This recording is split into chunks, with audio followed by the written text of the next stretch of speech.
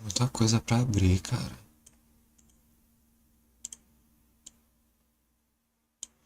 Sabe aquele gostinho de simplesmente abrir a live e pronto? Sabe como é que é?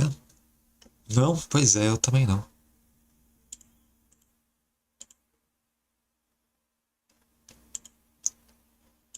É tudo difícil, cara. Nossa, tá alto, não?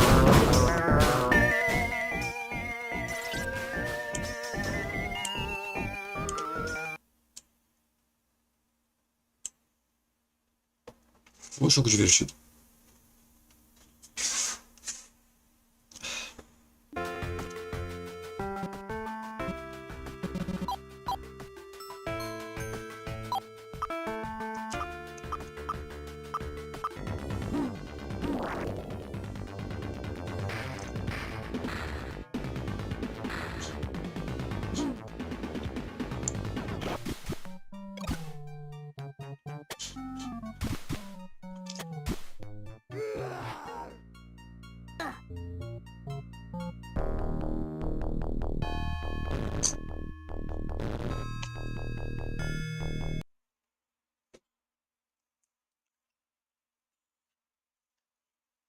Esse aí eu acho que eu testei o do Super Nintendo, né?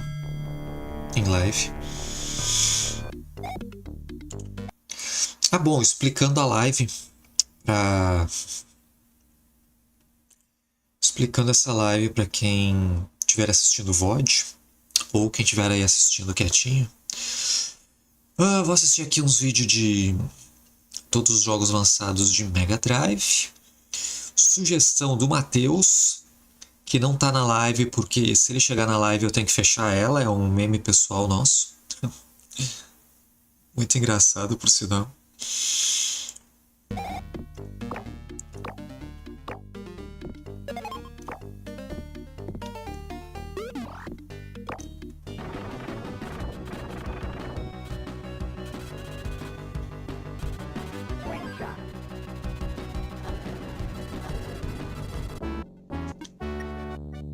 Ou talvez eu devia ter colocado um vídeo desses de PS2. Acho que eu nunca parei pra ver todos os de PS2, né? Tá, de Mega Drive eu também nunca parei pra ver todos, mas...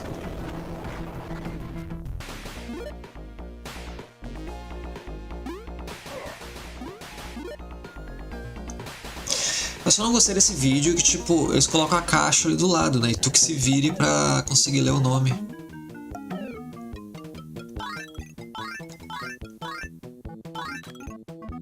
E aí, Matheus, chegou. Tchau, gente. Fechei a live, então. Foi muito bom conversar com vocês. Mas chegou minha hora, quer dizer, chegou o meu Matheus. Tava falando de ti, Matheus. Porque assim que tu chegasse na live, eu tinha que fechar. E aí, John?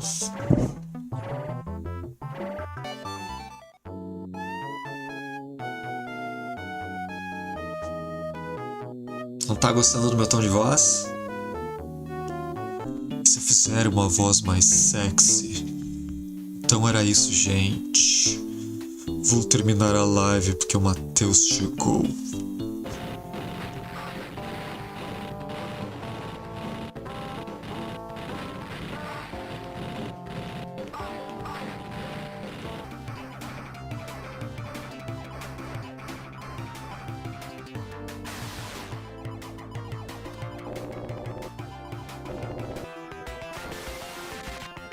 O único que eu vi inteiro, mas não foi desse canal aí, era um vídeo que era em várias partes.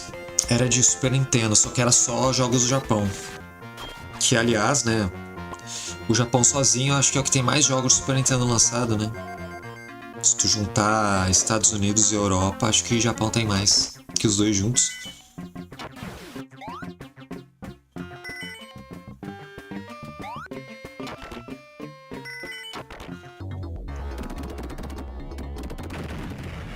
Acho que é. Que, aliás, foi o vídeo japonês que eu comentei agora que me inspirou a fazer uma série pro meu canal lá em 2014. Não lembro que ano foi que eu fiz. Mas eu parei no começo.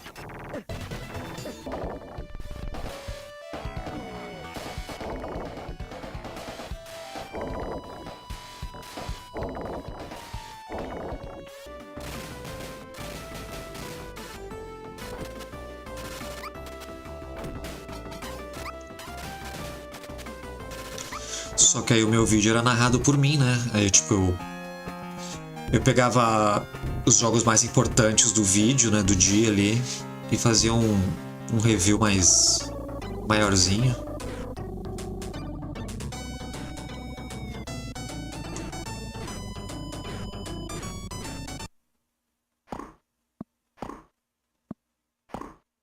Out. Love 15. Canon. Eu nunca joguei do Mega Drive, do Animaniacs. Só do Super Nintendo. A Lisa Dragon eu não gostei, não sei explicar porquê. Aquela mecânica ali de soltar os raiozinhos e esvaziar uma barra, e daí você tem que esperar encher pro raiozinho ficar forte de novo. Me incomoda um pouco.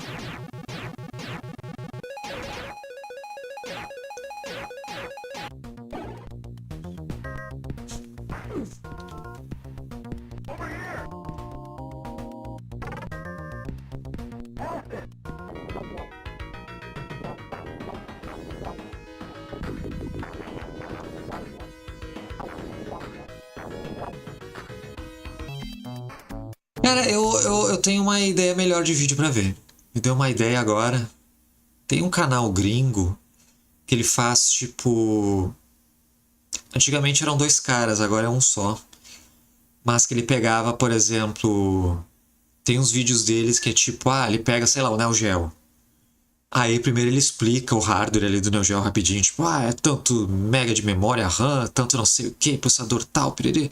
Aí eles começam a fazer tipo uns mini reviews dos jogos mais importantes, sabe? Ou pelo menos os jogos que eles têm na coleção deles.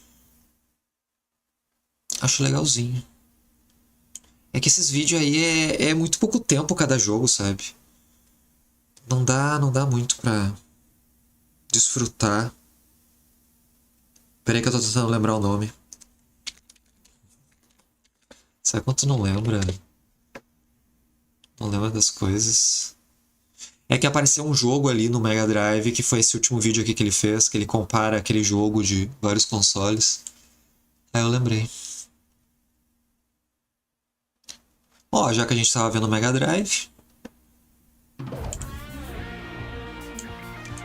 nada mais justo.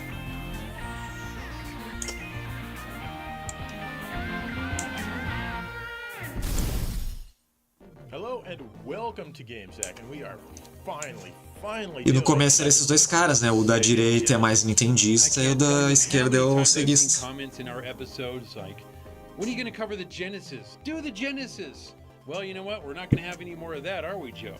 I mean, because the time is finally here, and yeah, let's just go. Eu vou até colocar... Eu não costumo colocar legenda. Também não tem legenda em português, então foda-se. Get right into it with an overview from Joe. The Sega Genesis Video Entertainment System.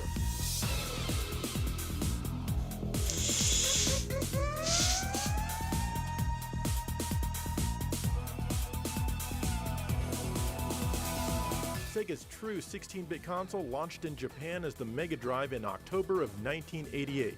For trademark reasons, the name was changed to Genesis for its August 1989 launch in North America. However, it kept its Mega Drive name when it launched in PAL territories in 1990. Sega promised arcade-quality games compared to the wimpy 8-bit consoles that we were used to, and it absolutely delivered.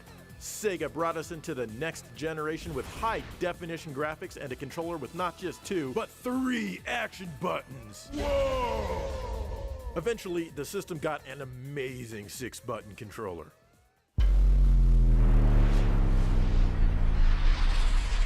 In order to achieve its unprecedented arcade-like quality, the Genesis was supplied with a 68,000 CPU running at 7.67 MHz. It also had an 8-bit Zilog Z80 at 3.58 MHz for backwards compatibility and also ran the sound in many games. It had a resolution of 224 pixels high and either 320 or 256 pixels wide. It's got 512 colors with 61 of them on screen, 80 simultaneous sprites. and stereo audio with 10 channels of sound, 6 of them being FM, powered by a Yamaha 2612. Sega released a power-based converter which allowed you to play your library. Se a Sega ainda fizesse console, será que o Sonic ainda seria o mascote? Ou será que ele já teria sido largado, ele estaria num porão junto com o Alex Kidd? O Alex Kidd, o Fantasy Zone. Many of the later revisions produced very low quality sound compared to the earlier models. There were more than 700 official games released for the system, with some very ambitious new ones still being released to this day. Overall, the console is still on the market in some countries in one form or another and has sold well over 30 million units worldwide.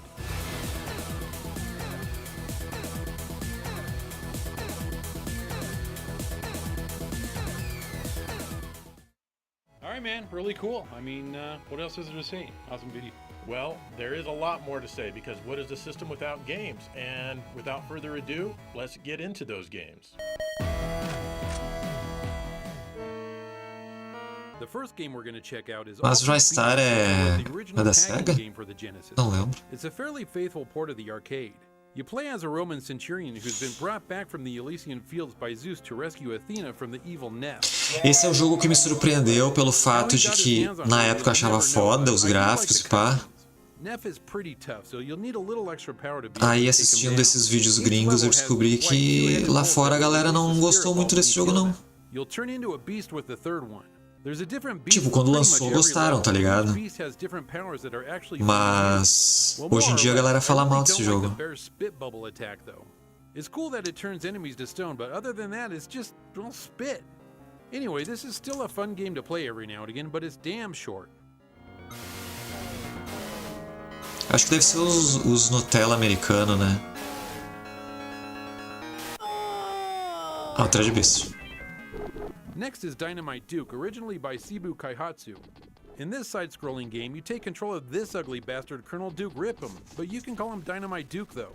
Duke is special as he's half human and half bionic with a lethal right arm. It plays sort of like Cabal or Wild Guns, only different. As each level automatically scrolls to the right, you'll be machine gunning down all sorts of bad guys, tanks, helicopters, and turrets. Don't worry about ammo, since you'll find enough along the way by shooting random objects. This is cool and a little hard to control, but the real fun starts at boss fights. Duke also has the ability to punch and kick bosses when they rush at him. I like the idea, but again, it's a little tough to control. Luckily, you have the Dynamite Duke lethal arm thingy. If you get stuck in a bad situation with a boss or on a level, just hold in the punch button to charge up the dynamite meter. Once it's charged and you let go, you do a fairly lethal punch. I like this game as there really isn't anything else like it in the library. Eu cheguei a jogar esse em live um pouco.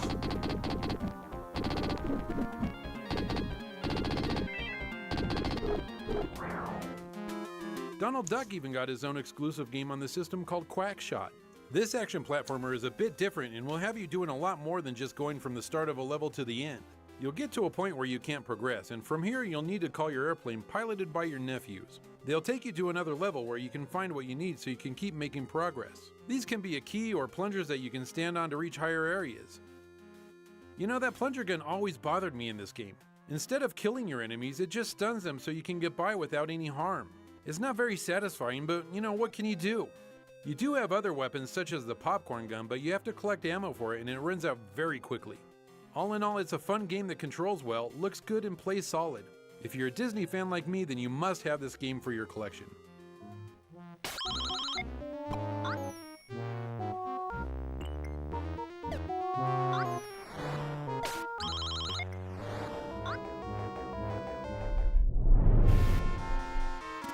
The Genesis was known for its action games, and it had tons of great ones. It received great ports of arcade games like Capcom's Ghouls and Ghosts. This is still my favorite entry in the entire Ghosts and Goblins franchise. It's a really early game, so it's not as good as it could have been on the system, but it's still awesome.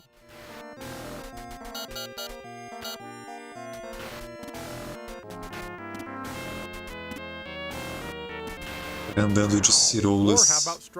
Pô, Strider acho foda até hoje. You certainly weren't going to find a port of the arcade version on the NES or the Super Nintendo, that's for sure. It's clunky and weird, but definitely in a good way. It's also short and very easy, just like my first girlfriend. Be sure to make an effort to try this one out.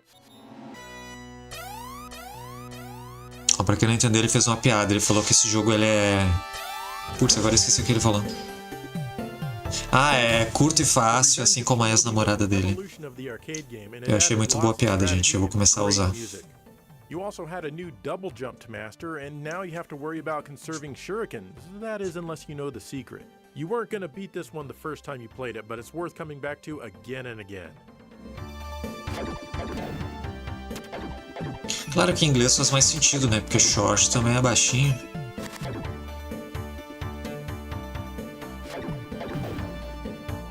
Em português, se dizer que a pessoa é curta, não faz muito sentido. But really, everyone should play it. It's extremely fun.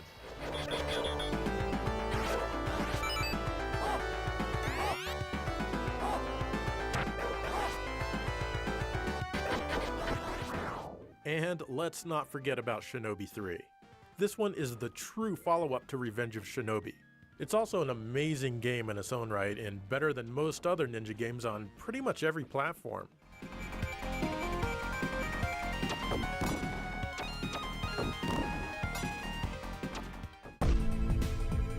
É, né? O cara chamou a ex-namorada dele de calção.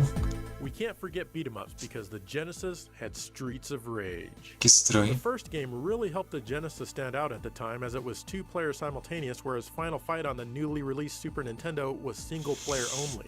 Streets of Rage 2 really upped the ante as Ancient took over most of the development, and it's still one of the best beat-em-ups of all time. Streets of Rage 3 sure wasn't any slouch either. Hell, any game where you can punch a bulldozer is A-OK in my book. Yeah, I know I've mentioned that before, but it feels awesome. Não gosto dos três.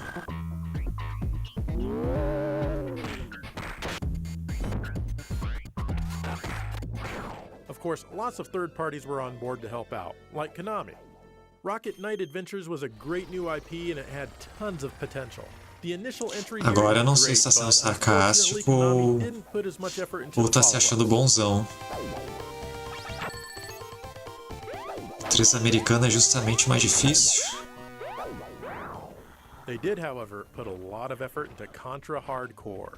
This game is absolutely insane. If you thought Contra 3 on the Super Nintendo was tough, you haven't seen nothing. This one offers branching paths and multiple endings.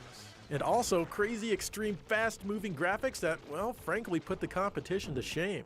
You've got to try this one out for yourself.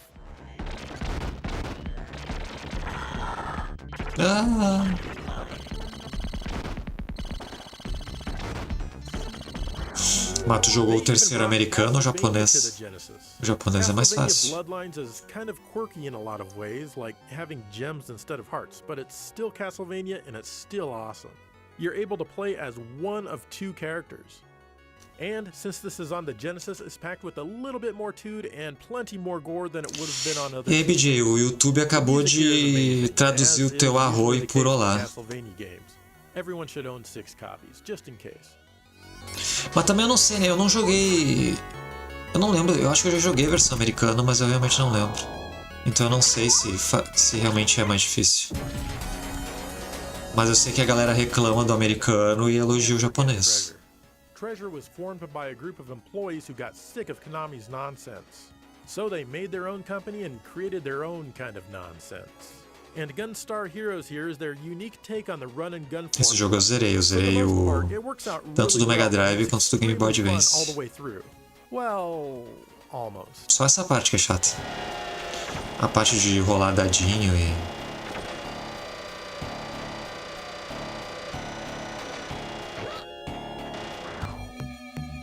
And of course, there's also Alien Soldier. Visual shock, speed shock, sound shock. Now is the time to the 68,000 Heart on Fire. And that's all you need to know about the game's story. Sadly, this one wasn't released in North America. You play as some sort of super chicken and the game is basically just a run-and-gun boss rush. In fact, it makes Contra Hardcore look like a baby game set on easy. Actually, this one can get a lot easier once you learn it. You're invincible as you dash, and you can do that as much as you want. You get a single life, and then it's game over. It's brutal, but once you get the hang of it, it's awesome. Keep using that continue feature. You're gonna need it.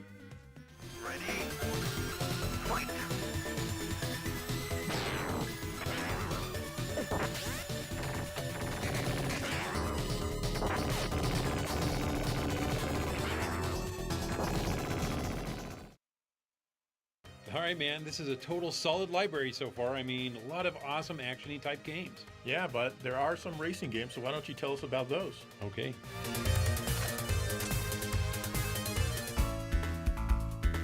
Okay, Joe, let's talk about racing games. Outrun is one of the best arcade racing games out there, and the Genesis port is pretty good. Minha opinião, a melhor coisa que esse jogo tem pra oferecer são as músicas. Não que o jogo seja chato, mas... Porque esse jogo envelheceu, tá ligado? Agora as músicas eu acho que não. What makes this game so special is that at the end of each stage, you choose which way you want to go. Left is easier while right is harder. And of course each stage has its own background, which is cool and keeps the racing from getting stale. All in all, there's a total of 15 different stages for you to experience. Not only that, but there's 4 music tracks to pick from. That's right, there's a new tune exclusive to the Genesis version. The original 3 are really good and they're long enough that they don't loop. I love arcade racing games and this series is the pinnacle. The only somewhat Será que não tem aqueles... Deve ter aqueles controles universais, né? Eu tenho uns 2 aqui, que a minha TV estragava e parava de reconhecer o controle. Até que parou de reconhecer todos.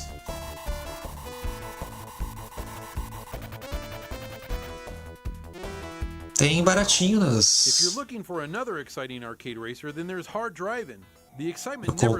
Eu comprei os meus do Amazon Prime mesmo. This game is neither smooth nor fast as the Genesis is doing all the work itself. But the console got a little help later on. É bem baratinho, acho que era... Não era nem R$50 o controle, tá ligado? Acho que era R$20, uma coisa assim. Nem lembro agora. At the time, this game looked amazing, and seeing the Genesis run polygons like this was just jaw-dropping. Looking at it today, it's really aged. Ah, 500 é muito pouco, cara. Pode ser 501. Your car controls well, and it won't take long for you to get that Eu tô com uma dívida, hein? of cornering and flying down straightaways. The downfall is that there's only 3 tracks, which seems pretty slim. And even if you win a track, you just get a game over. Ah, não, mas o meu acho que não é... O controle que eu comprei acho que não é universal, não. Era pra minha TV mesmo. Não lembro. Não, mas eu acho que era pra minha TV mesmo. Se não me engano, eu pesquisei a TV. And of course, the Road Rash games are combat racing games. Your goal is to get to the finish line in first place. Mas existe controle universal. The first Road Rash was a great Só nunca surprise. usei. It was easy to just pick up and play. It feels so good just to beat the crap out of everyone as you're flying down the road toward the finish line. Winning races gives you money that you can use to buy faster bikes. O jogo que a minha adora. But I'll be honest, I'm not a fan of the soundtrack.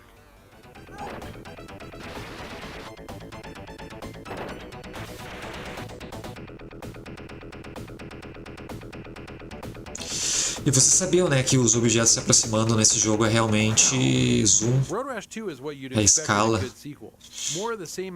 Porque geralmente os jogos de 16 bits, os objetos vindo na direção, eles fazem o mesmo objeto em vários tamanhos diferentes, né? E só troca o objeto ali quando tá se aproximando para um maior e tal. Esse jogo não, o cara que programou ele fez os objetos aumentarem de tamanho mesmo. Por isso que o jogo não roda muito liso.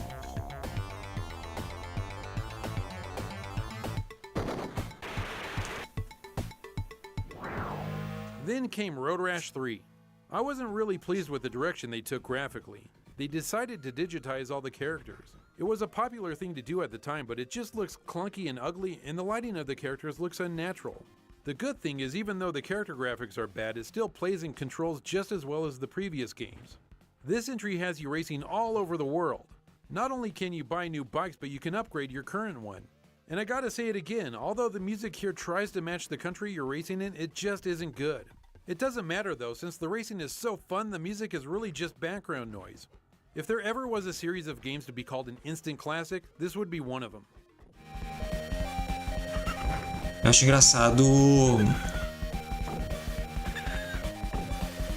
quanto eles se esforçam para fazer certas coisas, né? Por exemplo, esse jogo tem esse efeito de zoom nos objetos, né? Que o cara foi lá e programou e pá. Mas a maioria dos jogos é aquilo que eu falei, né? Tipo, eles fazem objeto em vários tamanhos diferentes pra ir mudando.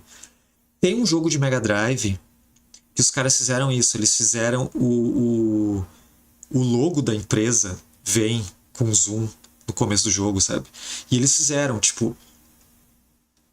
Eles fizeram aquele logo em vários tamanhos diferentes, só que, tipo, muitos tamanhos. Porque o zoom é perfeito, tá ligado? E, tipo, pra que gastar um cartucho inteiro só pra colocar a intro da empresa, não é nem do jogo? Sabe? É muita força de vontade, cara.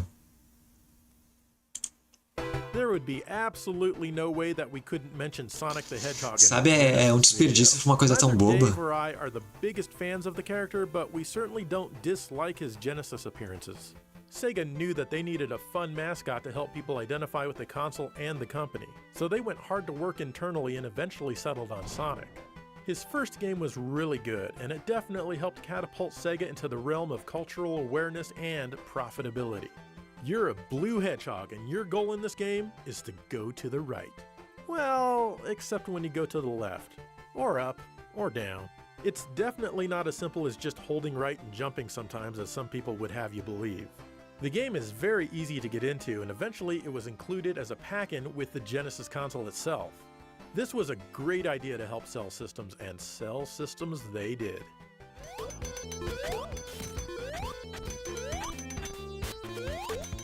Sonic 2, of course, came next and improved on a lot of stuff from the first game, like adding a spin dash. Also, the game was less repetitive with only 2 zones per stage.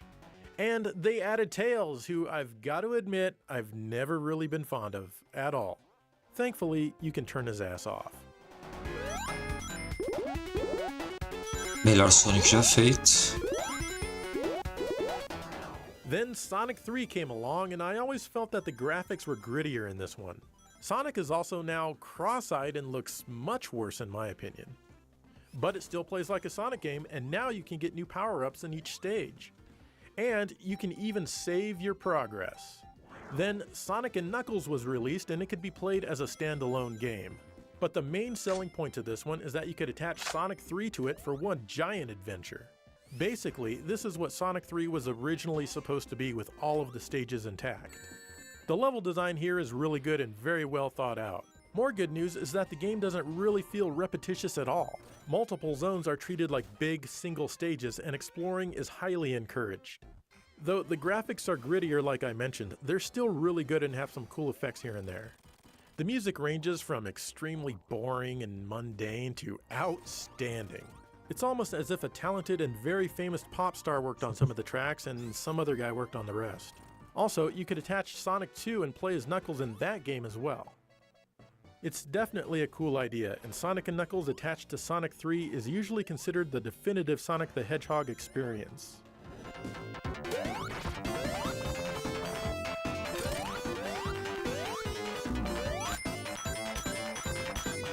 Eu acho até que as versões que foram lançadas depois do Sonic 3, né? Acho que a que tinha na Steam e tal. Tem outras músicas por causa do Michael Jackson. Sega released Sonic 3D Blast, which was surprisingly not developed by them. Instead, it was made by Tipo quando saiu de graça há mais de 10 anos atrás, eu não lembro o ano que foi agora. O Rock'n'Roll Racing saiu em algum site pra baixar de graça, oficial, sabe? Só que eles tiraram todas as músicas de rock. Naquele caso, na minha opinião, matou o jogo, né? Não que o Rock'n'Roll Racing seja ruim, mas é que tipo... Eu acho que o jogo ele não seria famoso como é se não fosse as músicas. I mean, look at the scrolling underneath the bridge that Sonic is running on. Yep, it's scrolling exactly like Axley on the Super Nintendo. Genesis does, bitches. Well, I guess the Super Nintendo does too, but that doesn't count. It certainly doesn't help my argument. What am I saying? I mean, yeah, go Genesis, blast processing, yeah! Even the music is fantastic, and some of it would reappear in Sonic Adventure on the Dreamcast. At the end of 2017, the programmer of this game, John Burton, released a director's cut patch offering many new tweaks and features to make the game better. The additions are beyond the scope of this particular video, but it's still extremely cool that the original developer went back and did this, and it's definitely worth playing. É tipo isso. Mas acho que o dos ratos de Marte lá, acho que veio depois, né? Yes, there's still one more Sonic game on the Genesis. Aquela but coisa, o dos I'm gonna ratos let também. Dave Acho que talk não about seria that grande one in coisa a se não few fosse de um seconds. desenho animado, sabe? Não sei.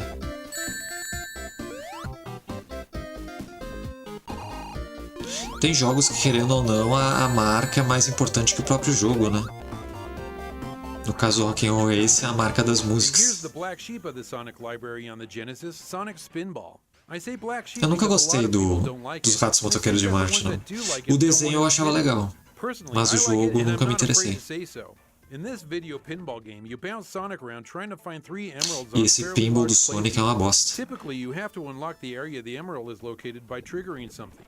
After you find all 3 emeralds, you fight a boss Eu and queria move on to the gostar, mas next eu não level. gosto. There's little bonus rounds in between boards that are a nice addition. O I pinball do actually find the Nintendinho é game melhor. fairly easy to control, and with a bit of effort, you can make some skilled shots. To me, the only downfall is the music, which isn't good at all. Each board has its own theme, but the tracks are short and very repetitive.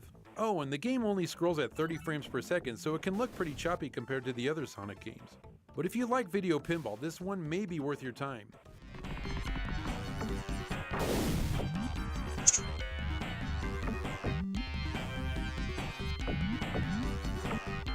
Fazer uma live jogando só esse jogo, que tal? Here's Pulseman by Game Freak. You know, the people that made Pokemon or something like that. Anyway, this action platformer is pretty intense and was never released physically in North America. It did show up on the Sega Channel though, and the Wii Shop. You play as Pulseman, who can channel electricity through his body. He uses it as a weapon, and he can also use it to pinball off the walls and ceilings, allowing himself to get to higher platforms and kill enemies along the way. It takes a bit to get used to controlling him, but once you start getting the hang of it, the game becomes really fun. Each level has lots of hidden areas that hold icons to collect for health and other things. Always seek out health icons, since Pulseman can only take 3 hits before he dies. If you haven't noticed already, the game is super colorful and the background graphics are just plain crazy at times, almost to the point where they're more distracting than enjoyable. Still a fun game, and if you do get a physical copy of this, you'll need a Eu só não Game entendo como é que esse Genie jogo tem and a code tantos to play it on slowdown, a esse USB. aí e o Mega Man, né, do Mega Drive. Parece que programaram com a bunda. How about some Echo the Dolphin to add some variety to the Genesis library? Developed by Novo Trade, you take control of Echo as Eu he queria tries to gostar de figure out what Echo. happened to his dolphin pod. You'll meet many different types of sea life along your way. Some are friendly and ready to help you, and some are not friendly and would rather you just die. Not everything is easy in the deep blue of the ocean, and you'll have to figure out puzzles along the way. Most are pretty easy, but some will have you scratching your head. Echo has both a life bar and an air bar. The life bar will deplete when you get hit by enemy fish. Qual, o Echo? Not a problem, since all you have to do is eat small fish to replenish it. Air, Eu on lembro the na other época hand, que is saiu o harder to Echo, come de by. tudo que era revista, era um jogo Developers did a super good job elogiado, of putting sabe? little pockets of air here and there, and it's always nice to Aí eu find fui the jogar, places achei tão where you run out chato. of oxygen. É que, não é que eu achei chato, mas é que, porra, é debaixo d'água e tem oxigênio, meu. Onde já se viu? Ah, joguinho que é inteiro debaixo d'água e tu morre afogado, não dá. There's a lot more of the same here, and that's not a bad thing. But there's some new Quando stuff é here tipo as well. Sonic, mas é uma Puzzles get a fase little bit harder, and there's a específica, lot more ok, mas enemies porra, that o you'll jogo have to fight inteiro. or avoid. I Aí não like dá. taking Echo through the Imagina um workstation. jogo inteiro do Back in the Sonic day, debaixo this was d'água. amazing, and even today it still feels really good playing through these parts. The one thing about these games that I'm not a fan of is the music, and that's probably because I heard the soundtracks for the Sega CD installments before I played the cartridge versions.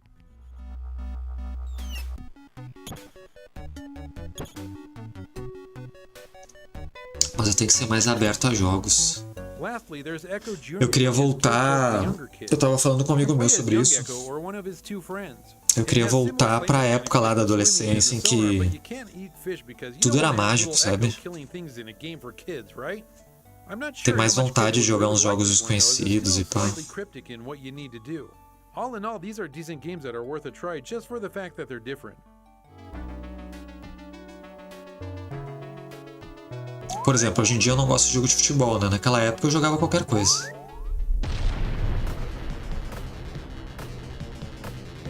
The Genesis was home to a lot of shooters, Suicide especially early in the demais. console's life. In fact, we did an entire episode a while back featuring each and every shooter for the system, or shoot 'em ups as some people call them. Let's look at some of the more notable shooters like Musha. This one was released in the US by a publisher called Seismic, but it was programmed by Compile, or Compile. In this overhead vertically scrolling title, you take control of a mech. It plays similar to the other titles in Compile's Aleste series. You collect little P icons to power up your main gun. You also have different sub-weapons that you can collect as well as little options that you can store. These options not only help your firepower, but they also protect you. So keep collecting those P icons every chance you get to keep enough in reserve. Really good graphics for a 4 megabit card as well as amazing music will help you understand why this game is Só so 4 mega o desired jogo. and therefore so costly. Pô, sabe que esse jogo é 4 mega, né? Eu lembrei do negócio. Nossa, eu fiquei tão chocado, cara. Eu acho que eu nunca tinha visto um jogo de Super Nintendo ou Mega Drive que tivesse só 2 mega. Tá ligado? Se eu não me engano, o Alex Kidd do Mega Drive tem só 2 mega. E digo mais, não termina por aí. Tem um jogo do Mega Drive, um cartucho de Mega Drive daqueles de desenhar, que tem só 1 mega. Tu tem noção do que é um videogame de 16 bits lá da época ter um jogo de 1 mega?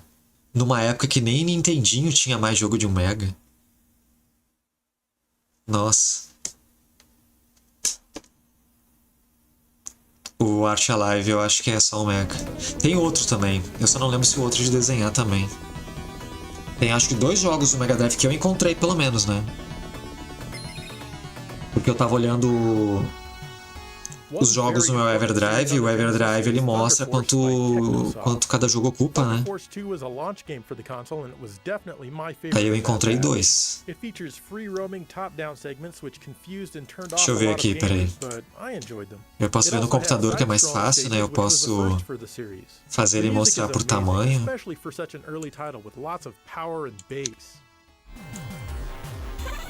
Agora eu fiquei curioso.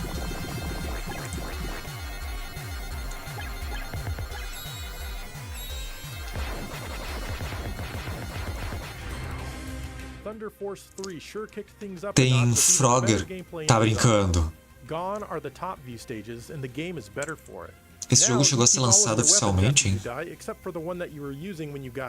Ah não, tá, esse aqui é 4 mega. Tá certo isso? Tá, então cadê o art?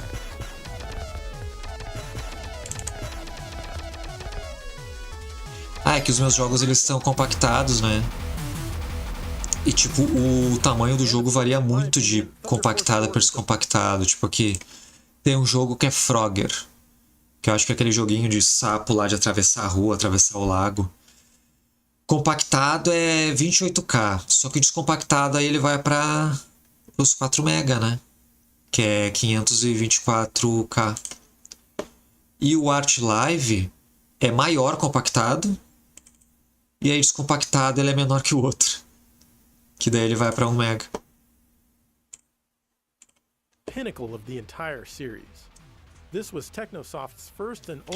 Cara, eu gostei desse Thunder Force 4, eu só achei difícil. E eu já enjoei antes mesmo de aprender a jogar. It's not easy by any means, but it's absolutely beatable if you practice. This game feels much more mature than parts 2 and 3, yet still very much a part of the same family. Amazing graphics, absolutely phenomenal music, and outstanding gameplay not only make this the best shooter on the Genesis, but perhaps one of the best shooters ever made. This one was released in the US by Sega, and the name was changed to Lightning Force. They must have been on drugs or something. But did you know that before that, Tengen was actually planning on releasing this game and keeping the name Thunder Force 4, and also keeping the same box artwork as the Japanese Mega Drive release? Yeah, it's true.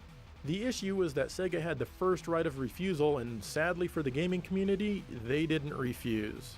Still, be sure to play this game no matter what it says on the title screen.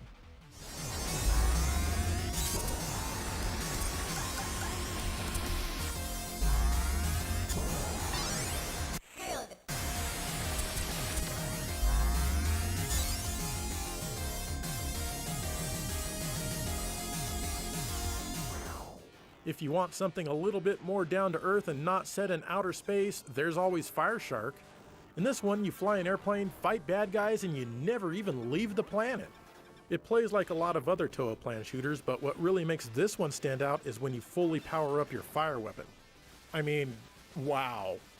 But it's still a really fun vertical shooter even if it didn't have that crazy weapon.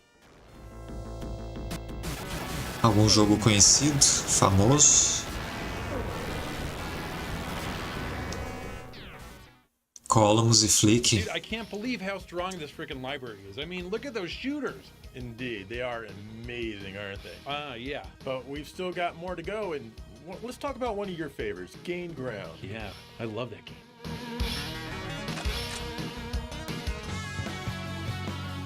Gain Ground is one of those games that really isn't anything special to most people. For me, on the other hand, I simply love this game. I love the ridiculous Columns eu até entendo, né? Se bem que eles podiam tem uns jogos assim, né? Tipo, tem jogos dessa pegada assim e eles colocam umas imagens bonitas pro jogo ficar maior. Tipo, por exemplo, tem aqueles jogos lá de Mahjong. Mahjong com certeza são jogos que teria menos de 1 mega tranquilamente, sabe? Mas geralmente os Mahjong tem umas imagens super pesadas só pro jogo ficar grande. So yeah, there's a tiny bit of strategy to be had here. It also helps that the game has a good soundtrack. Definitely a great game for your Genesis library. Bom, tecnicamente, todos os jogos são grandes por causa dos gráficos e da música, né? Do som. Hide your kids and hide your wife is the handsiest, grabbiest character ever, Ristar. This title came out in early 1995 and a lot of people overlooked it since it was right before the release of the Saturn. This dude is all hands and that's not a bad thing. This unique take on a platformer is fun and easy to get the hang of. He uses his hands and long arms to dispatch enemies and bosses. He also uses them to grab onto walls and trees to make his way across levels and to avoid spikes and other pitfalls. The levels are all well designed to take advantage of the clingy gameplay. They're pretty big and there's lots of things to discover.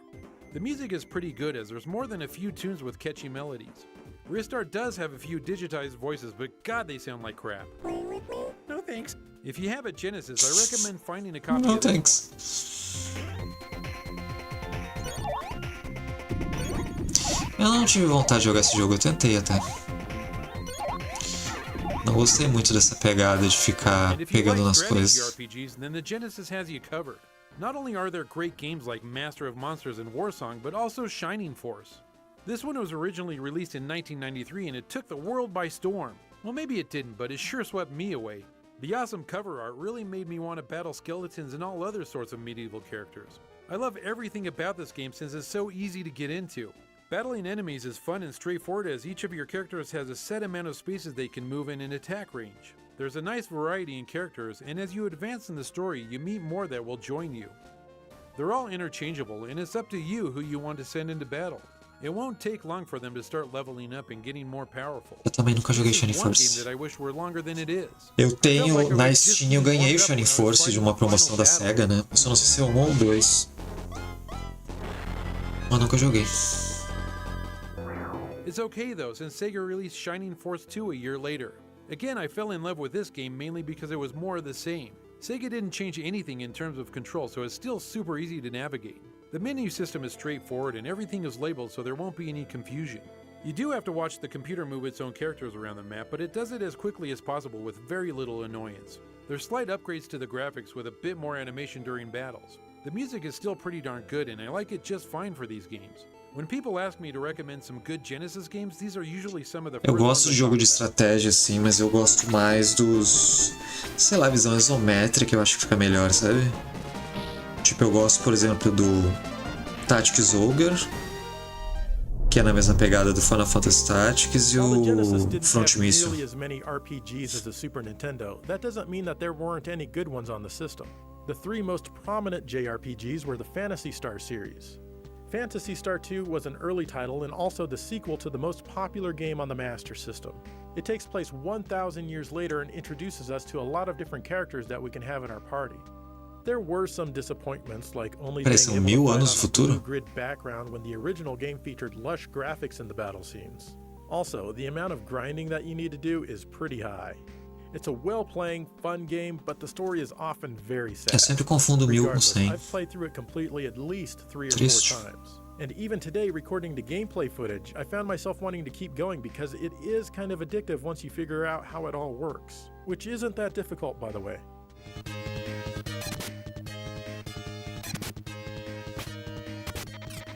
Achei esse jogo difícil, cara. Phantasy Star 3 came out only a year later, which is extremely quick for an RPG sequel. While this one doesn't feature the science fiction setting of the first two games and feels really out of place, it's still worth playing through. The battles are fast and peppy, though there's not much animation. Still, there are multiple endings, and like I said, it's worth playing. O 13 eu gostei da ideia do jogo, né? Que é tipo, tu pode se casar e dependendo de com quem tu se casa, tu tem filhos diferentes, daí muda o jogo depois e tal. It takes everything that was good about the previous games and makes it better. You have the zippy battles from Phantasy Star 3. You can see the characters attack like in Phantasy Star 2. And you have really nice battle backgrounds like in Phantasy Star 1. It also had 24 mega power!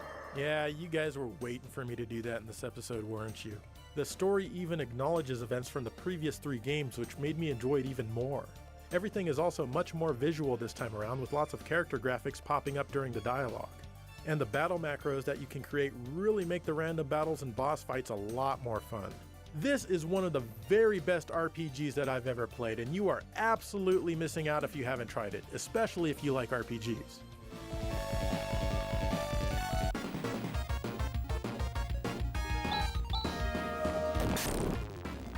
Eu acho legal nesse que se tu tá com um veículo e entra numa batalha, a tua batalha é com o veículo, não é? Tipo, vocês descem do veículo e saem batendo nos bichos, né? Splatterhouse, in my opinion, is one of the most underrated series out there. The Genesis got 2 entries, starting with Splatterhouse 2. This title is a great sequel to the first game. The evil mask that you wear has a mind of its own and is beckoning you back to the house to save your girlfriend Jennifer. The action is basically the same as the first game, where you punch and kick your way through tons of enemies to finally reach a boss fight at the end of a level. At times you can pick up weapons, which are great, and it's always satisfying seeing an enemy splat against a wall after you hit it with a 2x4.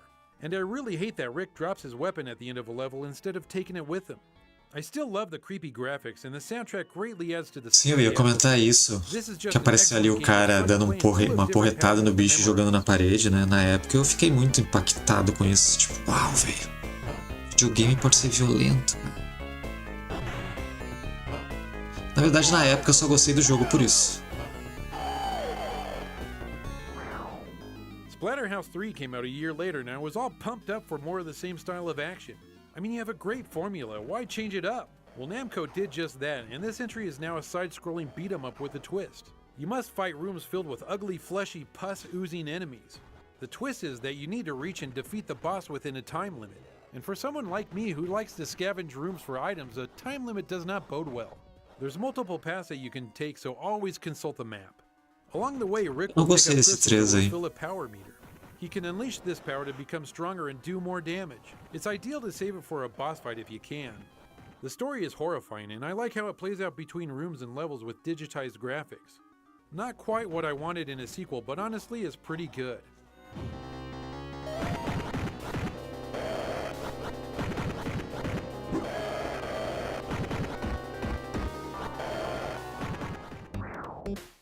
Tipo Doom, que só é legal porque induz as crianças a fazerem chacina nas escolas, né? And their game oozed that 90s too that everyone loved. Their first game had the pair searching a randomly generated Earth looking for pieces of their spaceship. Yes, this is Earth. As you make your way around this overhead world, you find many bizarre enemies who would love to hurt you. Even though your characters are insanely slow, it's still really easy to avoid these baddies. You'll also find presents just laying there for the taking. These are the most enjoyable part of the game since they contain things that could either help or hurt you.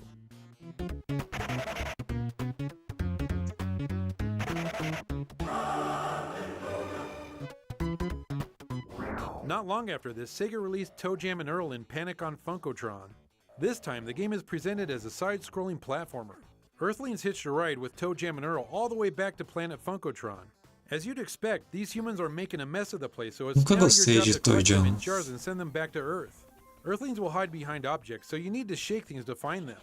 The presents are back, but they're far less interesting as they mostly carry porn, so on the rare occasion they'll have something useful. Still, the game is decently fun and has a lot of humor, which I like.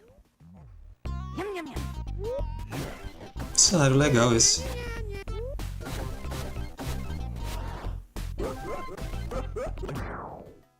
How about Wonder Boy in Monster World? Don't let the cover of this game fool you because it's actually quite a fun game to play. Monster World is, well, infested with monsters, and the Queen needs your help to eradicate said monsters and make it a nice place to live in again. To do this, you'll need to fight your way through hordes of enemies that all carry money. Collect that money since you'll need it to buy the usual stuff a hero needs, like better weapons, armor, and items that'll make his quest winnable. Monster World is a huge interconnected land that's fairly easy to navigate. Each area is loaded with colorful graphics and catchy music. Eu joguei um pouquinho da Mônica desse If I'm aí. allowed one minor complaint, it's that I'd like to have the swords and spears have a little bit more reach when you're attacking. Other than that, this is a great game and a great addition to the series and also to the Genesis library.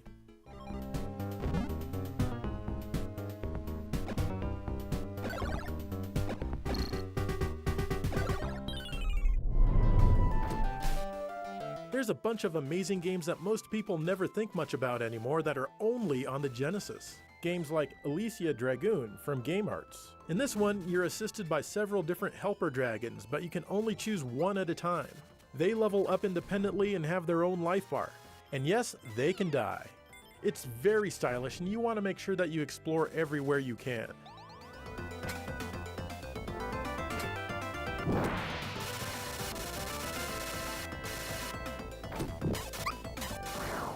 Or games like Green Dog!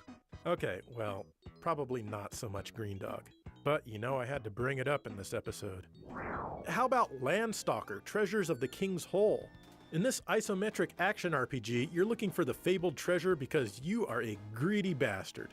There's lots and lots of fun exploring to be done here.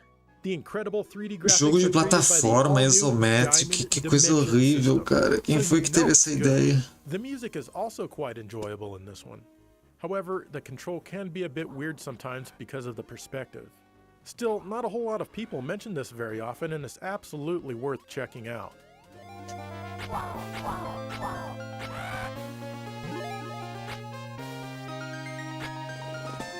Olha só.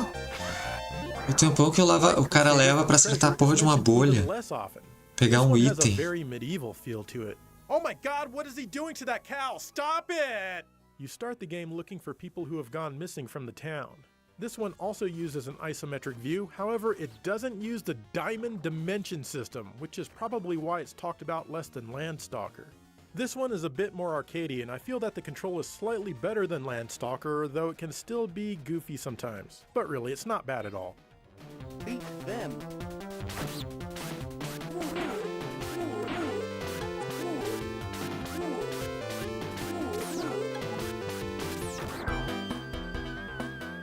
Did you know that the first good Ghostbusters game on a console was on the Genesis?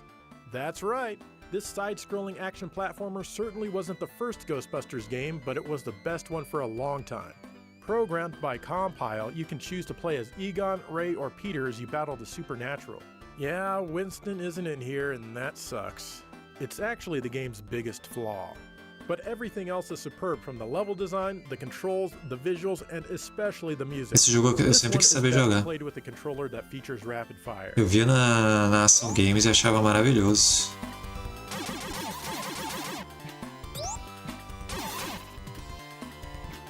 Os bonecos cabeçudos.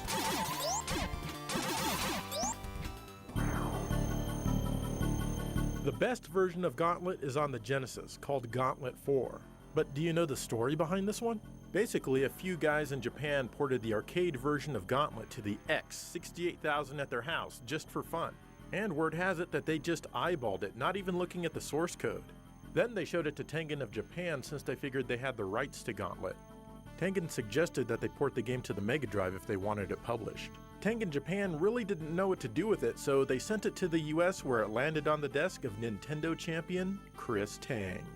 While he was certainly impressed, he didn't think that there would be much of a market for a version of Gauntlet on the Genesis with fewer features than the NES version. I mean, that version had music, a password system, an ending, all things that the arcade version did not.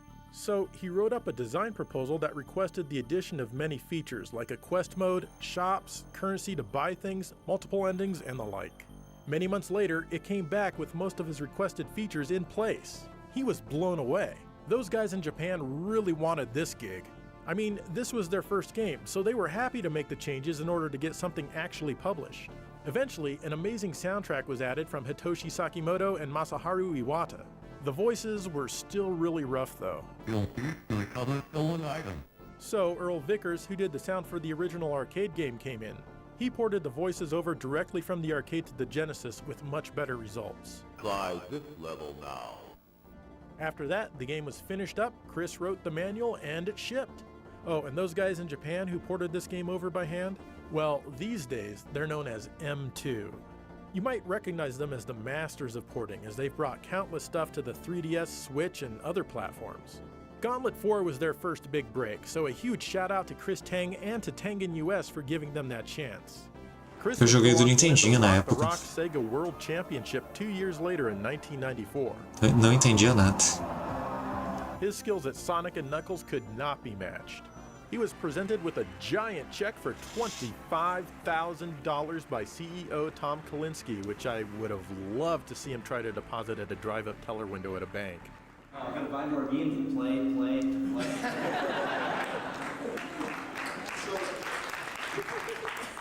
I wish we could get everybody to say that. Chris is still in the industry today developing fun and exciting new games, as you see Dave and I trying out here. It's coming and it's gonna be good.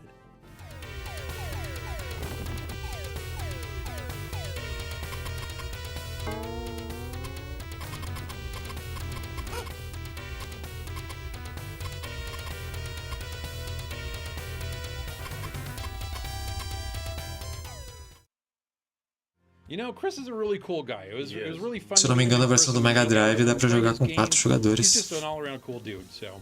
Agreed. But there Dá you pra have jogar it. de There's 4. the Genesis library. It's not all of it, of course, but some of the most amazing games you're going to find anywhere on any system can be found on the Genesis. Não lembro se o Nintendinho dá. Genesis is very, very special to me. In fact, for most of the games in this episode, except for the ones Dave played, I used my own personal Genesis that I got back in 1989.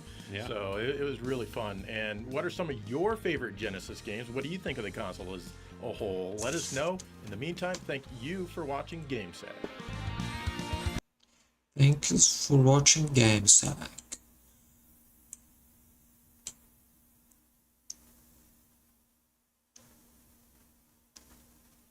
Bom, vamos aproveitar que a gente tá nessa e vamos ver todos os jogos de Sega CD lançados na América do Norte.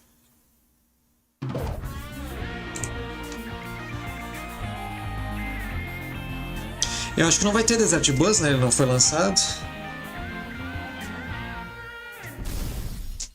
Hello and welcome to GameSack. The Sega CD is a fascinating console, or at least I think so. Have you ever wondered what games were released for the Sega CD? Well, in this video I'm going to take a look at each and every officially released game in the North American region. And for good measure, I'm going to throw in the 32X CD games as well, because why not?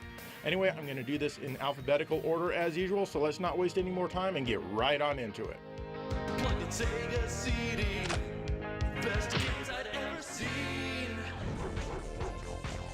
We Que jogo start off chato. with Three Ninjas Kick Back. This is an action platformer that originated on the Genesis. It's a very tough one too. The original Three Ninjas movies appealed to kids, and I don't know who the developers thought would be buying this game when they designed the difficulty. This one Se adds o some Sega full-motion CD é o video Mega clips Drive, in por que there, ele chama de Sega quality CD e music, não de as well Sega as awesome new Genesis? levels Dele with fala do scaling Sega and CD. rotation. Good luck ever reaching these levels though. This was only ever available Cadê as a teu double Deus pack agora? with Hook, which I'll get to later. Ah, essa parte do jogo até que é legal.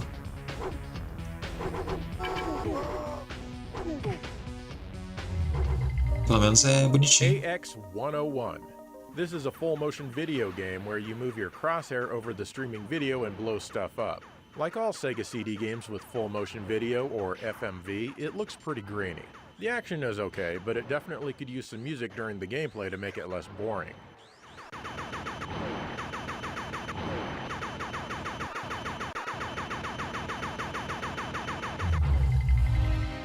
The Adventures of Batman and Robin. Tecnicamente, eu acho que era pra ser Mega CD aqui também, né? Eu acho que é Mega CD aqui no Brasil também, não é? Ou saiu como Sega CD, não lembro. The music is fantastic as well. As you might already know, this contains an original short episode done by the same production team that made the TV show. I'm surprised that they didn't. Mas é Mega CD no Japão também, né? Acho que é só nos Estados Unidos que é diferente, né? Porque é Genesis. Genesis does. Genesis does. The Adventures of Willie Beamish. This is a point-and-click game ported from the PC. You play as Willie trying to get out of detention and do other exciting things. The developers did their best to provide lots of animations of all the characters. This version is slow, features long loading times, and is prone to crashing. It's too bad, as otherwise this would be a pretty fun game if everything were quick and snappy. Now, start writing! And I don't want to hear a peep out of anyone! Afterburner 3. This is a port of the arcade game Strike Fighter, which is loosely based on Afterburner. The graphics are very sparse. Que eu acho engraçado, né? Porque eles trocaram o nome nos Estados Unidos porque Mega Drive já estava sendo usado, eu acho, né? Mas Genesis também não era usado por uma banda lá? A banda do Phil Collins lá não era Genesis? A SEGA não faz o menor sentido.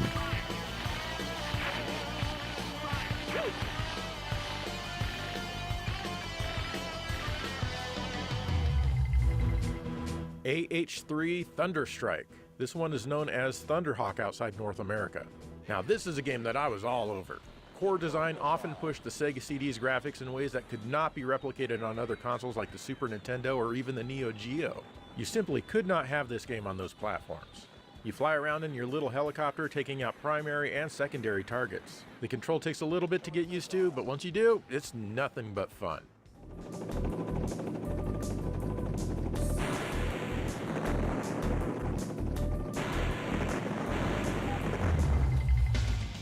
The amazing Spider-Man versus the Kingpin. Esse jogo é melhor no Mega Drive mesmo. Esse do Homem-Aranha.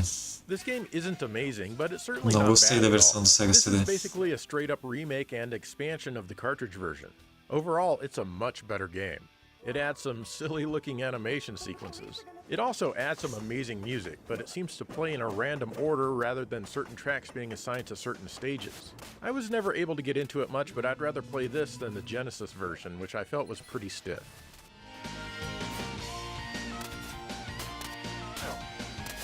Acho que eu não gosto das poses do Homem-Aranha nesse aí. O do Mega Drive é tão mais foda, cara. The Revenge of Barry-Arm. This one is just called Barry-Arm in Japan, but I guess they forgot to change the title screen, I don't know. This is a pretty good shooter with really nice graphics and music. It plays well too. You can transform into a robot, which is not only cool, but it also lets you take an extra hit. Overall, it's a pretty fun shooter.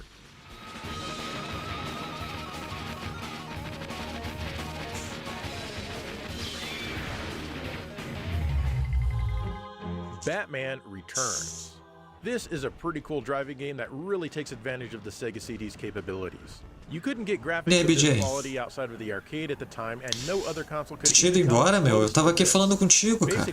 Pô. O mais engraçado é que tu tava respondendo. You have mid-bosses and regular bosses to worry about as Como é que tu fez isso? Most frustrating of all is the incredibly strict timer, which increases the game's challenge, but it always remains enjoyable, very enjoyable. When you're sick of quality, you can play the cartridge game's platform levels, which are here too.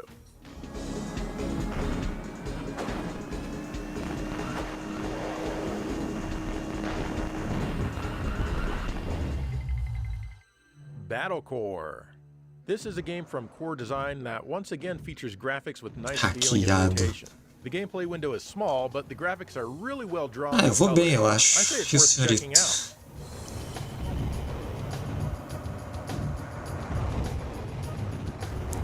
Tirando todos os problemas da vida, o fato de eu finalmente ter percebido que a vida é uma merda e que daqui pra frente só piora. Tirando tudo isso, cara, minha vida tá ótima.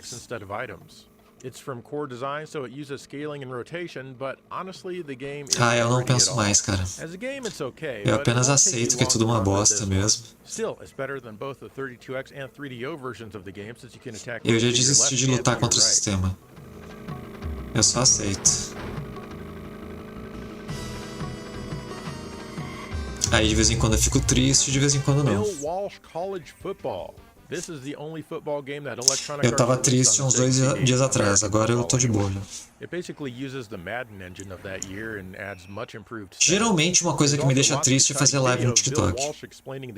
Tem lives que eu termino a live e tô super pra baixo.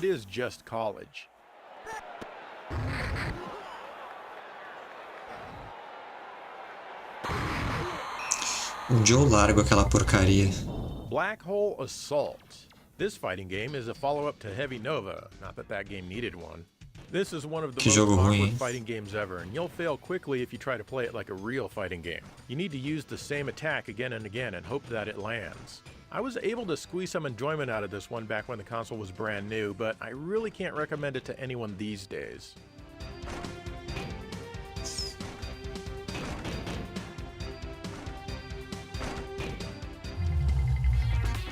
Bouncers. This is a horrible game where you try to bounce yourself into various orifices in a given stage to score points and win. This version only uses the CD for some music and also adds some FMV for each character. The control is frustrating at best. I don't suggest that you waste your time. Entendo. Espero que consiga, meu. Eu não consegui. Bram Stoker's Mas eu Dracula. tenho fé em This ti. is an action platformer that uses FMV backgrounds. I give them props because this was a really Tá cool na idea crise to dos try at the 30. time, but sadly it doesn't quite work Ai, a out. crise dos 30 é Play as foda. dollar store Keanu Já reparou que Reeves toda as he vez que punches muda o and número kicks da frente na spiders' idade, a backs, gente other entra em bets on his crise? journey to defeat Dracula. Sacanagem, Since the né, meu? backgrounds are FMV, you can imagine that it makes precision jumping more than a little tricky. There are some poorly compressed clips from the movie for you to enjoy. Most people probably won't find this one very fun.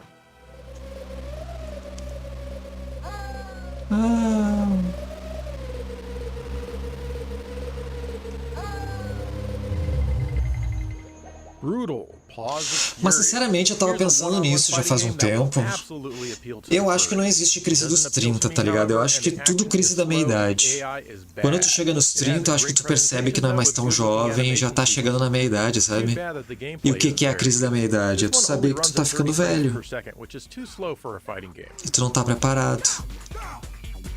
Então eu acho que é tudo crise da meia idade. Só que a crise dos 30 é tu só tá se adiantando um pouquinho, sabe? Mas é a mesma crise que tu vai ter nos 40. Okay, we're moving on to the C's now, E and aos this 50. next one is a disappointment on so many levels, especially if you're a fan of arcade games. Cadillacs and Dinosaurs. No, it's not the cool arcade beat 'em up, but instead an FMV É uma merda. driving game where you're trying to shoot and avoid things that you can barely Não see tô, because não of tô how falando do grainy jogo, tô it all falando is. da crise. It's awesome! No, just kidding. Nothing about this one is really any good. Esse jogo eu nunca Can you joguei. imagine picking this one up, expecting it to be a port of the arcade, and then playing this? Yikes. Eu acho que a melhor época da vida são os 20 anos, né? A casa dos 20 anos. Championship Soccer 94. Porque, tipo, This is also known quando a gente é as adolescente, a sensible gente não soccer, quer ser and it's adolescente. the most basic soccer game I've ever seen. A gente até It quer, features sabe? Tipo, super não tiny quer ser graphics that adulto, look pra não ter less problemas de than a bit. adulto. The Só gameplay que is quando tu okay, chega but nos there's 20 really anos, not tu much até é here that's feliz porque tu interesting. ainda se sente jovem, sabe? Eu acho que o negócio começa a desandar a partir dos 30, que a gente começa a ficar meio In this preocupado one, com a you play the idade. caveman who was one of Core Design's multiple attempts at a mascot. You attack with your gut, resulting in a rather poor reach. I used to Ou want seja, this nos game 20 so tu ainda se badly, sente but I jovem, got it and kind of só regret que tu it. tem mais liberdade, né? Porque tu não tem que ficar Compared to the obedecendo os cartridge, it has pais. CD music and an animated intro. The stages are Eu acho short, que é a but melhor there are época da like vida. 1,000 of them.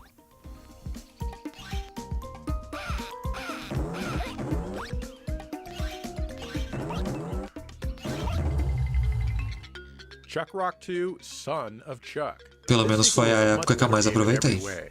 You play as Chuck's baby trying to rescue his dad. You swing a club which has a much better reach than Chuck's belly. Compared to the cartridge version, this one has CD music and a few more special effects.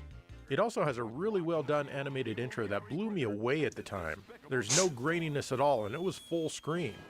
It's not the best platformer ever, but I still recommend Eu that acho que you eu try. lembro desse joguinho do bebê aí em alguma revista. Tipo, não o anúncio do jogo, mas alguma propaganda. Ou ele é só um bebê parecido com outro que eu tô confundindo. Cliffhanger. This takes the underwhelming beat-em-up segments from the cartridge game and adds CD music from the movie. Also added are clips from the movie. Lastly, they added some Certo, really que eu cool nunca vi esse sailing filme. segments with you on a snowboard. You're trying to outrun an avalanche. You're not meant to enjoy these, however, as the difficulty is absolutely insane, and these stages are also quite long. Just how big is this mountain, and why can't I snowboard over there to the left or to the right where it's perfectly clear? The frustration is enough to turn most people away. It's too bad because these stages look awesome. Sadly, this one doesn't come recommended at all. só.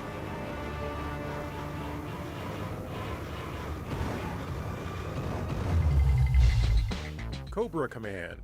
This is an FMV cartoon-based shooter where you aim a reticle over cartoon helicopters and whatnot to blow them up. This was a launch game for the system, and as such the video doesn't feature a very high frame rate or much detail. It's still really fun though, even after all these years. The redone binaural sound is excellent, by far exceeding how the original arcade sounded. This one really rocked my stereo system back in the day. I definitely recommend this one. Watch out! Get up! Up! Take a right! Eu lembro que tem aquela série de vídeos que eu tava fazendo, né, dos piores jogos de cada console. É demais. Isso foi gerado pelo LivePix. Hahaha. Eu tava ouvindo vozes e não sabia do que era. Valeu, BJ! Muitos valeu. Nossa, eu demorei pra entender que era um donate, cara. Eu tava aqui falando e tava dando uma voz estranha. Ah, deve ser do jogo, né? Aí trocou o jogo na tela e a voz continuou, eu... Ah, é, eu tenho donate. É que eu não tô acostumado a ganhar donate no YouTube, só no TikTok. Aí quando vem no YouTube eu estranho. Encyclopedia. With this disc, you can read any article, look at any picture, listen to any sound, and watch any movie. That's right. Eu acho que essas crises afetam a pessoa dependendo de como ela pensa. Tipo, não como ela pensa, mas... dependendo de como é a personalidade da pessoa, não sei. Eu sou uma pessoa que eu aprendi desde cedo a... coisas que vão acontecer no futuro, eu deixo pra me preocupar no futuro, sabe? É ruim, porque, por exemplo, na época do colégio, eu tinha um trabalho pra fazer, pra entregar mês que vem. Eu deixava pra começar no mês que vem também. Porque, eu vou me preocupar mês que vem, foda-se. Eu tenho um mês pra pensar nisso, pra quê, sabe? Aí eu deixava pra fazer um dia antes, não dava tempo. Aí eu, vou me fuder. Vou deixar pra me preocupar amanhã na aula quando eu me fuder. Eu sempre fui assim, sabe? Então, essas coisas da vida não me incomodam muito porque eu deixo pra me preocupar quando acontecer, sabe? Só que tem gente que não consegue, né? Tem gente que, tipo, sabe que vai acontecer uma coisa ruim, a pessoa, ela tem que dar jeito naquilo na hora, sabe? Esse tipo de gente eu acho que deve sofrer na vida, meu. Porque imagina tu saber, a cada segundo da tua vida, tu sabe que um dia tu vai ter 60 anos, vai ter problemas de saúde, tu tem que ter um plano de saúde, porque senão tu vai se fuder. Imagina, sabe, a pessoa tá sempre correndo atrás, porque ela nunca vai estar satisfeita, tá ligado? Já eu não, eu nunca vou estar satisfeito no futuro. Quando eu ficar velho, eu vou estar muito fudido. Mas agora eu tô de boa.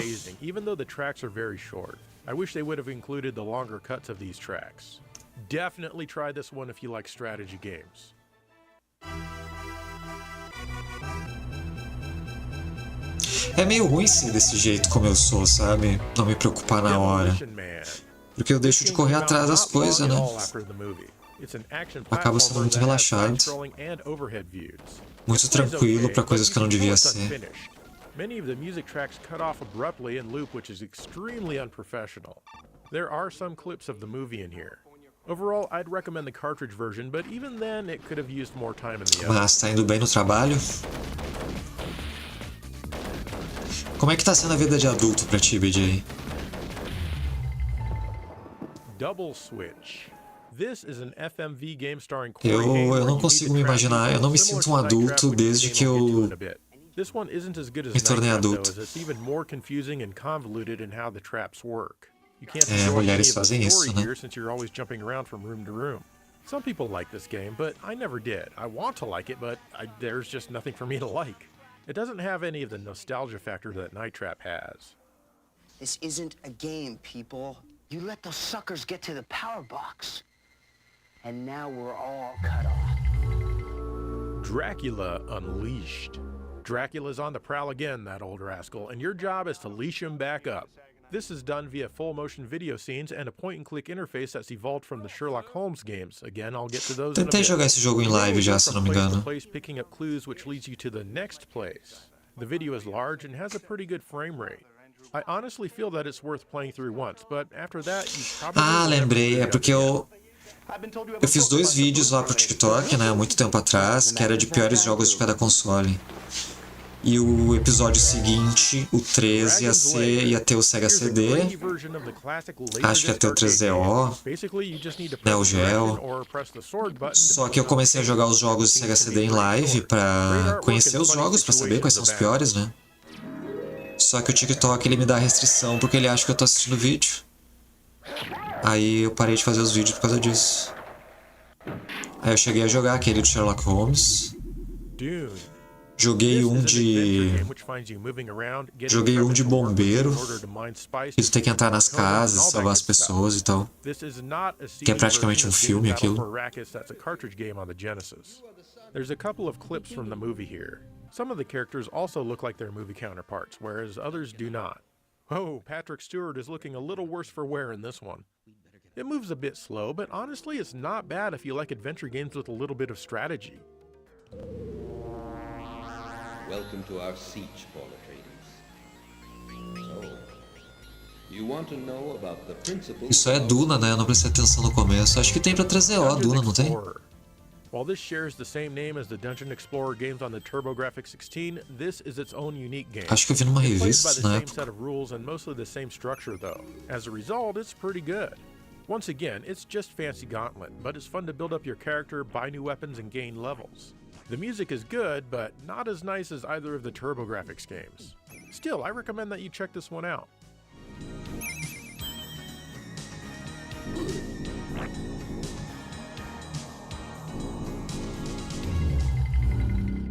Dungeon Master 2: Skull Keep. This is a primitive PC dungeon crawler. I've never played this one before, so I have no clue what I'm doing here. It looks to operate in a similar manner to many other primitive PC dungeon crawlers with very little in the way of movement animation. Not really my thing, but if you like these types of games, then you probably will enjoy this. É, acho que quanto mais velho a gente fica, mais nostálgico fica, né? Earthworm Jim Special Edition. This is the definitive version of the first. Só não pode deixar a nostalgia cair na doença, tipo...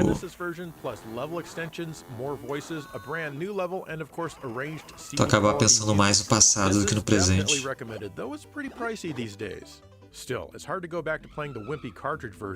Ih, tu tá naquela fase chata da fase adulta?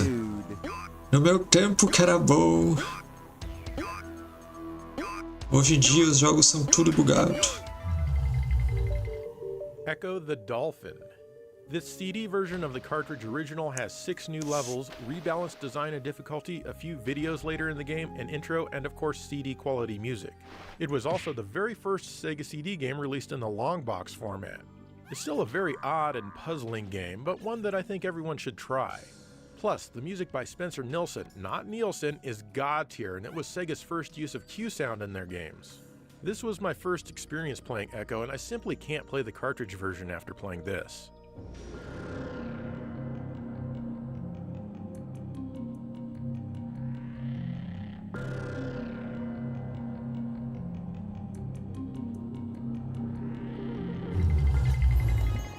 Echo, The Tides of Time.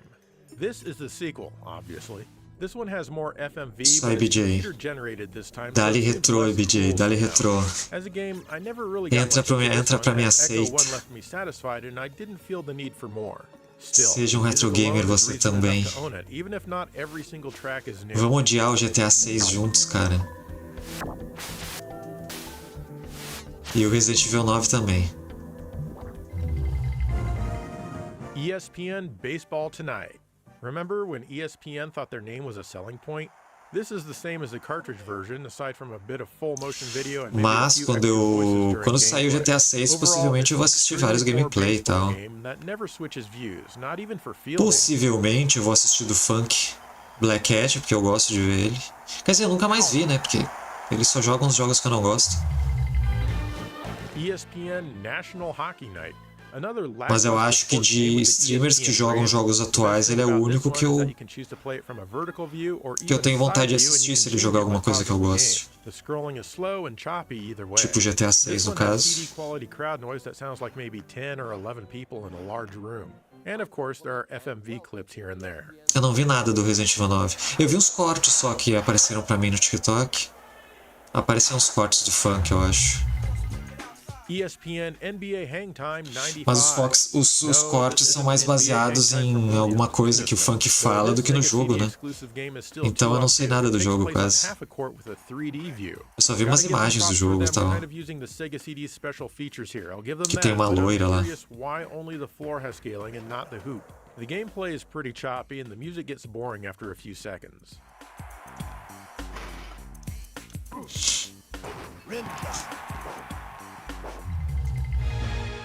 ESPN Sunday Night Football. This is a below-average football game that's largely the same as it was on the Genesis. The gameplay just isn't as intuitive as the John Madden games. The crowd sound is better, but still doesn't sound like a crowd. There are, of course, FMV clips hoping to make you feel that your purchase was worth it. Spoiler, it wasn't.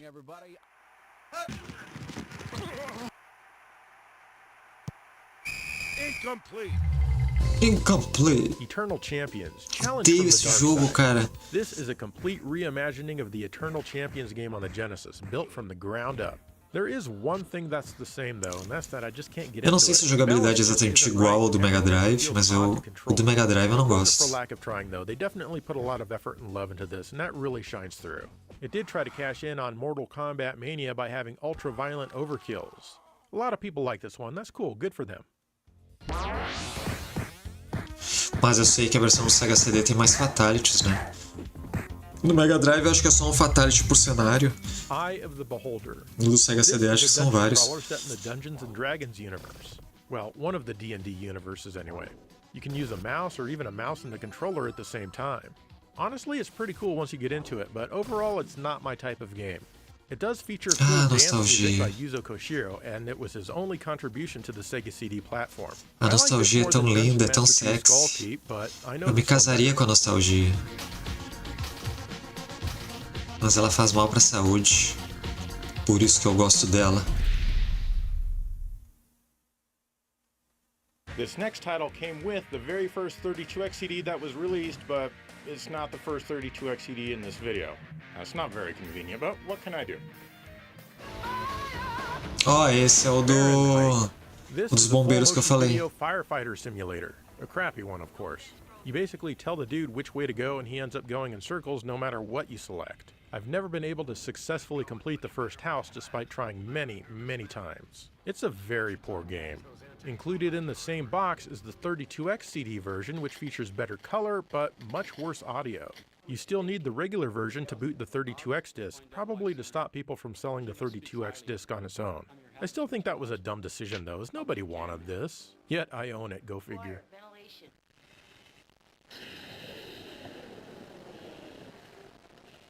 Ooh, that's gas. That stick is not even cooking. We gotta shut this off.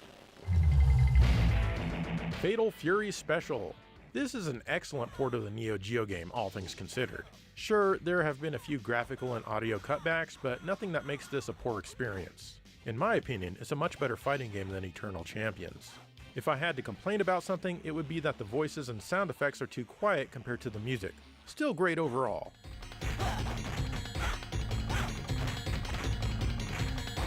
Olha, eu vou te dizer, BJ, que ele é considerado um dos piores jogos de Sega CD. This is a pretty bland game of soccer, even for its time. The Sega CD version Possivelmente ele ia estar no meu vídeo de piores jogos de cada console, parte 3. To remind you that this is a game from the future. I'm not a fan of the sport, so I'd pass on this one. Tá entre ele e eu não lembro qual é o outro jogo agora. This is a fantastic port of the Capcom arcade game. Not only is it two-player, unlike the Super Nintendo version, but it also lets you select from all three characters. Eu não gostei do Final Fight CD. Extremely faithful as well, and for the most part, it looks great. It's not as Mas é antigo, então é bom. Ah, tá, entendi teu ponto de vista. Details from the arcade are here, like the swinging handles. Faz muito mais sentido agora. Agora que eu entendi. Highlight in this one as well. Definitely recommended.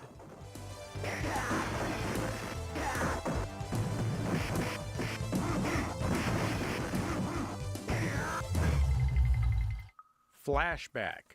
This is basically the cartridge version on CD. Eu queria ter paciência para tentar zerar o Flashback. Cutaways in certain events.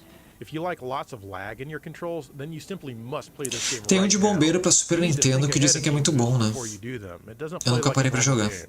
It's styled after Prince of Lag, I mean Prince of Persia. Anyway, I'm not keen on the FMV stuff, but the music is cool.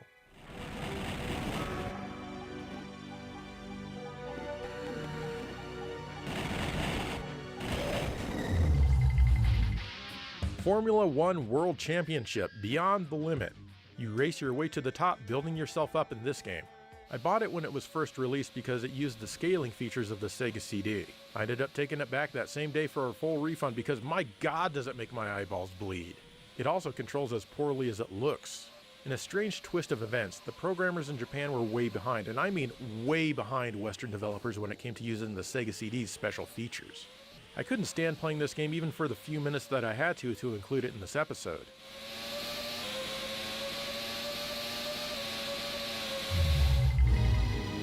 Ground Zero Texas.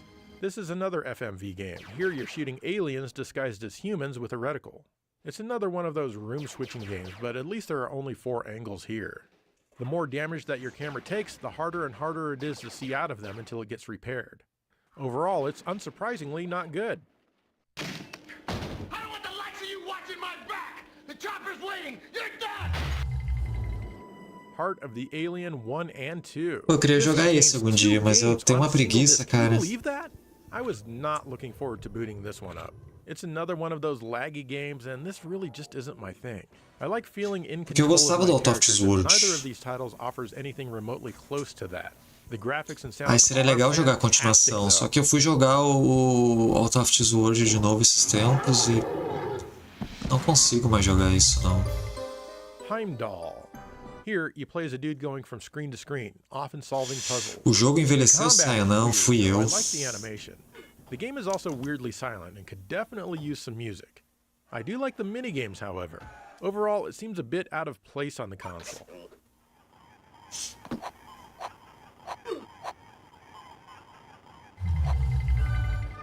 Hook. This platform game looks a lot more fun than it actually is. The graphics are really nice and remind me of a Capcom arcade game. Alas, the controls are slow and floaty even when you're running. What makes this version great, though, is John Williams' music, which is used throughout. I loved that back when I rented this game, but it wasn't enough to make me want to buy it, even used.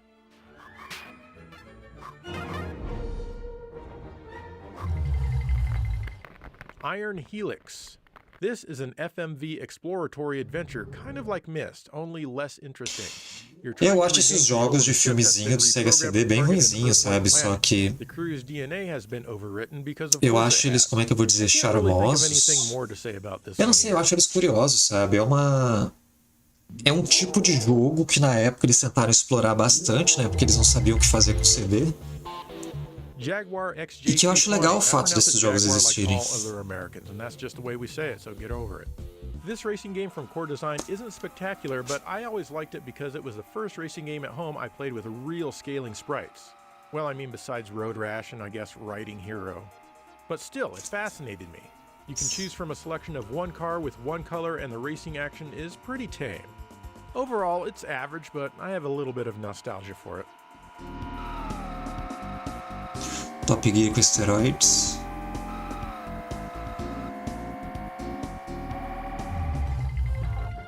Jeopardy! This is a video game version of the TV game show. It has lots of full motion video of Alex Trebek and the contestants.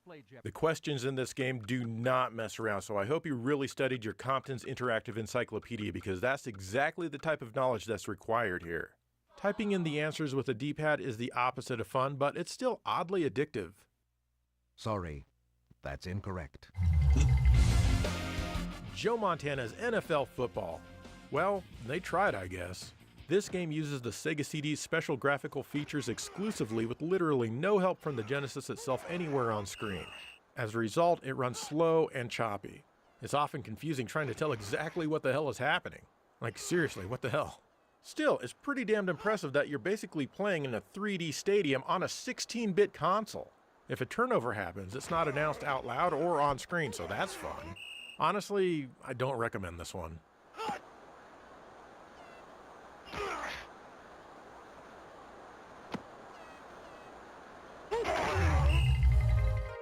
Jurassic Park. I was always disappointed with this one. It just wasn't what I wanted from the Sega CD. This is a point-and-click adventure game where you need to recover eggs. These days I have more patience for this type of game, and I like how responsive it is. Still, this is not what I wanted to play in the 90s. I think you should give it a try if you like point-and-click adventures and great Q-Sound audio. Mega Drive eu acho um videogame curioso, porque pensa comigo. O Mega Drive ele tem basicamente dois chips, né? Dois processadores, o do Mega Drive e o do Master System. E o chip de áudio também, né? Tem um do Mega Drive e um do Master System. Para além de rodar jogos de Master System, ele também usa esses chips nos jogos normais dele, né? E daí tu compra o Sega CD. E o que o Sega CD faz? Ele roda o processador do Sega CD e o do Mega Drive junto. Já pararam pra pensar que o Mega Drive é um console totalmente híbrido? Ele tem dupla personalidade. Kids on Site. This is a full-motion video game aimed at kids. Your job is to operate various construction vehicles. Meanwhile, two guys named Deez and Nuts will act as comedy relief. Dizzy and Nuts are going to show you how to operate heavy equipment. This is decent for kids, I suppose. Sim, o Mega Drive ele usa os dois processadores nos jogos mesmo.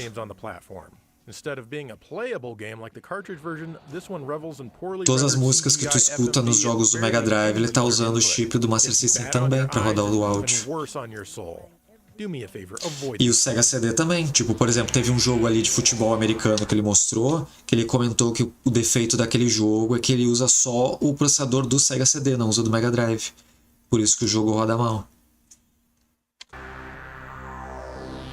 Na maioria dos jogos roda os dois. You can use the controller or the Konami Justifier light gun for this one. You play as a cop and you need to murder as many criminals as possible. And hey, maybe even shoot some civilians along the way.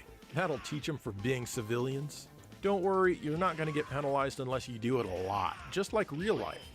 The visuals are grainy, but it's not an FMV game. Still, it's pretty fun.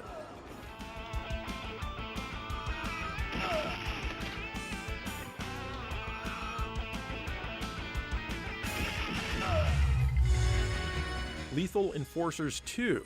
This one takes place in the Old West, and it's more of the same kind of action, light gun style.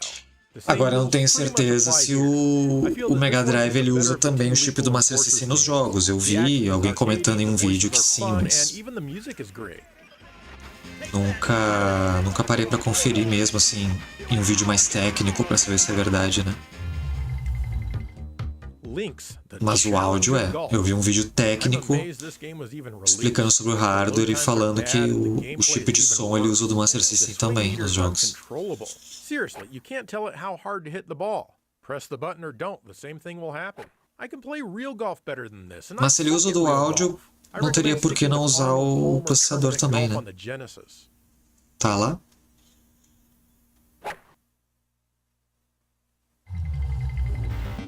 Lodestar, The Legend of Tully Bodine. This is an FMV crosshair shooter that plays kind of like Sewer Shark in that you not only need to worry about aiming, but steering as well. It actually works a little better in my opinion. It has lots of recognizable actors like Ned Beatty, that guy from Twin Peaks and whatnot. I'm kind of surprised at the production values for a rather mediocre game. I love that death animation though.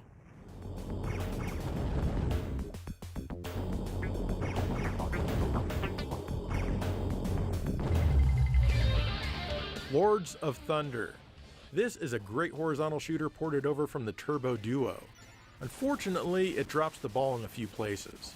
It's now incredibly easy, not that the Turbo Duo version was difficult or anything. The excellent music has been re-recorded and sounds beefier, which is good, but I wish they had chosen a different drum set. Not that you'll hear the music anyway, because the sound effects coming from the Genesis are way too loud. If you have a Model 1 Genesis and are using the mixing cable, you can decrease the volume slider a bit to remedy this. The digital sound effects produced by the Sega CD sound chips are too quiet. It's still a good shooter, it's just disappointing compared to the Turbo Duo original. Ó, por exemplo, ele comentou que o jogo usa As músicas, os sons que saem do Mega Drive são mais altos do que o som que sai do Sega CD. This is a fantastic RPG from Working Designs. If you like RPGs, then there is no way that you wouldn't enjoy this one. It's snappy, has great music, and a fun story with lots of excellent characters. Plus, the music is perfect as well. The Sega CD desperately needed this game in its library at the time, and thankfully Working Designs delivered.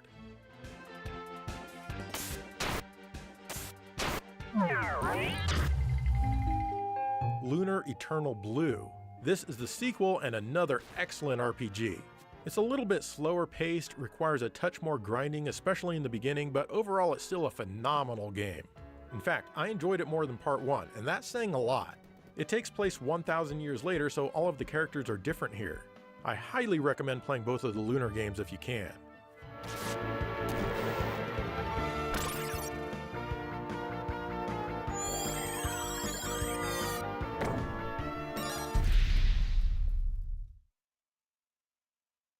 Do you like bad full motion video? Okay, I know, all of it on the Sega CD is bad, but what if it could be even worse?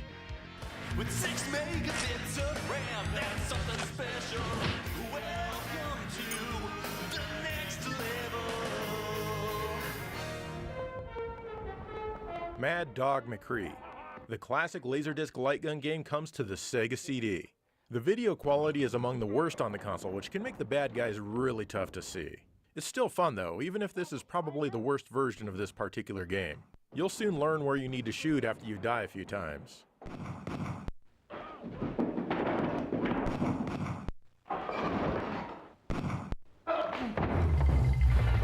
Mad Dog 2, The Lost Gold. Mad Dog is back for more. Mad Dog's back.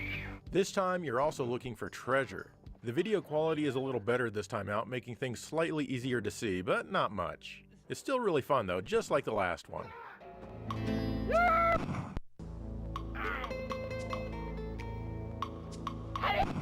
Na época, o conceito desse tipo de jogo, sabe? Que é filmezinho, tu atira nos caras.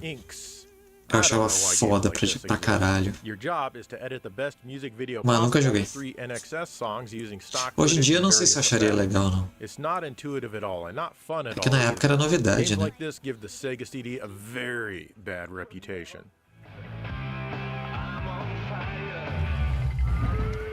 Make My Video, Chris Cross. Anyone remember Chris Cross? This has Don Pardo as an announcer. Other than that, it's just another Make My Video turd. It's the Make My Video show, starring the top of hip-hop. Make My Video, Marky Mark and the Funky Bunch. Yet another one of these pieces of crap. But this one has Mark Wahlberg. Make my video. Make my video, skate. Peace. I'm out like shit. O ator do filme lá do Ursinho Ted. Power Factory featuring CNC Music Factory. The only redeeming feature Sabia que ele era cantor antes? Lamar. Nothing else is notable, and I'm glad that this is the last one of these games that I have to let you know about. Is there something you'd like to say to me? Just say the word. E ele é irmão de um dos carinhas do New Kids on the Block. Ah, esse aí eu joguei também. It plays well despite looking like absolute ass, so it's worth checking out.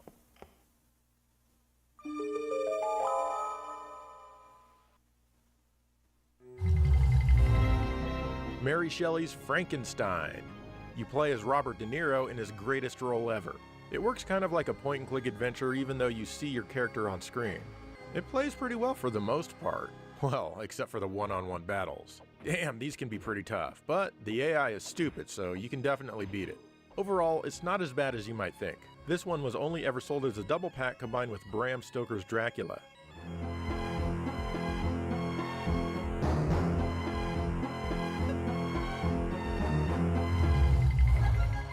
The Masked Rider, Kamen Rider Zoe.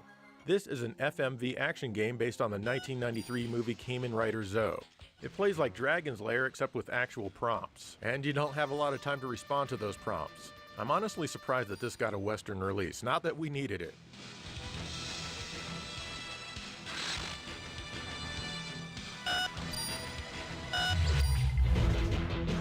Mega Race. The Sega CD was home to a lot of truly horrible games, and this is yet another abomination. It's a racing game on a monochromatic FMV background. Who thought that this would be a good idea? The only thing good about this game is the host Lance Boyle. As I always say at this point in the show, have a nice death, baby. Baby. Mickey Mania, The Timeless Adventures of Mickey Mouse. This is a game with a great concept and even better visuals. You guide Mickey through various cartoons from his career. The game looks fantastic, but the gameplay isn't as tight as Castle of Illusions. Your hitbox is huge, and of course everything can hurt you, even bones from a skeleton you just destroyed. This is a game where I'd rather watch someone else play than play it for myself. Get out of the way, you big boy! Big boy! Microcosm. This is an FMV shooter where you Eu acho jump down engraçado and umas coisas insert tão into someone's idiota. butthole. You fly through dislodging stubborn feces and foreign objects that the owner put up there. The gameplay isn't horrible, but it's not exciting either. However, the music is pretty good.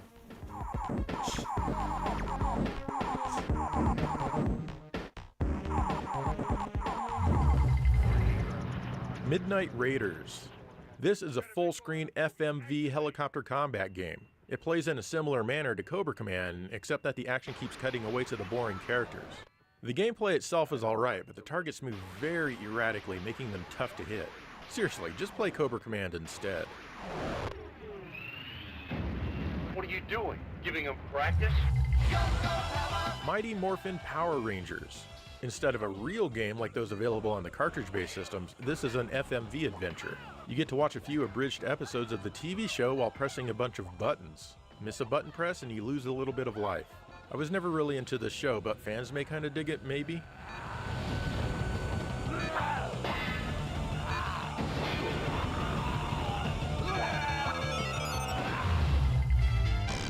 The Misadventures of Flink. This is an excellent looking platform game. Unfortunately, most of the talent went into the visuals with little left over for the gameplay.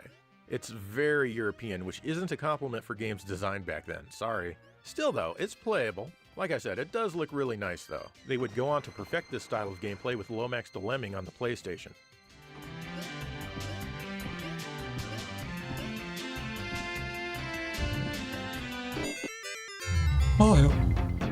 Mortal Kombat. Compared to the Genesis version, you get more voice and arcade quality music, though some of the tunes play in the wrong stages. You get a few more frames of animation here and there on certain characters.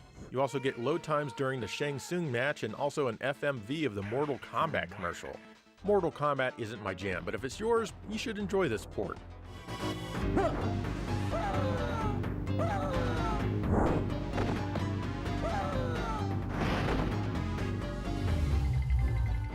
My Paint. It's a painting program. Draw while some insipid music plays.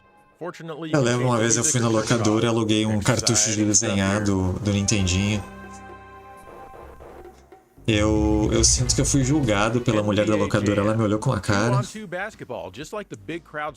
pô, eu gostava de desenhar, ué. Much better music compared to the Genesis version as well as a few minor upgrades. Otherwise, I'm not sure why they thought the Sega CD needed its own version of this. Boom, chacalaca.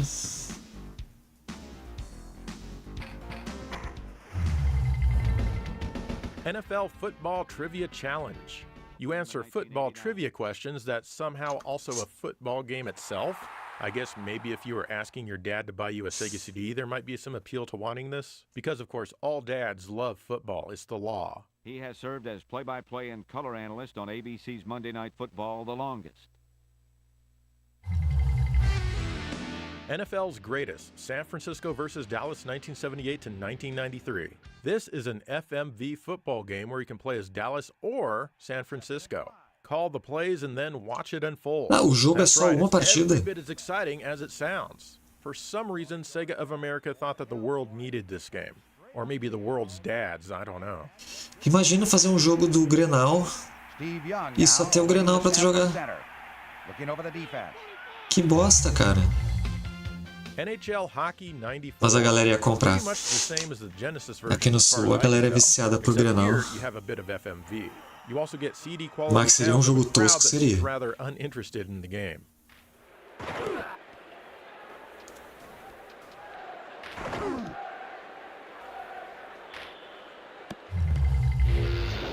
Night Trap. This is the controversial game that made Nintendo try to wreck Sega using the US government. That's right, that's how petty Nintendo is. Your job is to trap augurs using traps built into the home. You need to navigate 8 different rooms. This was all fascinating back in the day, and it would have aged much better if the Sega CD hadn't insisted on bringing out so many other FMV games. These days, its only value is nostalgia. Of course, a 32X CD version was made and released. This one uses older footage for some of the shots, has a bit more color, and a bigger video screen. I prefer the original Sega CD footage with the Genesis controller in it. Honestly, it's not even worth playing if you don't have that. You with me, Control? We're going in. Hi! Ai. Nova Storm. This is a shooter where you fly over extremely bland and poorly rendered FMV backgrounds. So many developers tried doing this back then. I wonder why they all thought it would work well when it never did. Even in its own time, console users thought games like this were garbage. PC CD-ROM users back then, though, oh man, they loved this stuff.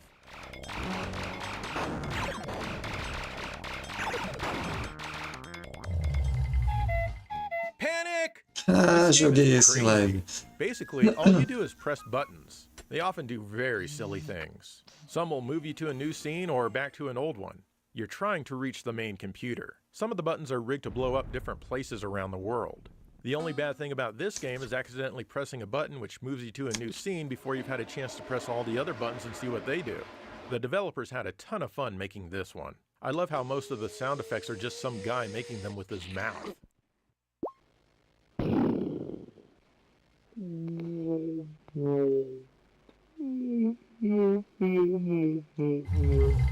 Os efeitos sonoros são tão ruins que são bons.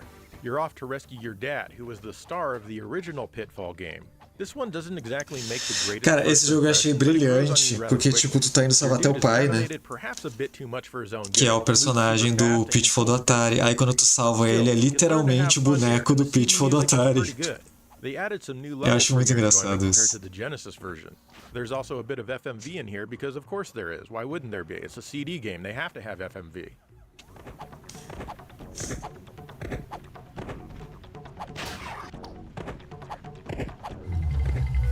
Popful Mail. This is a fantastic side-scrolling action RPG brought over by Working Designs. Lots of personality here, and the gameplay is great as well. The music, control, length, and difficulty are all spot on. You can turn off the voices if you feel that they slowed the game down. This is the best version of this game that exists. Pena que é uma piada tão boa que a pessoa só vai ver se zerar o jogo, né? Na época, quase ninguém zerava esses jogos, né?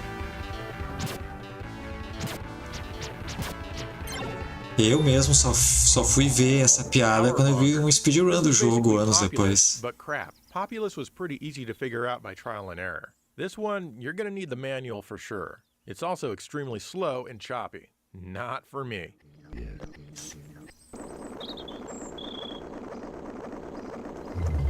Mas como assim tinha uma fase de Pitfall? Tinha Pitfall dentro do jogo pra jogar?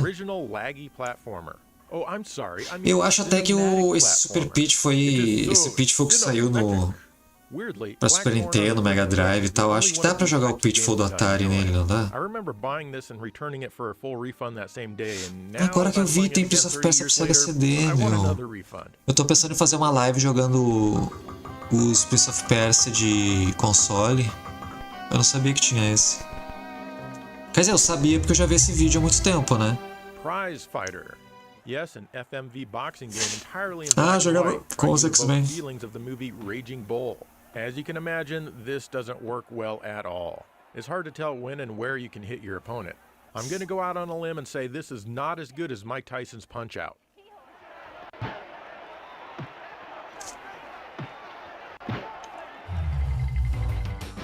Pugsy. This is a puzzle platformer with outstanding graphics. It also has some really strange physics going on. The game starts out slow, giving you a chance to learn it, but I've never personally been into puzzle platformers. Oddly, the game doesn't use battery backup RAM to save and instead relies on a password system which feels archaic for a CD game. Yes, even back then. Also, if you die fighting a boss, you need to complete the previous level that you already solved before fighting again.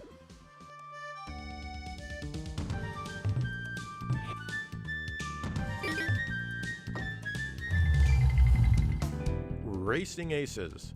Behold, a racing game featuring old airplanes and weapons. I was always fascinated with this game looking at it on the shelf at Electronics Boutique, but I never bought it because of how awful the graphics looked. It wasn't available for me to try from any of the places that I rented games from. Still, I was curious if it were smooth or not. Alas, as you can see, it is not. It's very difficult to control your plane due to the choppiness. The Nossa, fact que that jogo this game even zoado. exists is still kind of intriguing to me though.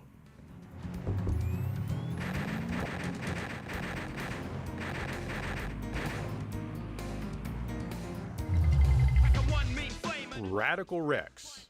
We sure loved our platformers back in the 90s. This one isn't too bad, but it certainly doesn't feel like a AAA title or anything. But you could certainly do worse than Radical Rex here. This one is pretty much the same game as the cartridge version aside from the CD music, which is fairly good.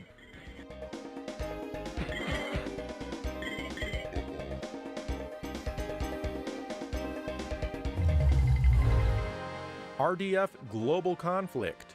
I never gave this game a second thought because the title made it sound like a boring war sim game.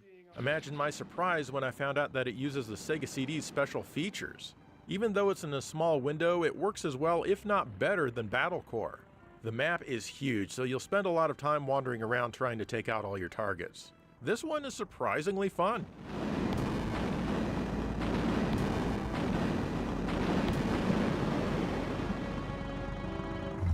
Pô, explodiu a Casa Branca, mano. Revenge of the Ninja.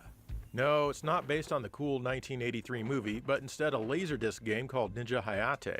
It's similar to Dragon's Lair in that you press one of 4 directions or an attack. It's worth playing through once, but it doesn't have the same lasting impressions as some other Laserdisc games. This one was only released in North America.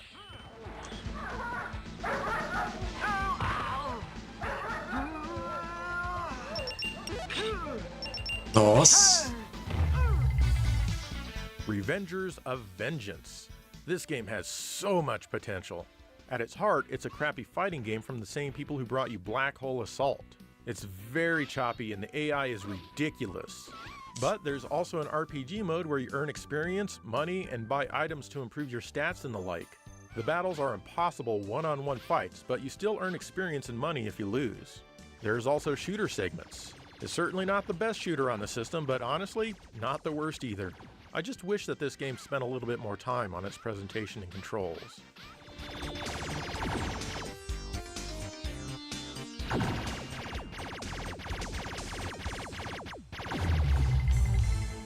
Rise of the Dragon.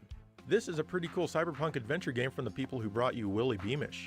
This game is much more snappy, and as a result, quite enjoyable to play. There are some bugs. For example, you can lock yourself out of your own apartment if you don't grab your ID first thing in the game. Other than that, it's a pretty good time. Ah, não sei se dá pra chamar isso de bug, né? Not a police officer. Oh, sorry, dude. Road Avenger. This is the best FMV game on the system or ever made, period. This version right here. It's better than the arcade it's based on just because of the audio, though I'd love a version with clean video with this audio and gameplay. That's right, the gameplay is even better here. You're pissed off and driving your vehicle everywhere like crazy, and of course any and everyone is trying to Acho que esse jogo saiu pra a galera quando começou a fazer aquele MSU. Que daí tem som de qualidade de CD no Super Nintendo e não sei o que. Acho que colocaram esse jogo lá.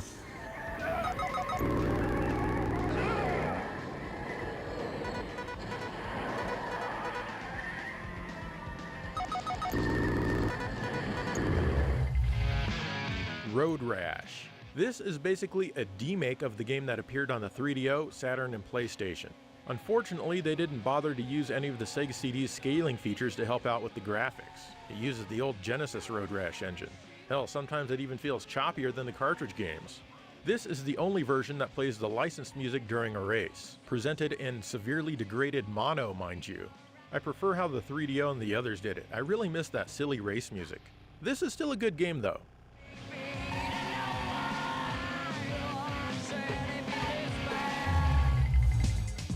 Robo Aleste. This vertical shooter is a spiritual follow-up to Musha on the Genesis. That's some pretty big shoes to fill, and I don't think this game is quite up to the task. It's still not bad at all. I just expected so much more on the Sega CD back when I bought this. There's really no reason for it to be a CD game. If you go in fresh without having played Musha first, you'll probably enjoy it a lot.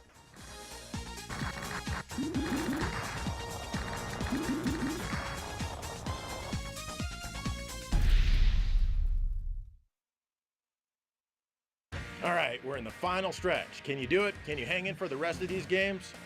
I have confidence in you. Not in you, though, and I'm not surprised. You've always disappointed me. But the rest of you, yeah, let's do this. Samurai Showdown. This port of the Neo Geo weapons-based fighting game isn't bad. The control is pretty good, but the character Earthquake is missing since he's so big. The zooming in and out as you fight is also gone, and I'm fine with that.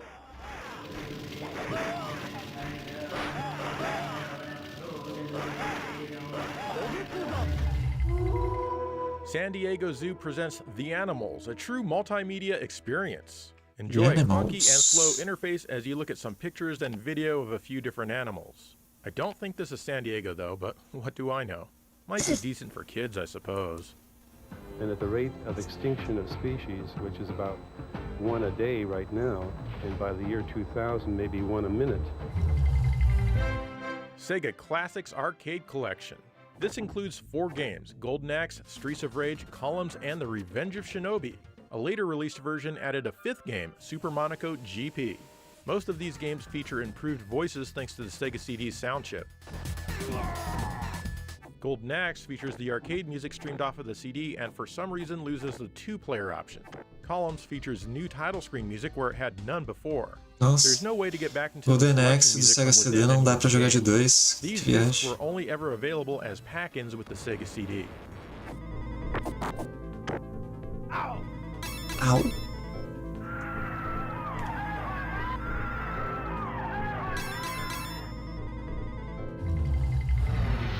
Sewer Shark. A lot of people have fond memories of this one because it was packed in with the Sega CD Model 2. I am not one of those people. You need to worry about shooting and navigating, so that means the D-pad has 2 different functions at the same time. You can't even see the tunnels that you need to turn into as they approach because it's so grainy. Ever since this game was released, I thought it was trash, and you know what? It is. Honestly, the best part is your over-the-top co-pilot.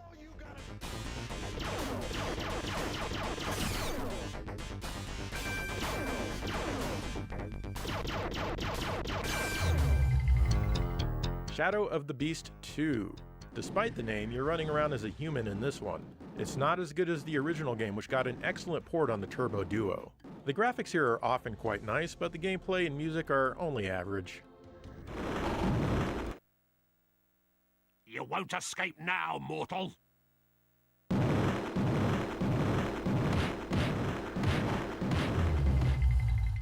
Sherlock Holmes Consulting Detective.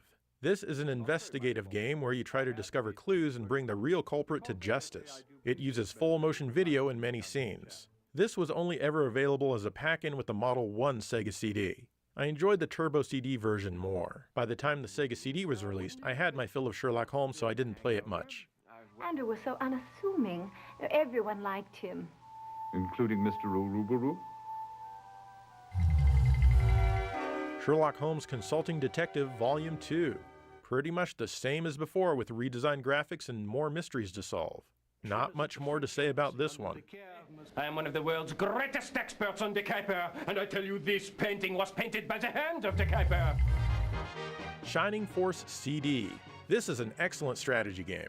Basically, they took the 2 Game Gear Shining Force games and put them on the Sega CD using graphics from Shining Force 2. Once you beat both of those, you unlock a 3rd quest, and maybe a 4th if you're lucky. However, this game doesn't feature the towns to wander around with like you had in the first 2 games, only the side view screen here.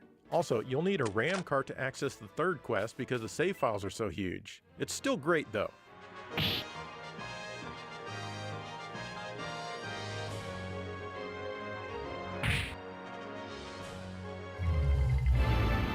Sylphid. I was so excited to get this one back when it was announced. Star Fox had just come out not long before on the Super Nintendo, and the graphics here absolutely destroyed it. The gameplay, however, is remarkably average. It's a tilted shooter, and these are my least. Eu lembro de um colega meu no colégio It's not awful, though. Just don't que ele tinha Mega Drive, né? Eu acho que ele ganhou um Sega CD em algum momento. Aí eu lembro que ele falava desse jogo, bem melhor que Star Fox. Nossa, roda muito melhor, não sei o que, mas É um joguinho de nave tão genérico. Slam City with Scottie Pippen. Yes, it's an Sou FMV muito mais de Star basketball game, Fox. just what the world needed. Yes, it plays horribly, and yes, it sucks, just like every Não other que o jogo game by seja ruim por causa disso, né? For some reason, they thought 32X owners would be jonesing for this title, so it's available there too. You have a bit better video quality, but the same crap-tastic gameplay. You and me will play one-on-one. What do you say? Snatcher. This is one of the more sought-after and expensive games on the Sega CD. This cyberpunk digital comic / text adventure is an amazing game though. It's the only version of Snatcher that ever came out in English, and it even features an extra chapter. You can use the Konami Justifier light gun for these segments, but honestly, the controller works much better for these parts. With this game, you'll get a great story that's inspired by lots of movies, nice graphics, and excellent music. I'm glad I was able to get this for a normal price back when it first came out. Now analyzing recovered hair sample. Analysis complete. Results on the display. 1. Chromosomal analysis of cells from the papilla and root reveal 46XY. Subject is male. The software toolworks is Star Wars Chess. This one doesn't seem to obey my commands all the time, and the board is difficult to see because of the angle. However, it's totally worth playing just to see all of the death animations when one piece kills another piece.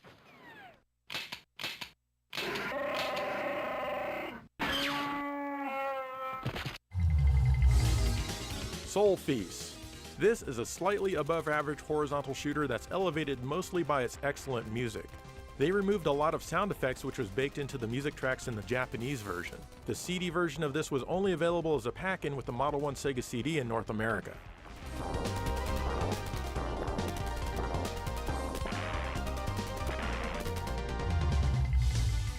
Sonic CD. A lot of people unsurprisingly love this game. This one features a time travel mechanic, which I always do my best to avoid because I feel like it severely interrupts the flow of the game due to the loading and the loud noise that it makes. This game encourages lots of exploration, which is pretty unique for a Sonic game. They changed the music from the Japanese version just because they could, I think, but it's still good music. Like I said, most Sonic fans really enjoy this one.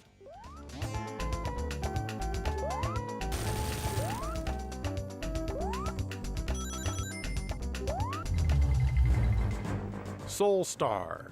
Here it is, probably the best use of the Sega CD's special features, and it comes to us from Core Design.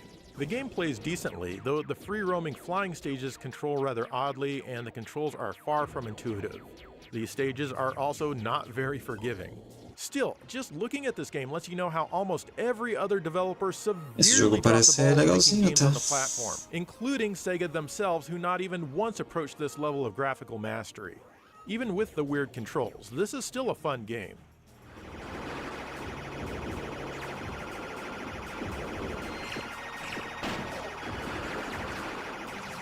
É o mal do século XXI, BJ. Recarregar o celular. Space Ace. This is another FMV action game from the same people who brought us Dragon's Lair. The input timing is more forgiving on this release. I love the animation and the art style, but as a game, it's okay.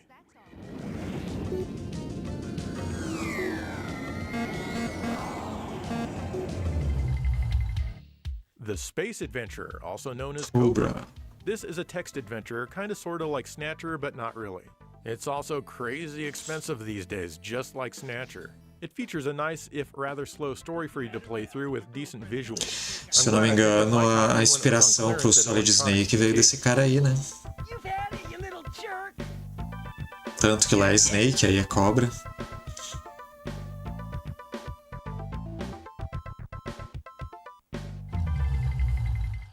Quer dizer, não necessariamente o Solid Snake, mas o Snake em geral, enfim. Move a cursor over the action scene to shoot down enemies. The graphics are very reminiscent of Sylpheed, but a little less impressive. Things that you can shoot down are represented with wireframes. The game itself is decent, however, I didn't get any further using the mouse using a standard controller. Eu sou durão, cara, eu sou macho. As the energy and excitement level are both extremely low. Even the people talking in the game seem incredibly bored. Broke through the asteroid belt, ready to engage the enemy. Making a rapid descent. Entering enemy's defense line. Star Wars Rebel Assault. This is a strange game that relies on bad-looking FMV for its scenes. For the longest time, I couldn't get past the opening flight training scene because I kept running into the walls. The game improves immensely after that, but the quality of the video always remains as some of the worst on the console. There are even some segments where you're not in a vehicle. This one plays better than it looks.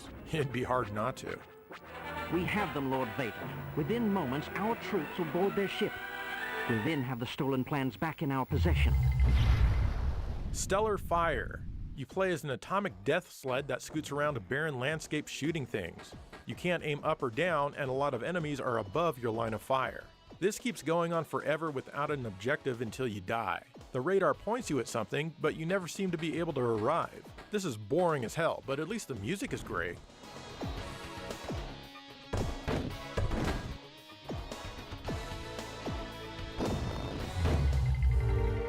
Supreme Warrior. Yes, an FMV first-person fighting game.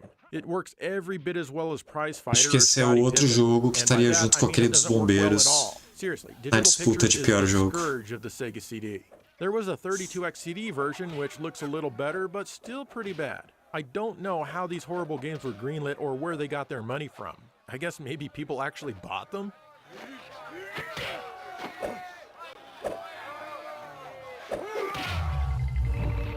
Surgical Strike.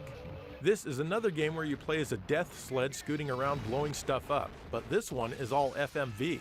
I can't quite figure out everything about this one because of course it has to have some weirdness with turning around and whatnot, but it's still light years ahead of Stellar Fire. There was a 32x CD version as well, but it was only released in Brazil. It's a bit odd to play, but man, que legal! O Sega CD tem jogos que funcionam com o Sega CD e 32X ao mesmo tempo, né? Que daí são jogos que melhoram o gráfico, melhoram alguma coisa. Esse jogo que ele tá mostrando, a versão que funciona no Sega CD e 32X ao mesmo tempo só saiu no Brasil. Não é louco isso? Brasil tem exclusividades, gente. Aposto que ninguém comprou também. The Terminator. This isn't just a... Tipo, pensa só, Brasil dos anos 90. Quem é que tinha dinheiro para comprar um Sega CD? Quem é que tinha dinheiro para comprar um 32X? Quem é que tinha dinheiro para comprar os dois e ainda comprar a porra desse jogo?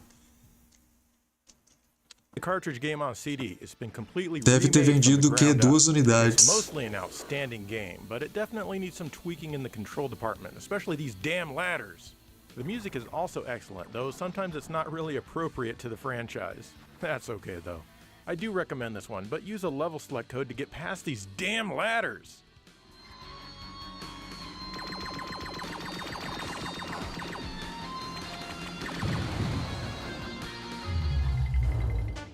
The Third World War. This game's a lot better than I thought it would be. Choose a country to control. You can recruit troops, invade other countries, do covert operations, give economic aid to other countries, raise taxes, manipulate mass media. It's all quite entertaining. You see it all play out through a scrolling ticker at the bottom of the screen. This isn't for everyone, that's for sure, but it surprised me.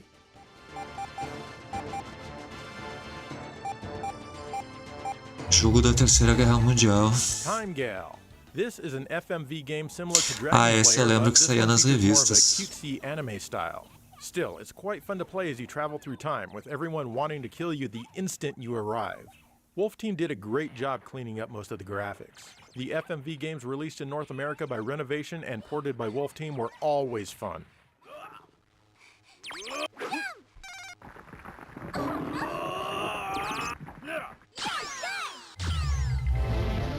Tomcat Alley. This was a big deal back when it was released because it was the first game to use full-screen FMV, and it was pretty impressive coming from a single-speed drive. This takes place in the same universe as Midnight Raiders as it has some of the same characters. However, this one doesn't quite play as well. It's really easy to screw things up, but that was the case with most FMV games. Ratchet, abort mission. Repeat, abort mission. There's something wrong with a kid. Trivial Pursuit, a video game version of the board game. You guess if the answers given are right or wrong. They always give you the correct answers, so I'm not sure how this is even a game. At least it has some scaling. Whee!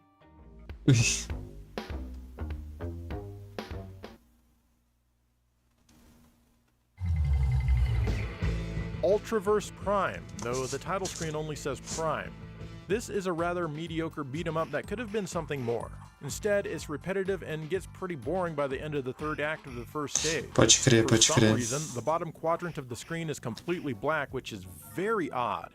Eu falo Also, sozinho don't até view the lá. comics in the options screen, otherwise you'll have to reset the console to get out. This was only available as a double pack with Microcosm.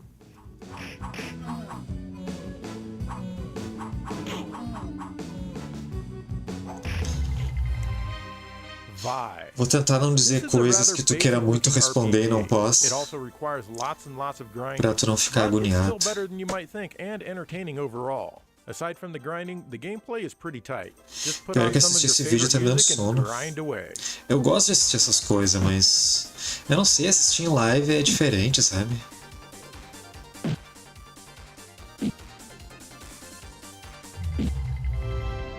Virtual VCR, the colors of modern rock.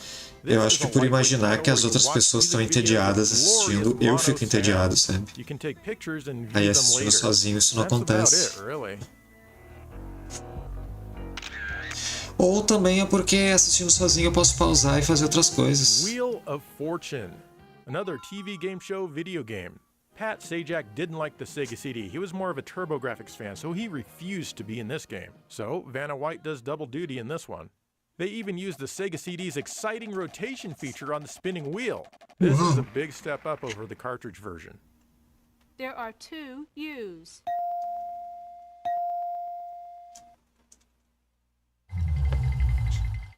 Who Shot Johnny Rock? Another FMV light gun shooter from the people who brought us Mad Dog McCree and Time Control. No, Crime Patrol. This one seems to have some technical issues with the hit detection. I shoot and clearly hit my target, but it doesn't register. I was able to do a little better with the standard controller. I'd skip this one as it seems marred with other technical issues as well. Besides, how do you turn down a dame that gives you roses? The key to the mystery will be found in Johnny's safe. Wild Woody. I don't know what they were thinking when they came up with this one. It's an odd platformer at best and only moderately enjoyable. It kinda uses the Sega CD special features for its bonus stages. Overall, I'd say it plays a little worse than it looks.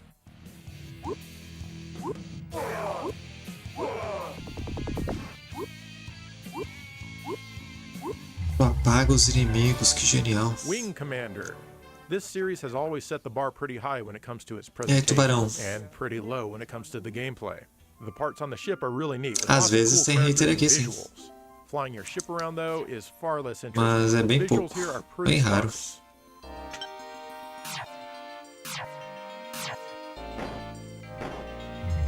E aí, Reis? Wirehead. This is the last FMV game. Ah, para, Reis, a ideia é genial, meu. Tu apaga os inimigos, cara, com a tua bunda. Thanks to an antenna connected to his ear. You move him around and memorizing doesn't seem to work very well. O máximo que eu faço é sujar os outros de bosta. I don't like it. It would be better if you Mas tu tem um controlled the lápis, tu Dragon consegue Slayer rather than apagar giving you eles. multiple choices on every prompt. É muito foda.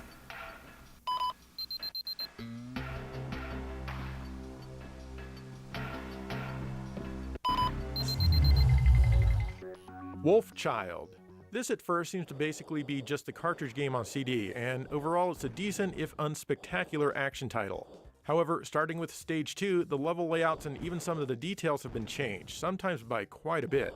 Still unspectacular, but not awful.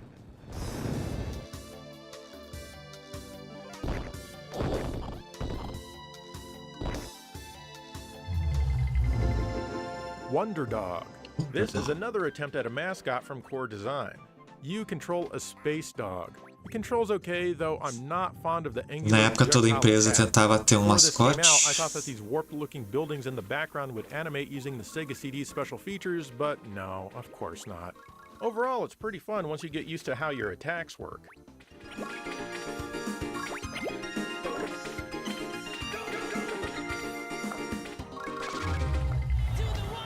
World Cup USA 94. Yay, it's a soccer game. This one plays okay. In fact, it plays better than the other 2 soccer games on the console. It even has an anamorphic widescreen mode, even though it's not Nossa, tremendously well. eu não sei se é pelo o cara não entender de futebol, né? De soccer. Ou Eu sei lá, meu, mas tipo, tu olhar pra um jogo desses, o cara dizer, ah, a jogabilidade até que é ok. Oh, meu, eu tô achando esse jogo horrível. E não é nem pelos bonecos serem minúsculos. Wide. It also has some music by the Scorpions because when you think soccer, you think the Scorpions. Talvez eu esteja sendo um pouco exigente, né? Talvez o jogo até seja razoável mesmo. Finally, we have WWF Rage in the Cage.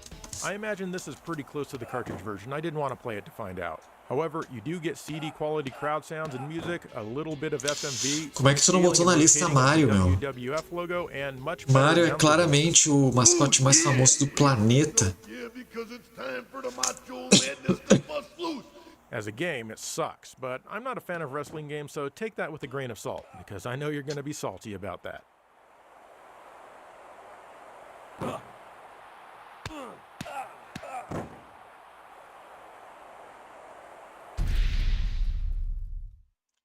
Mega Man, o mascote mais esquecido. Tu lembrou do Mega Man, mas a Capcom não lembra. Não é louco isso? Se bem que agora a Capcom tá voltando com o Mega Man, né? Depois que ela voltou e fez o Mega Man 11 lá atrás, agora ela tá meio que lembrando dele de vez em quando. É que as empresas estão percebendo, né, que usar nostalgia com a gente funciona. Aí eles estão tentando trazer as coisas de volta.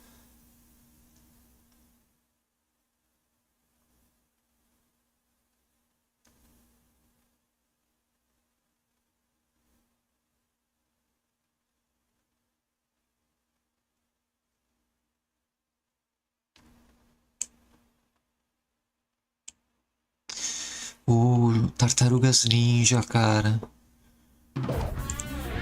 Anos 90, Tartarugas Ninjas era o máximo do máximo.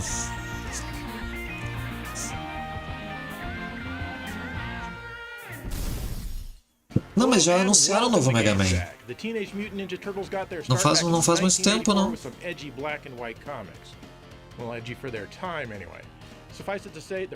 Mas acho que eles anunciaram o anúncio. Acho que foi só um teaser, acho que nem anunciaram o que vai ser. Boy, oh boy, are there a ton of Teenage Mutant Ninja Turtles games out there on about 1,000 different platforms.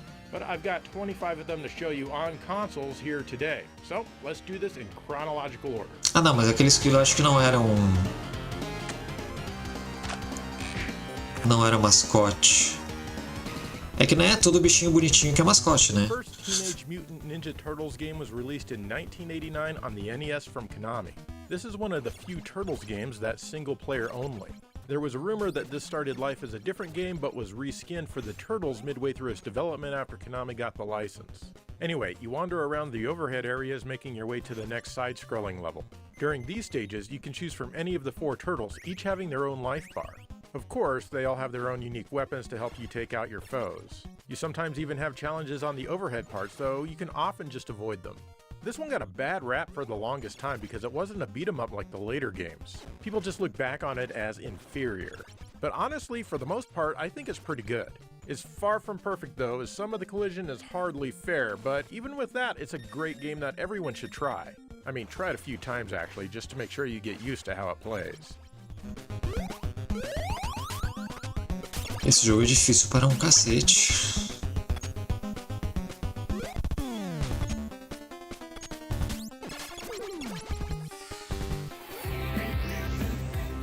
Teenage Mutant Ninja Turtles came to the arcades also in 1989 and also from Konami. This beat 'em up allowed up to 4 players to battle simultaneously, 1 person for each turtle. This was an amazing game for its time and it's still great fun today. There's often a ton of enemies on screen, but they all go down pretty quickly. The bosses are the main villains from the early seasons of the 1987 cartoon show. Tartaruga Ninja é bem mais antigo que Mortal Kombat. Say your prayers, Turtles. The graphics are nice and the animation is excellent. The music is great and the sound effects are fun.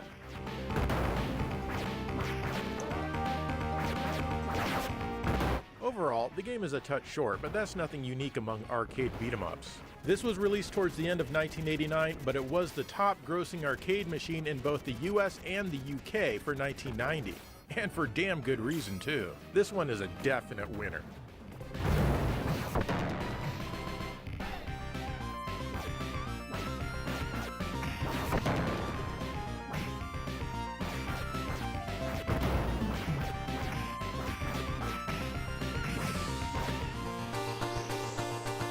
The Teenage Mutant Ninja Turtles showed up on the Game Boy in Fall of the Foot Clan in 1990.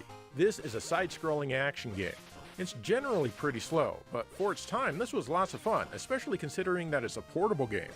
You get 4 lives, 1 for each turtle. Your mission is to rescue April, who's always getting kidnapped because, well, she's so hot, I guess. I mean, what's Shredder's agenda anyway? Kidnapping April won't help him conquer the world, yet he always does it.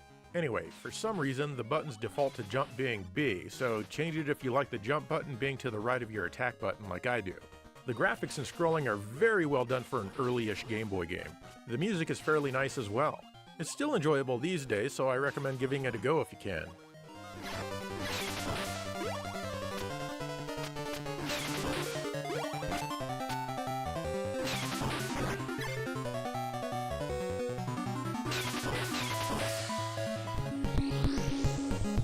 Teenage Mutant Ninja Turtles 2, the arcade game, came home to the NES in late 1990. This is a port of the first arcade game, but it was marketed as a sequel to the original NES game so kids and parents wouldn't get confused about it. As a port, it's not bad, and they even managed to keep the 2-player simultaneous feature, which is somewhat rare on the console. There are fewer on-screen enemies, but they're tougher. Not only that, but they even added an extra level because Konami loves you.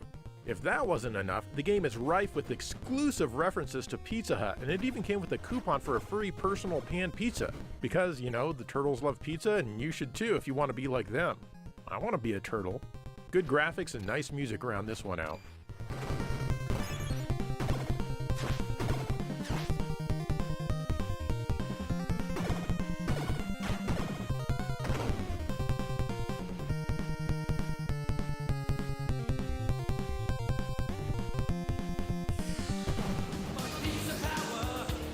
The Turtles returned to the arcades in 1991 with Turtles in Time.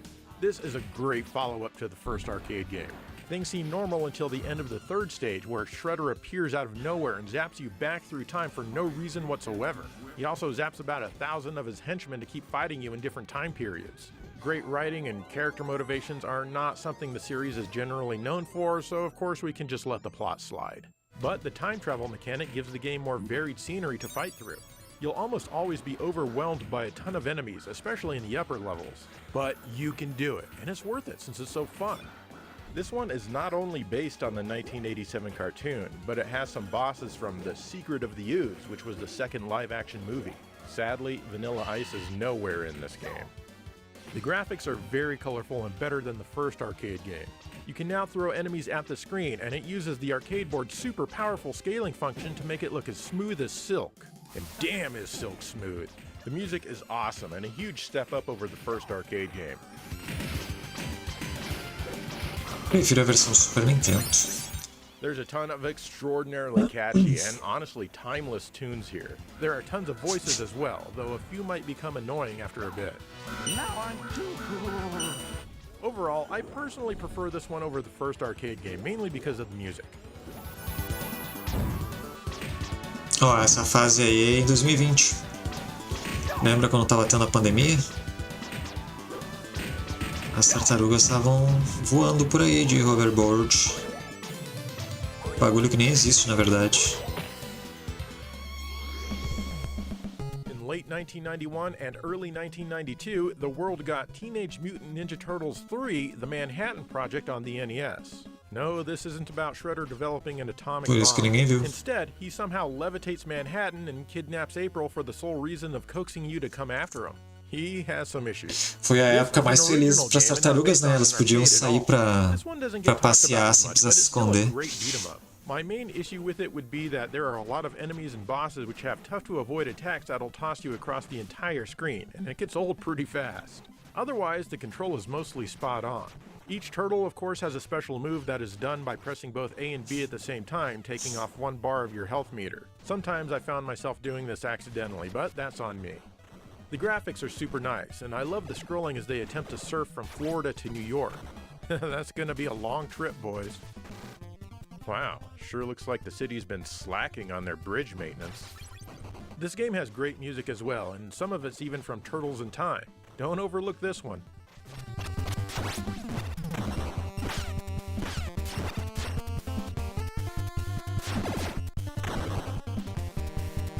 Com certeza, meu.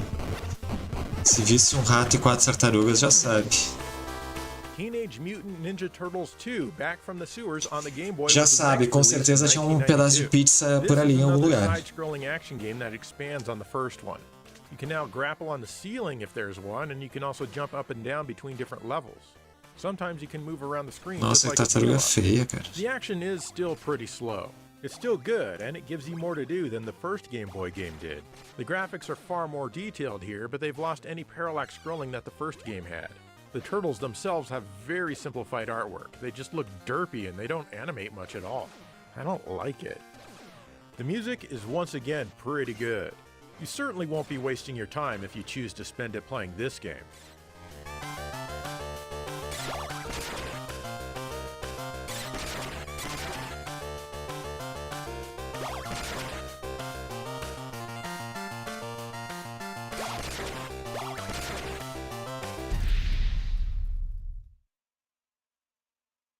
I've actually been a Turtles fan forever. The comics were cool, and I really loved the 1987 cartoon. In fact, I took one of the drawings of Raphael from the comic and redrew it myself, adding a couple of the details from the cartoon like the monogrammed belt buckle. I think it came out pretty good. In fact, I did a lot of drawings of the different turtles. I loved them. Despite this, I never bought any of the toys, not even one. As a toy, they just didn't really appeal to me. I just loved the characters. Anyway, let's get back to the games. Melhor jogo da Tartaruga Ninja, na minha opinião. Turtles in Time for the Super NES. This, of course, is a port of the Turtles in Time arcade game and probably the video game most people are familiar with when it comes to the Turtles. At least people that matter, you know?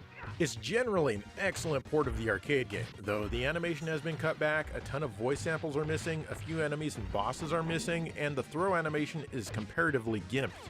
Don't let that get you down though, as they added so much more. Like the NES port of the first arcade game, this one adds an extra level, the Technodrome. This is a beefy level which has an elevator stage, which is a staple of beat-em-ups. The boss fight here is against Shredder, and it actually gives purpose to throwing the enemies at the screen. You need to toss them at Shredder to defeat him. Nothing like this happened in the arcade. After this battle, he gets mad and sends you through time, which makes a lot more sense than how the arcade handled it. And now you get to fight Bebop and Rocksteady appropriately dressed up for the time period because of course they've got to blend in, otherwise they might get noticed. Bebop and Rocksteady weren't in the arcade. Also new are life meters for each boss. Normally, Konami arcade beat-em-up bosses flash more and more the weaker they are. These bosses still do that, but the actual life meter is quite welcome. Gon is the glue boss from the arcade, or at least I think he was supposed to be glue, I don't know. He looks like glue. Maybe he's supposed to be mud, but he's not brown, I don't know. The Neon Knight Rider stage is now Mode 7 for absolutely no reason at all. Well, no other reason than Mode 7 being wicked sweet, that is. The gameplay has even been rebalanced and is far less annoying. The music is once again excellent, and it's simultaneously almost as good as the arcade, and yet better. However, there are more musical selections in this one, and the new stuff is superb.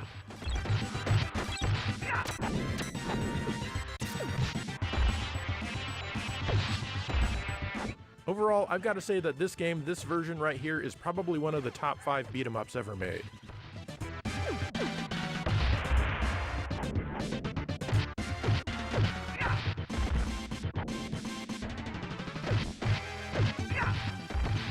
É que eu não joguei o último Tartaruga Ninja que saiu, né?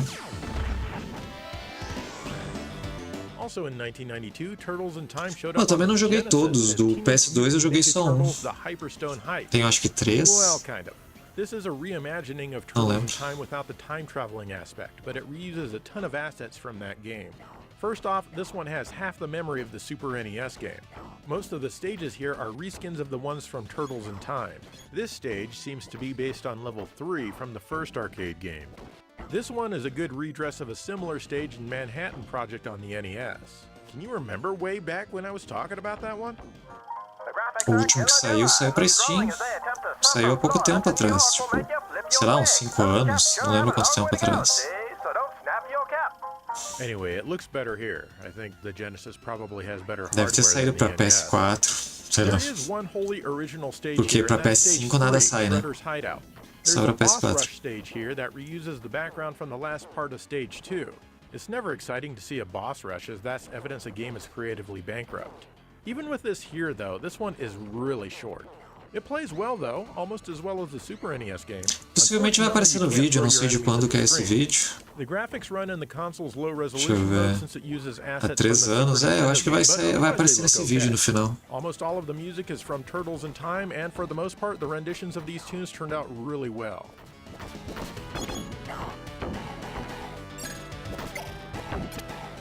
This is a great game, but you can tell Konami really didn't care about making it stand out.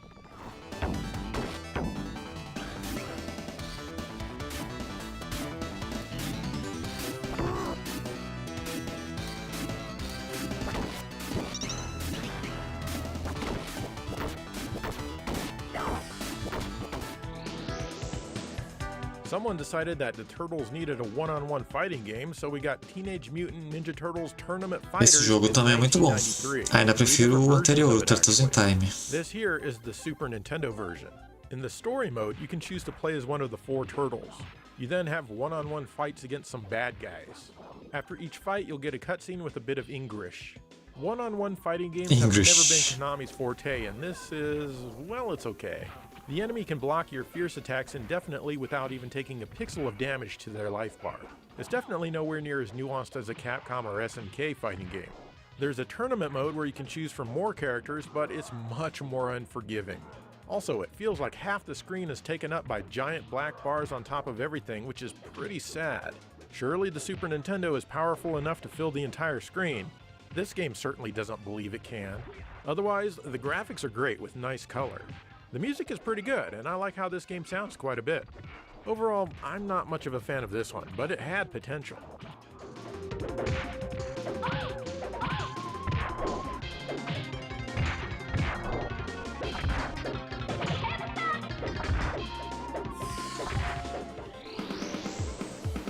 The Genesis also got Tournament Fighters in 1993, and this is a different game from the Super NES one, though it's still a one-on-one fighter.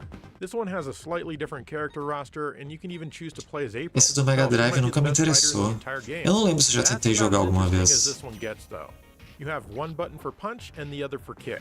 In order to do strong attacks, you must press in the direction of your opponent. The C button taunts, and the 6-button controller isn't used at all. The gameplay sucks, to put it simply. Your moves are ineffective and your reach is strangely poor if you choose to play as any of the turtles. The graphics are decent. I like how the shadows are actually transparent and not solid black or worse, flickering black. There's no line-scrolling floor here though. At least it takes up the entire screen, unlike the other versions. The music excels at being mediocre. The composer actually did some amazing games like Gradius 3, but you'd never know it by listening to this one.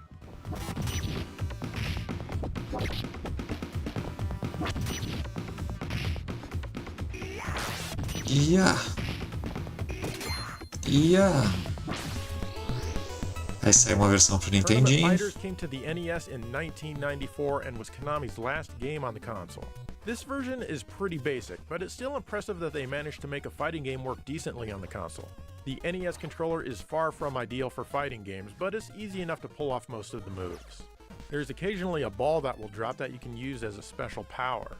The graphics are okay, actually pretty good for the NES. The floor has some nice line scrolling, but there is a serious lack of locales, and a large portion of the bottom of the screen is reserved for the Turtles logo.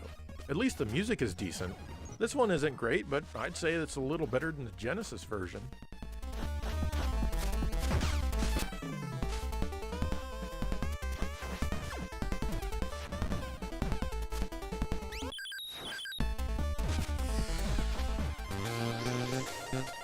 The Turtles showed up for one last hurrah on the Game Boy with Radical Rescue in 1993. Unlike the other games, here you can only play as Michelangelo, at least at first. The other Turtles have been kidnapped along with April, and you have to rescue everyone. And guess what? It's a Metroidvania. It's just that there's no Metroid and no Castlevania at all. That's my favorite kind of Metroidvania. The action is now a lot faster, and each turtle has their own special moves. You'd think this would be great, but it actually sucks really bad. I'm just kidding. This one is actually pretty good, all things considered. It's fun getting somewhere new using a turtle's special ability that you didn't have a few minutes before. You'll be accessing the map a lot, and I wish they showed the doors to each room like they do in the Castlevania games. It can be easy to take damage in this one, especially since there are a lot of off-screen hazards and blind jumps. What really sucks though is that all of the turtles share a life bar, and if one of them dies, you have to continue from the last password point. Hell, at least there are passwords, I guess. The graphics are more plain than the other Turtles Game Boy games, and the characters are smaller, but that's perfectly okay, especially when the action is faster like it is here. The music is good and fitting for an exploratory game like this. This is a surprisingly deep game for the system to spend some time with, though I think save states might make it even better if you're playing the game in a way that allows that.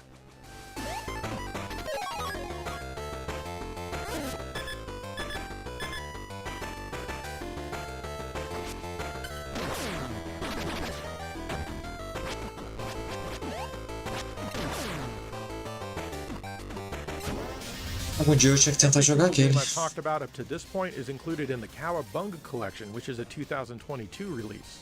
In addition to all the games, you can switch their regions, and it has a bunch of bonus material. I couldn't get my hands on a copy when I was making this video because, well, it's not out yet, so I can't tell you how good the emulation is. But I figured that I'd let everyone know that this exists, and it's probably a great way to play these games on modern consoles.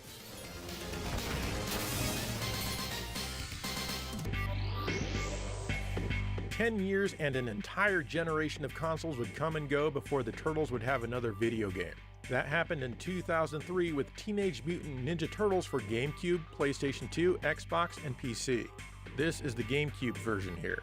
As you can imagine, the gameplay is in 3D, since by this time that was the norm. It's also based on the cartoon reboot that happened not long before this. Basically, you and the turtle you're controlling are trapped in a limited amount of space. After you beat up all of the enemies in that space, you're granted the ability to move on and fight more enemies. It's a similar concept to a 2D beat-em-up, it's just far less energetic. It's still not bad at all though. Each turtle has his own set of stages to complete, or rather his own unique progression through the game, and you'll need to go through it with each turtle if you really want to beat it. Unfortunately, the repetition starts to set in a little faster with this one. Thankfully, the game can be saved, so you don't have to do it all in one go. The graphics are cel-shaded and look great for their time, and still fairly nice today. Sadly, progressive scan isn't supported on any of the consoles unless you find alternate means of forcing it, like I'm doing here with Swiss. The music is decent but forgettable, and the one-liners are probably going to get on your nerves after a bit. It's still worth trying.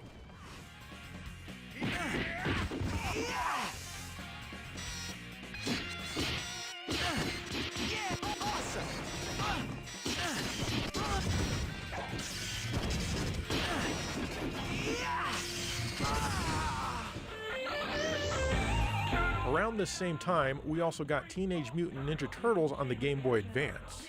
This is a 2D beat-em-up that takes place on a single axis or plane. You start by choosing your turtle. Once again, each turtle has his own story and set of stages to play through. The action is decent, but not as tight as the 16-bit or even 8-bit Turtles games. Each turtle has a special thing that they can do, like Donatello jumping across large chasms, or Raphael climbing up walls with his size. Michelangelo's idle animation has him spinning his nunchucks. You'd think that you could just stand there and smack the enemy away, but no, they apparently go right through them unless you're pressing a button. Fortunately, the game saves after each act. The graphics are nice, with some good color and some great scrolling here and there. The animation also ain't too shabby. This is a good companion title for the 3D game, I suppose, but it certainly doesn't have the same lasting impression as the older games. E aí, BJ? Esse aí eu acho que eu cheguei a jogar há muito tempo.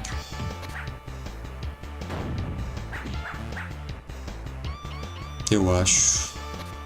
Depende, se não tiver nenhum outro jogo pro Game Boy Advance, foi esse aí que eu joguei.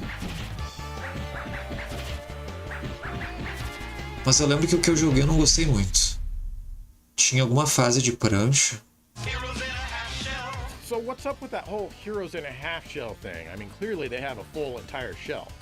Well, one explanation is that the cartoon is serving you up heroes, kind of like they serve oysters in a restaurant, you know, on a half shell. Another explanation could be that they adapted it from skater slang, you know, like half pipe, half shell. I don't know about that one. Actually, I don't know about either of them. It just makes for a catchy lyric, I guess. Teenage Mutant Ninja Turtles 2 Battle Nexus came out in 2004 for the Esse aí foi o que eu joguei de PlayStation 2, PS2. Xbox, DS, and PC. Once again, this is the GameCube version. The action is somewhat similar to the first Turtles reboot game, as it's a 3D action beat-em-up. This one isn't as fun though.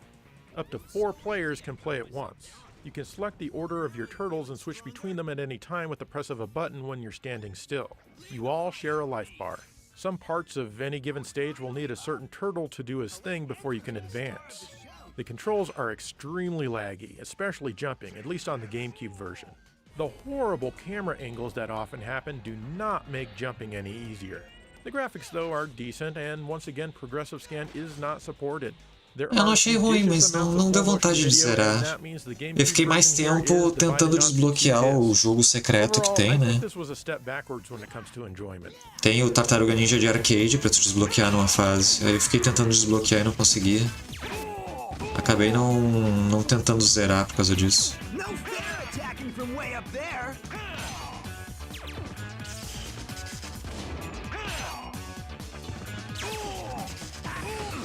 Pior que eu tô quase dormindo, BJ. In 2005, we got TMNT Mutant Melee for the GameCube, Xbox, PlayStation 2, and PC. This is a 3D fighting game, kinda. Actually, maybe it's better described as a dollar store Smash Brothers. You can choose from a bunch of different characters and unlock even more, which is cool. Each area has its own rules. You may need to earn the most points or get the most knockouts or what have you. É que sei lá, Tartaruga Ninja pra mim combina mais com beat'em up, sabe? Esses 3D aí, eles têm muita pegada de jogo de plataforma. Embora tenha porradaria no meio, né? Mas as partes de plataforma eu não gosto muito. Principalmente quando o jogo é 3D, dependendo do ângulo de câmera é meio ruim, sabe?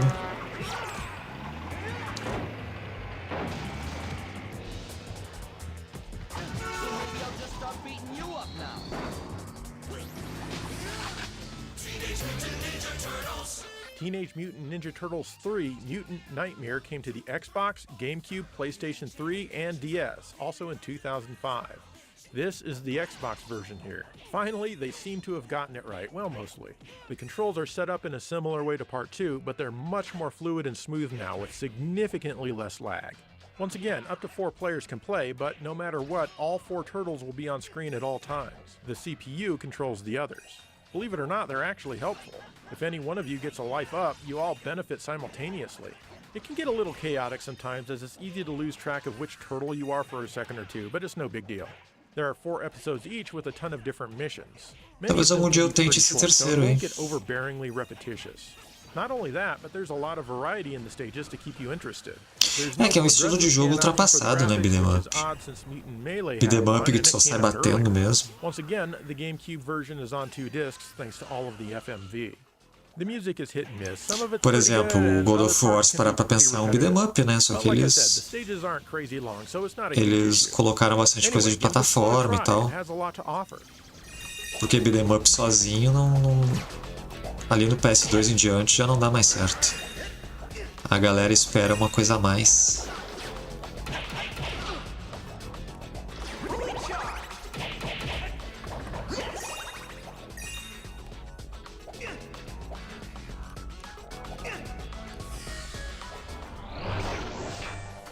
In 2007, Ubisoft took over the Teenage Mutant Ninja Turtles license and we got TMNT.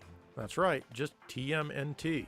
It was available for the GameCube, PlayStation 2, PC, DS, PSP, Wii, and the Xbox 360. Yeah, this was everywhere. This is the GameCube version. This is based on the CG movie from that same year. It's kind of an acrobatic platformer like those Prince of Persia games from around the same time. The control of these maneuvers is okay, well, except for Donatello. Eu nunca joguei Prince of Persia de PS2. Each turtle has their own abilities. O Sand of Time. Is actually the least interesting aspect of this one. It feels weak and more like an afterthought. É, ele comentou ali que é baseado num filme de CGI. Extremely grainy. Look at this nasty banding here. It's almost gross to look at. The game is letterboxed and there's no anamorphic widescreen option on the non-HD consoles. You're also not allowed to play it in 4:3. Nothing special. Eu assisti algum filme desses 3D, mas não lembro qual agora. Talvez tenha sido esse, eu tô achando familiar o design dele. Das tartarugas.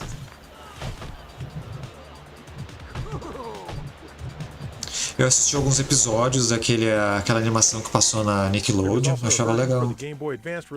Mas parece que aquela animação acabou, né?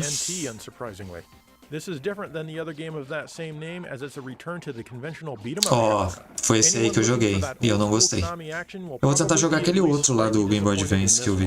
It reminds me a lot of that Scott Pilgrim vs. the World game, probably for good reason since it's made by the same developer, Ubisoft Montreal. This came out 3 years earlier though, and it lacks the strides that they made by the time they got around to making that one.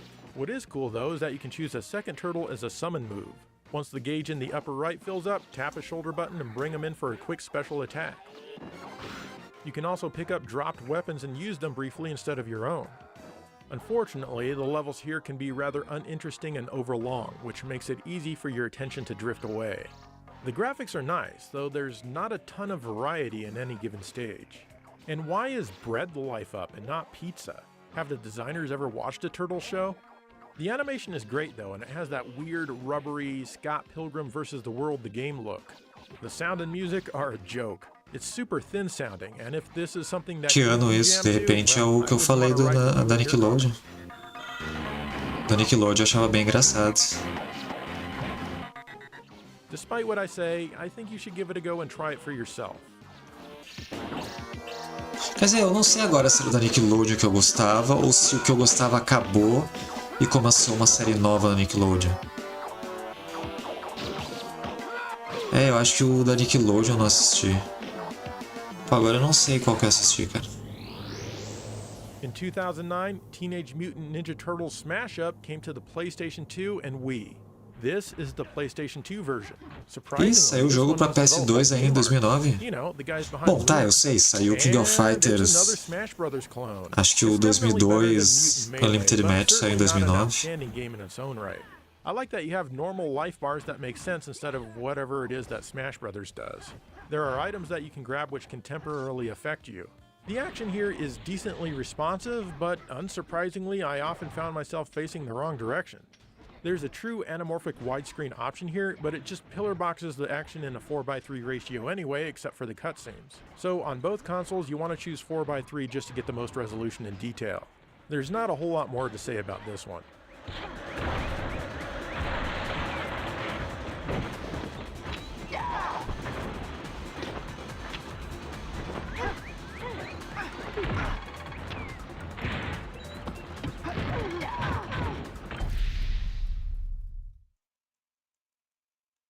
Okay, I've got 4 more games to show you. That's right, 4. 1, 2, 3, 4. Don't count this one. 4. And I'm not gonna lie, they start out pretty bad. But the good news is that they get progressively better than the last game. Não posso pôr essas coisas aqui, Rex. Quer dizer, Reis.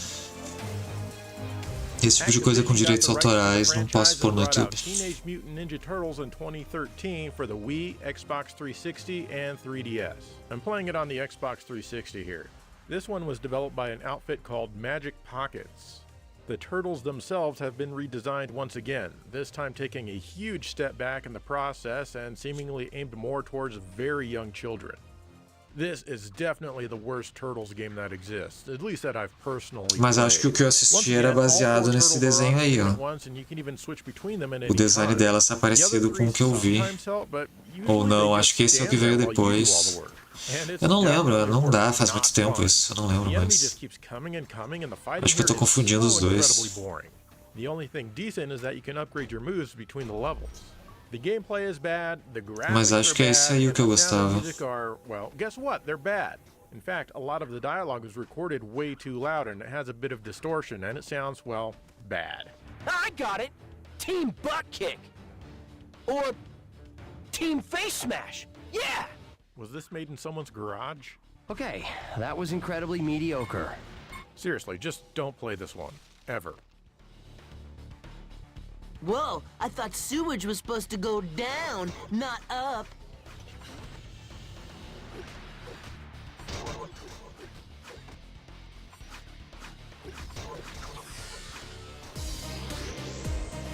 Towards the end of 2014, we got Teenage Mutant Ninja Turtles Danger of the Ooze, once again from Activision. This is on the Xbox 360, PlayStation 3, and 3DS. This is the PS3 version. This one was developed by WayForward and is a huge improvement over the last game. This one's another Metroidvania, and the map system and overall Metroidvania-ness is definitely more Metroidvania than Radical Rescue on the Game Boy. You might even confuse this for a real Metroid or Castlevania game.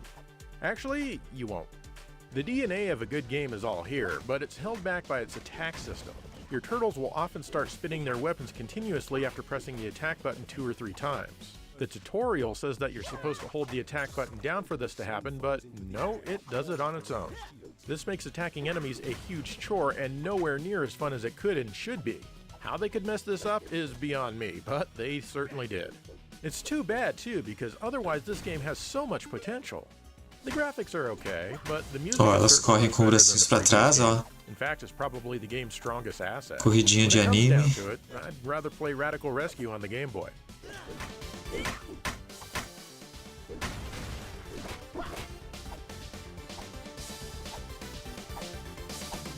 É tudo ninja, né, meu?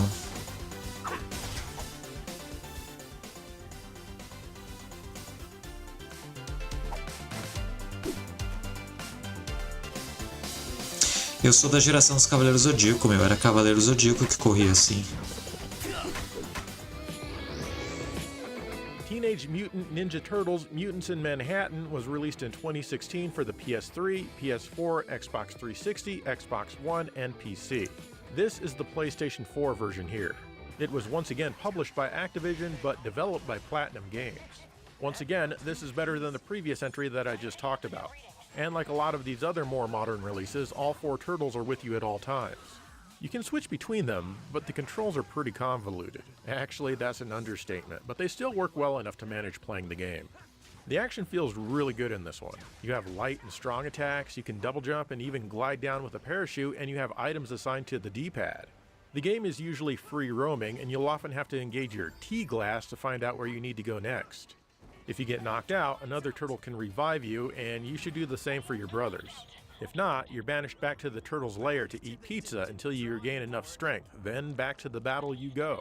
Just try not to have all 4 turtles out at once. Besides fighting, you'll find yourself rolling things around stages from point A to point B, disarming bombs, lots and lots of bombs, and querying computer terminals for more info. You'll be doing these things a lot. Platinum Games is known for nothing if not their love of extreme repetition.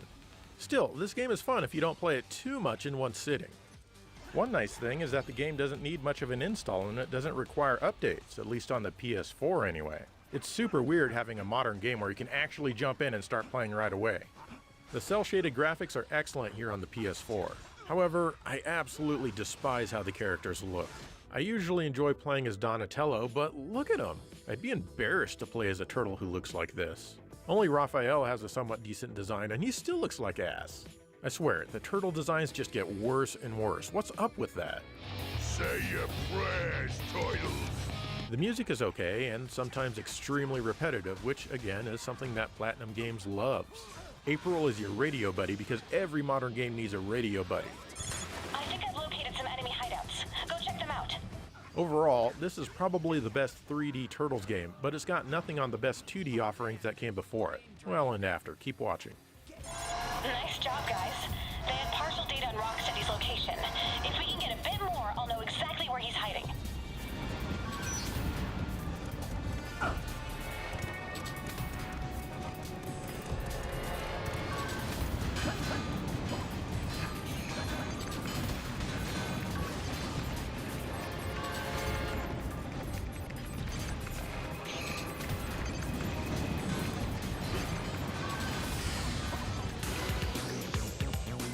Finally, we have Teenage Mutant Ninja Turtles Shredder's Revenge from Ó, esse aí foi o que saiu or Dotemu.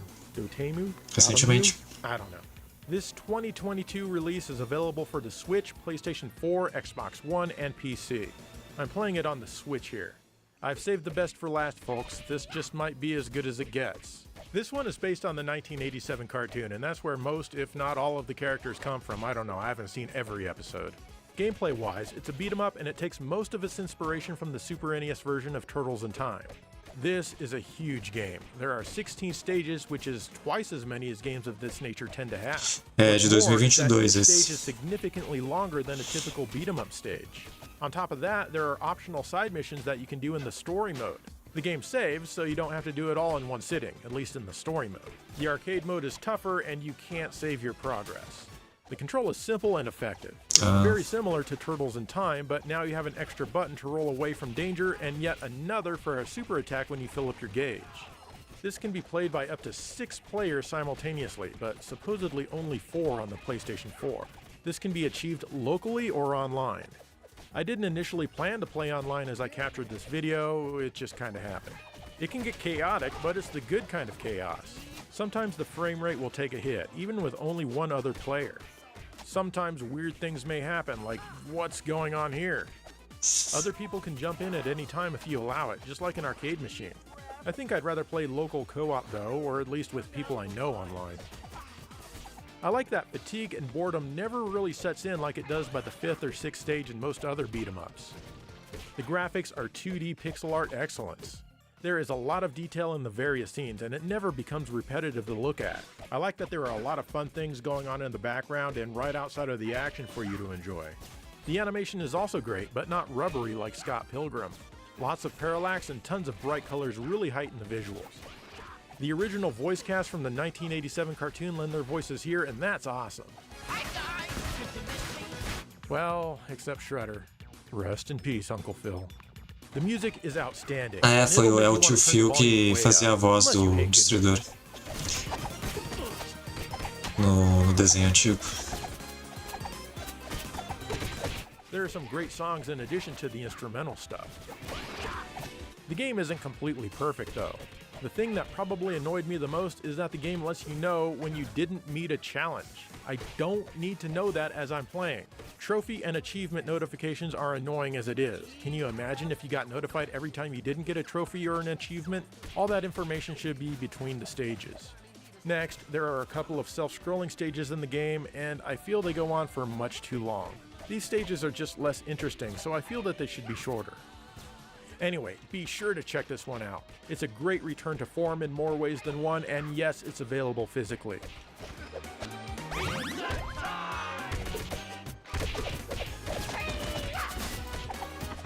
Meu jabuti preferido do Donatello, o meu cágado favorito é o Michelangelo.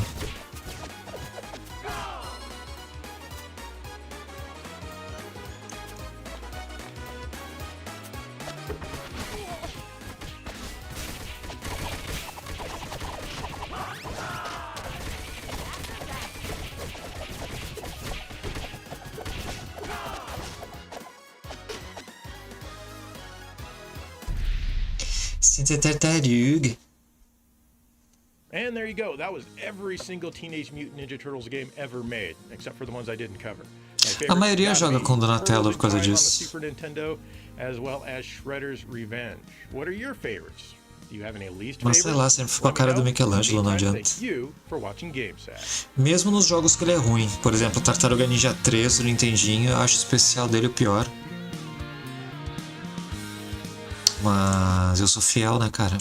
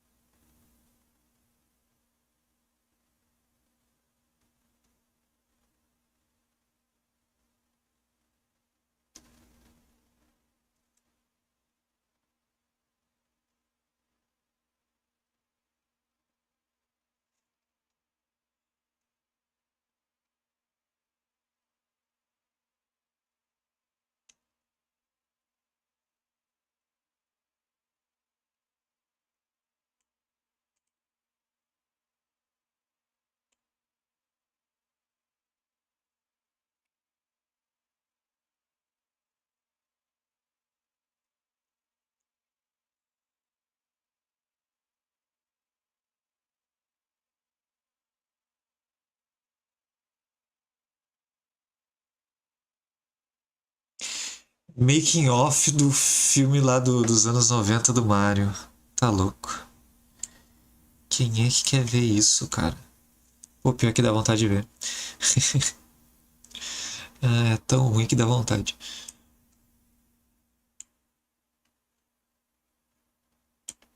É triste, né, meu? É triste. A gente gostar de ver coisa ruim.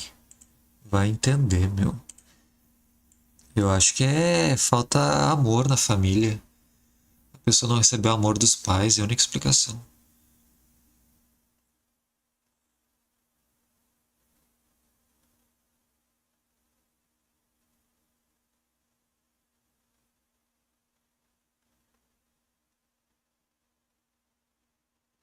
Pô, vamos ver o do PS2 então.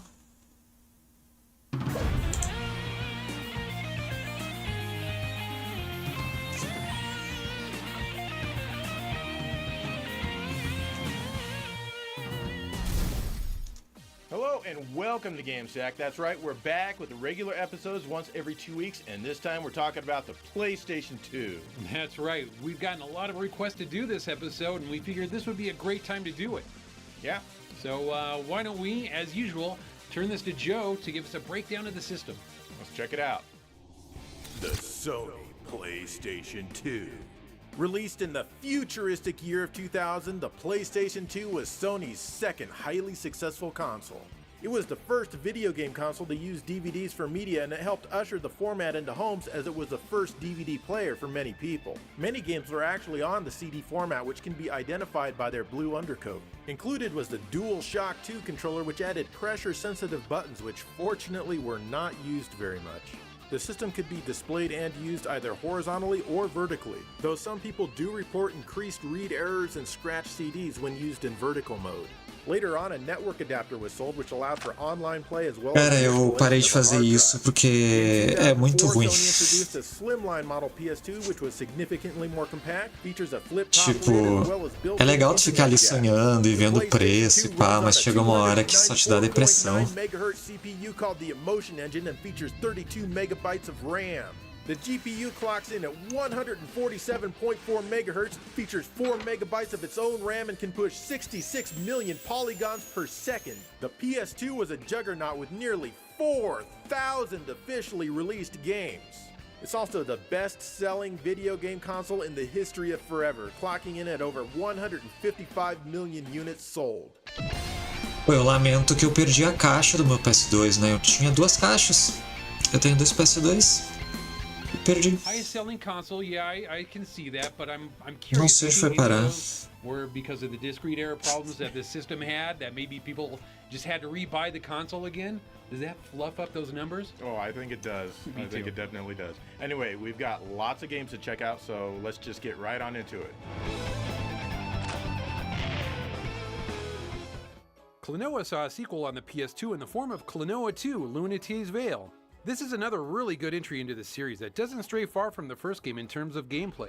Sure, the story is completely different, but to be honest, I was skipping the story just after the second or third cutscene.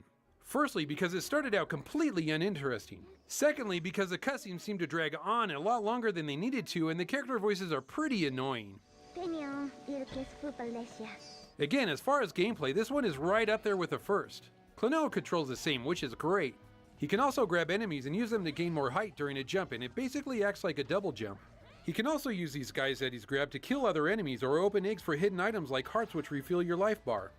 The levels are all really fun to play and retain the 2D gameplay with 3D backgrounds.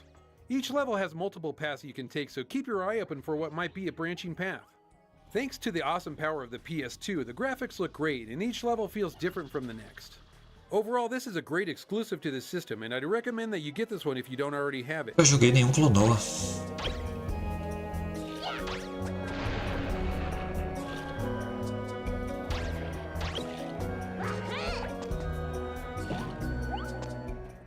Metal Gear Solid 2 was exclusive to the PS2 for about a year. It was then released as Substance on the PS2 along with the Xbox and PC.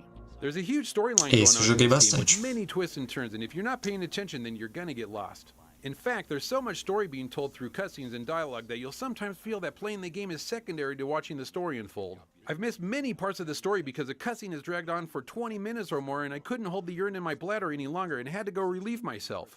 The gameplay is just like the first, as you want to try and be sneaky and get past all the enemies if possible without them noticing you there. I'm not good at that, so I just shoot them with the M9 and put them to sleep.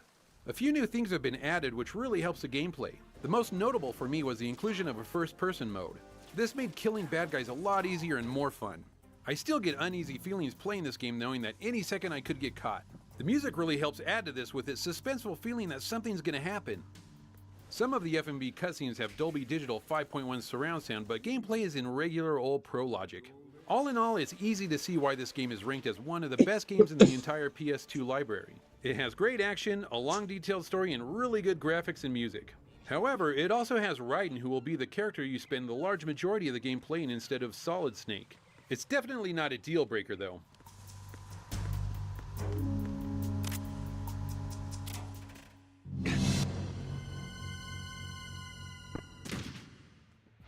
Not including the racing titles, Jak and Daxter had a trilogy of games on the PS2. At this point, Naughty Dog had proven themselves as a quality developer with the Crash Bandicoot series. The Jak series would prove to be another very strong trilogy. I've already talked about Part 2, so here's the first entry titled The Precursor Legacy. This game is a very solid action platformer. You control Jak on the quest to fulfill silly tasks by the people around him. Even though they seem like lame tasks, you'll still have a fun time playing. The graphics are pretty amazing with very lush landscapes and bright colors. The game has a day and night cycle which Eu cheguei a ver pouco do gameplay do 4, que ele já aparece como ciborgue e tal. Cheguei a ver o jogo do Raiden mesmo. Even when you collect a power cell, Daxter has some really funny animations. These types of things are what gives a game its own identity, and Naughty Dog definitely delivered. This game also has a widescreen option, which is nice. When you think about the PS2, I imagine the Jak and Daxter series would be one of the first sets of titles that come to mind, and rightly so, as it's one of the highlights for the system.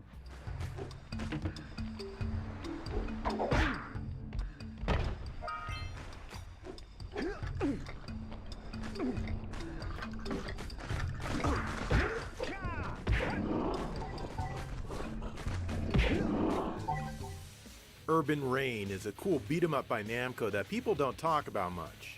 It turns out that the city is overrun with gangs and crime. You play as Brad Hawk, a hired thug who's gonna clean up the streets. And you do a pretty damn good job of it too. Your main attacks are your strike and your grab. Não foi feito pelo Kojima. Cool attacks like running up walls and such. Then of course are your special attacks. You have a gauge for this right underneath your life bar and it drains each time you use it. Eu lembro que quando o jogo foi anunciado, o ponto forte dele, o que mais chamava atenção era o fato de tu poder cortar as coisas, né? Aí tinha um vídeo lá que era do cara cortando uma melancia e cortava perfeitinho do jeito que ele queria e tal. Unfortunately, there doesn't seem to be a whole heck of a lot of different locations and you'll fight in the same places a lot. Sometimes after a stage ends, I find my hands and thumbs hurting a little bit from how hard I was pressing on the controller. It can get pretty intense. The game is pretty fast-paced, and I'm pretty sure it uses the Tekken engine for its graphics. I mean, they're pretty good, and they run at 480p and in widescreen. I feel it could have used a bit more color though, but that's not really a big deal. I do like what this game has going for it. Check this one out, it's exclusive to the PlayStation 2.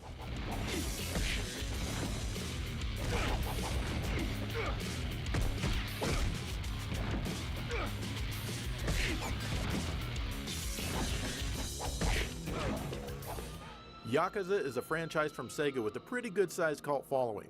The first game here was released in 2005 and is often called the spiritual follow-up to Shenmue. I don't know about that. You play as Kazuma, who's part of an evil criminal family. You start out by doing small errands, but it doesn't take long before you take the rap for killing your boss and serve time in prison for a crime that you didn't commit. Freeze! After 10 years, you get out and try to piece together everything that's been going on during your incarceration. The main portion of the game is free roaming, kinda sorta. You generally can't go very far in any direction. The angle of the screen often switches, and I found this to be unnecessary and even a little annoying. And you can't talk to every single person like you can in Shenmue, only those with the green triangle over them. You can enter a few shops and buy things like food and whatnot. Often you'll be forced into a battle, but you can get into others if you want to earn cash and experience. I really like that you can upgrade your skills with that experience. But really, what makes this game good is the story. You can see where it's going from 100 miles away, but that doesn't mean it's not enjoyable. This is the thing that keeps bringing me back to the game. The graphics are kind of average, but at least Eu tô tentando descobrir porque que o YouTube tá botando esse... Tem coisas que vocês me mandam aí no chat que ele me manda diferente. There's even a Dolby Digital 5.1 surround setting, Mas eu não sei por que isso. It's kind of like Metal Gear Solid 2. Overall, not a bad effort, but nowhere near as good as Shenmue.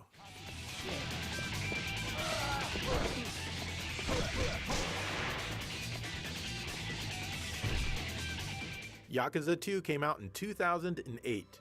This one's pretty much more of the same with only a few changes. First off, there's no longer any English voices, which honestly is fine by me since it was pretty bad in part 1. Secondly, the fighting engine is much more responsive. The story is cool. This time, it's all-out war between the clans. Many characters return, and of course you're going to encounter a whole bunch of new ones as well. The graphics still don't do much for me, honestly. And despite that the box indicates progressive scan, this one only runs in crappy interlaced mode. At least they fixed the map so that when you Eu pensei nisso, só que são coisas que não estão nem em inglês, entende? These games are good, but really they aren't like Shenmue at all. Por exemplo, teve uma hora que tu riu aí com vários kkk que ele traduziu com LOL, né?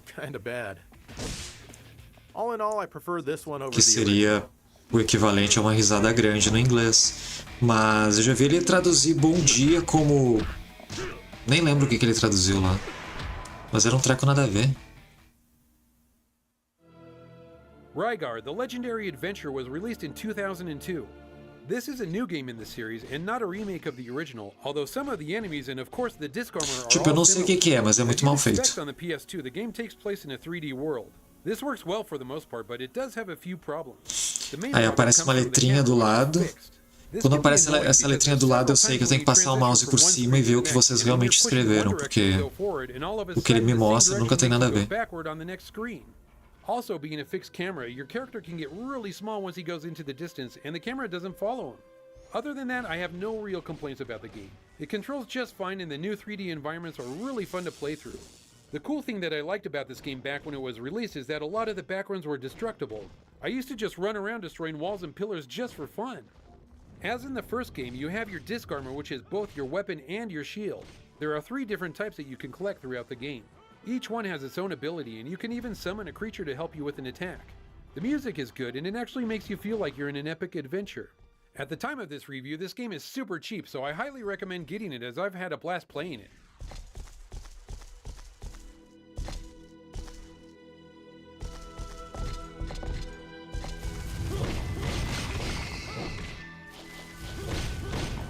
Será que existe alguém no mundo que tem todos os jogos de PS2? Eles são mais de 4.000, né? Julius Caesar has just been assassinated. You control 2 people. The first is a Roman centurion named Agrippa, whose father is accused of the assassination. Of course, Caesar's assassination was a plot by the Senate, and they wrongly accused Agrippa's father. The other character is Caesar's nephew, Octavianus, and no, he's not a butthole. Being that you control 2 people, there are 2 different types of playstyle. Firstly, Agrippa, being a centurion, is all about the battle. It's up to him to win fights as a gladiator and a soldier. Octavianus doesn't fight, but he plays a stealth role. It's up to him to infiltrate the Senate and other places to figure out what's actually happened. He's not totally defenseless and will sometimes need to take out people by choking them and other means to get the information he needs. The game plays fairly well on both fronts. The stealth scenes were a bit more difficult for me than the action scenes, but in time I was able to get how the game flows. Overall, the game looks good. I like the graphics for the most part. There's a few spots that seemed a little bland and colorless, but there were few and far in between. And of course, the voice acting is terrible. I couldn't even save my own mother. I'm not sure how popular this game is, and I rarely see it out in the wild, but if it looks like something you would enjoy, by all means, go for it.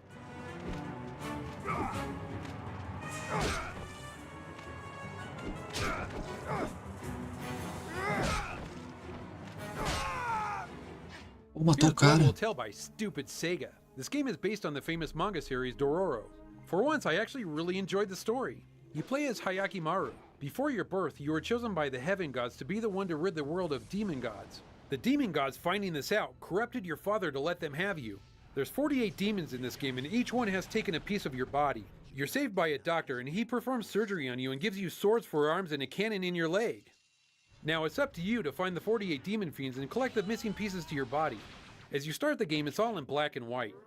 The second demon you slay gives you back your eyeball. Eu acho que isso aí é baseado num mangá bem antigão. Acho que é dos anos 70, 60, sei lá. Overall, the game is great fun to play, Game and the Sec. hack and slash fighting doesn't get super annoying like other games out there. Graphically, the game looks Sacola really Game. nice on the PS2. I wonder what it would have looked like on the Dreamcast. We'll never know. But I do have one complaint about this game. It has a fixed camera, and again, this can sometimes be a huge pain in the ass. Like here, where you're running towards the screen. You know there's an enemy coming up, but you have to actually run into them before you can see them. This is not good. Otherwise, this is a fun game, and I don't think that is widely known, as I never hear anybody talking about it. If you see it at your local thrift store, buy it.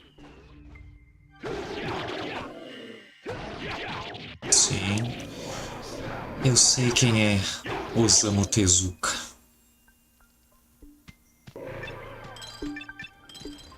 There's lots of Ratchet & Clank games, so let's take a look at Ratchet & Clank Going Commando. This is the second game in the series.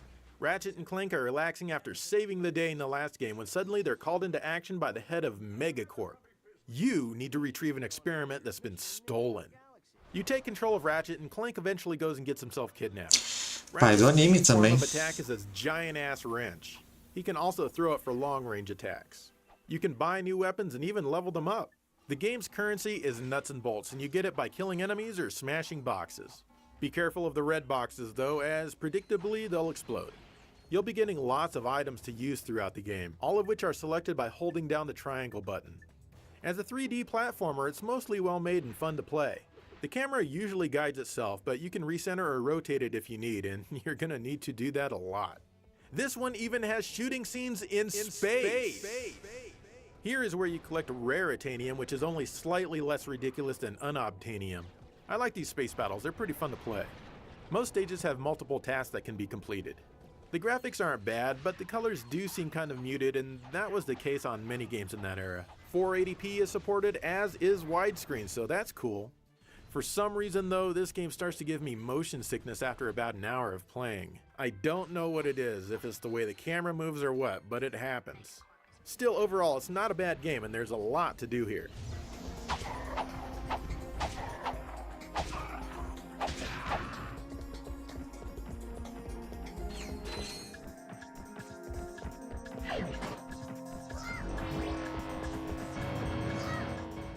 Firefighter FD-18 from Konami is one that I've never heard anyone really mention. You play as a firefighter, and it's your goal to rescue all of the trapped people on any given stage. Thankfully, you have a fire hose with infinite length and it never gets tangled on anything. You also have an axe to bust through obstacles. The game is pretty intense. Now don't try to put out all the fires because that's impossible. Just focus on rescuing the people. Be careful though, because just like real life, some of the fires have life bars.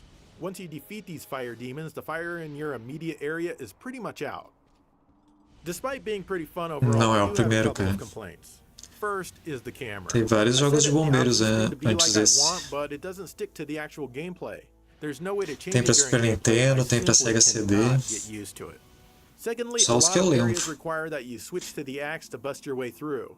This is annoying because you need to press select to go into the inventory screen, pick the axe, go back out, then repeat the process to get back to your hose. And this gets old real fast. But otherwise, this is a really fun overlooked game. Check it out.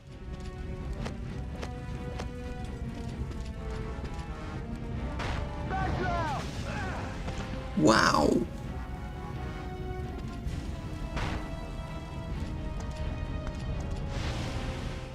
Odin Sphere is a really cool 2D action game from Vanillaware.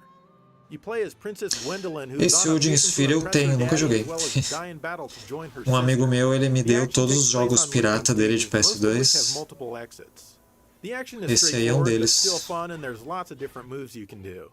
There's also special attacks which help out a lot.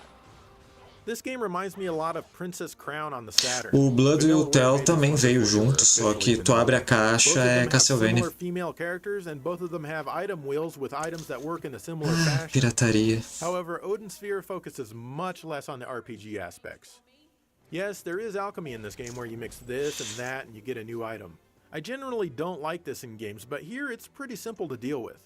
The biggest problem is that you can't carry as many items as you'd like. Nowhere near as many. Each stage is pretty short, but there's a bunch of them in each chapter. You can see where each of the exits lead on the map if you found it. As you can see, the graphics are absolutely amazing with many layers of parallax scrolling. This game would really benefit from being in 480p, but we have to settle for interlacing only. The music is pretty damn good as well. You can always get one of the HD remasters of the game on the PS3, PS4, or Vita, which of course were only released in Japan. Sadly, they're not in English.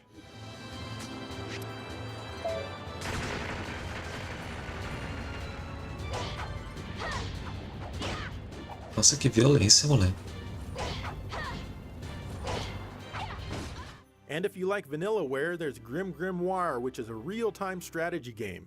In fact, it reminds me of various tower defense games in the way that it plays.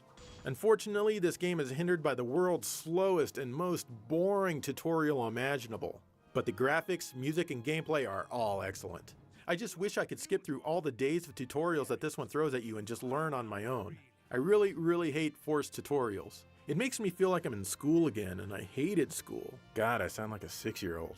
But I mentioned this game here just in case you live for tutorials and didn't know about this one. If you can get past it, you'll have a great RTS game with Vanillaware quality presentation. Okay, fine.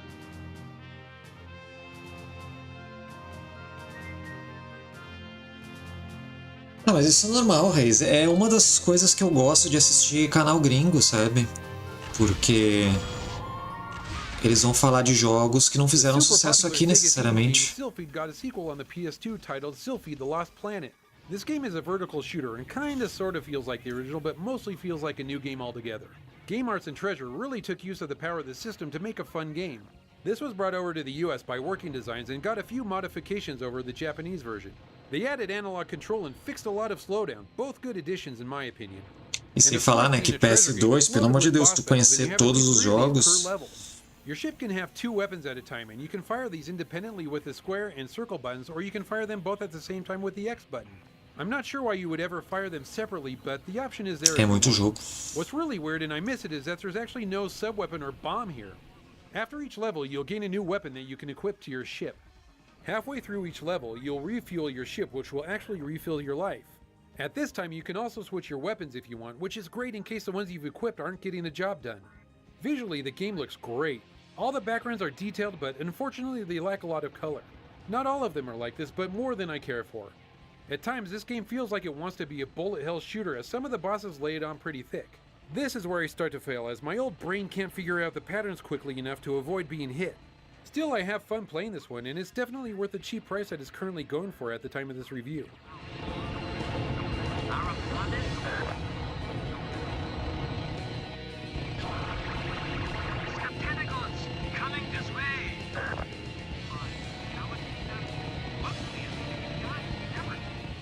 Here's Ape Escape 2, the sequel to the first game, which was on the PlayStation. You're at it once again trying to collect apes that have gotten loose and are wearing the thinking caps. This time around, the main character has changed to this kid. Yeah, the guy that had plastic surgery to remove his nose.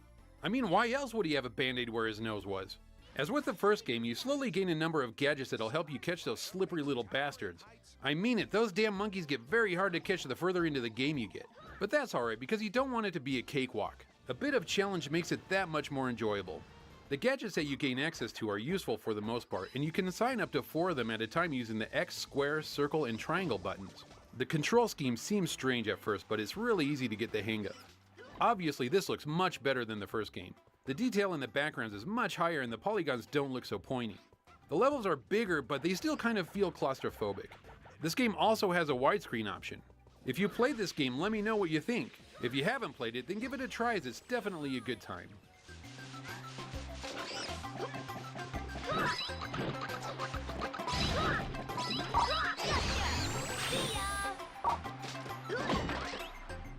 This is Zone of the Enders, the second runner. This is a much better game than the first one. As with all Kojima games, there's a large, complicated storyline with lots Eu adoro quando eles falam de jogo que falam, esse é bem melhor que o primeiro jogo. Eu nem sabia que existia um primeiro jogo desse aí. Once again, you control the orbital frame Jehudi, but this time you're not a dorky kid. Controlling your orbital frame isn't easy. Every button Se bem que esse aí eu não sei se eu já conhecia, porque eu não prestei atenção no nome. The camera is what I struggled with the most while playing this game.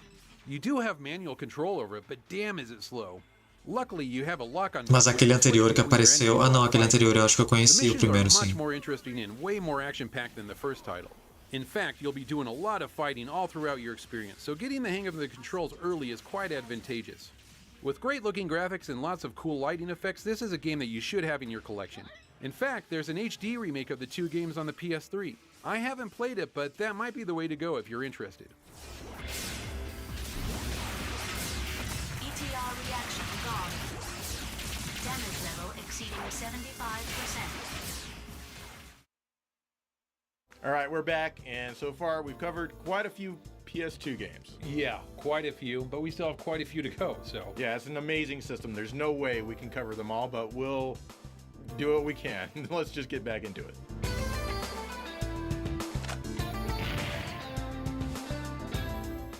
Onimusha is a great series that began on the PS2, and it all started with Onimusha Warlords. You're Samanosuke, and you need to rescue the princess who's been kidnapped. You do this on the very second screen of the game after defeating the first two enemies. Believe it or not, you haven't beaten the game. She gets kidnapped again. This one's basically a hack and slash version of Resident Evil with demons instead of zombies. In fact, the game began development as a Resident Evil game set in feudal Japan. That explains a lot of the similarities like the tank controls, herbs you find for healing, the game over screen, and a lot of other things. That's okay though, because this game is excellent. You power up your sword with orbs and collect the souls of defeated enemies. You can then use these souls to power up your equipment and your items. The switching camera can get disorienting at times, as can the controls, but it's all good once you get used to them. My biggest complaint would be that fumbling through the menu screen is not as intuitive as it could be, especially when you're just trying to look at your map. It's just too many button presses to get there. But that's really only a minor gripe in an otherwise outstanding package with excellent graphics and perfectly fitting music. If you can't adapt to the controls, find a friend who can and watch them play.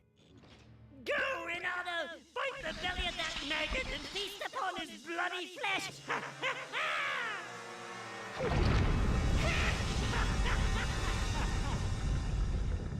Sabe que é vilão quando ele ri desse jeito. This is Oz, over Zenith, or Oz, sort of Ateria depending on your region. This Konami game came out in Japan and Europe, but sadly never in the US, and I don't understand why. Anyway, you play as Feel, a human with strange powers who teams up with two members of Oz who are controlled by the CPU. You're trying to save your little sister Dorothy, who is kidnapped by the gods. Yes, this game is called Oz, and her name is Dorothy. And if that's not enough, your cat's name is Toto. He can fly and even talk. And just like the books and the movie itself, the gameplay mainly consists of juggling enemies back and forth between three characters until they die. This is a very important technique that you need to get used to as quickly as you can. Fortunately, it's not that hard to get the hang of. You just have to listen for when your name is called. When all three of you juggle the same enemy without it hitting the ground, a bar will go up on the right. This allows you to do a special attack. You'll need to do this to break certain items in some stages. It's also very handy for defeating bosses. The more you juggle, the higher your level gets. So if you can get it up to level 2, you and a team member will combine for an even stronger attack. You get the idea. The game may seem kind of repetitive, but personally I found it addictive back when I was playing the Japanese version, and I still do now. Though playing the European version here is much nicer because I can read the text in the store where you can upgrade all your characters. The graphics are straight out of Konami's Castlevania PS2 games, and that's not a bad thing. The music is awesome as it was done by Michiru Yamane, who did Castlevania Bloodlines on the Genesis and of course Symphony of the Night. This is a really fun game that I'm sad never came out here.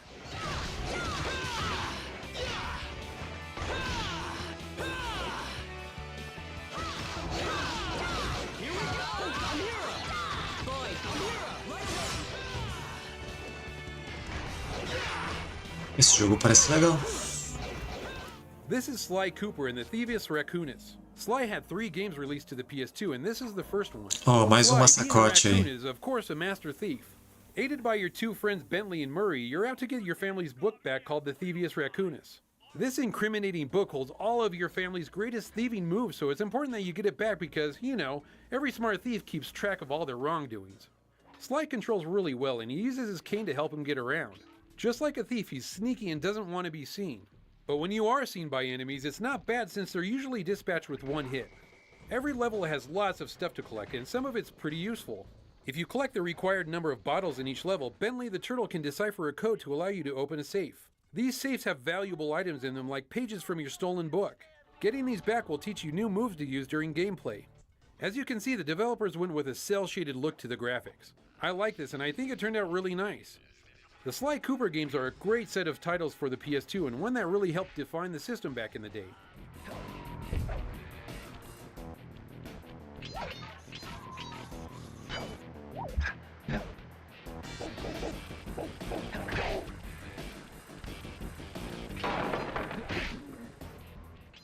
Alright, let's break this episode up a bit and talk about the hotshot sports games from Sony. I've said it once and I'll say it again, I'm not a fan of sports video games. If you look through my collection, it'd be very hard for you to find any, and the ones that you do find will be mainly golf. Speaking of which, let's start out with Hot Shots Golf 3. This is a great pick up and play game. You don't have to invest a lot of time to get a lot of enjoyment out of it. Honestly, I can Eles só falam de jogos variados que eles gostam e que eles têm na coleção. This game features all the modes you'd find in any other golf game. Tournament mode is where you're going to want to spend most of your time. Playing this mode and winning tournaments is how you unlock characters, courses, and a bunch of other items. Controlling your golfer and making good shots is fairly easy once you figure out how to adjust for factors like wind and elevation changes. I like all the courses in these games and they're all imaginary. They have lots of different backgrounds, which makes Tipo, americanos quando fazem vídeo assim, sabe, de videogame e tal, geralmente eles não usam emulador, né? Eles usam o próprio console. I was coming until you told me to do so. Now please die. Então é bem raro tu ver eles falando de algum jogo que eles não têm.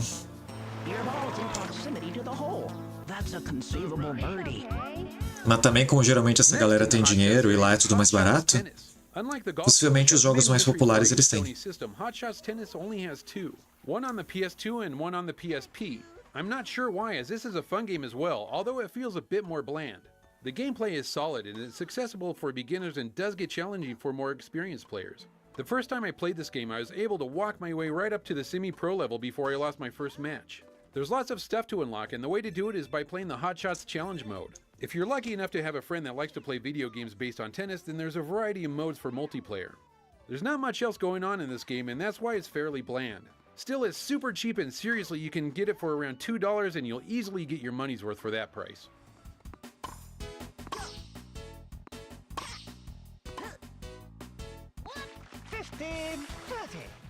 Sega Rally 2006 is the third game in the Sega Rally series.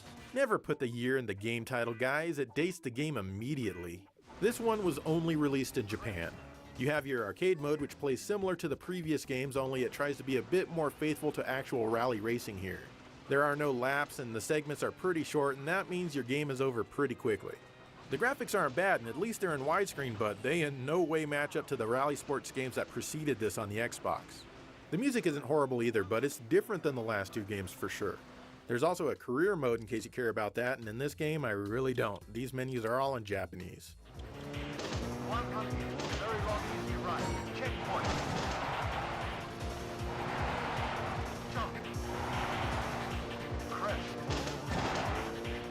But the best part is the bonus disc that contains the original Sega Rally Championship.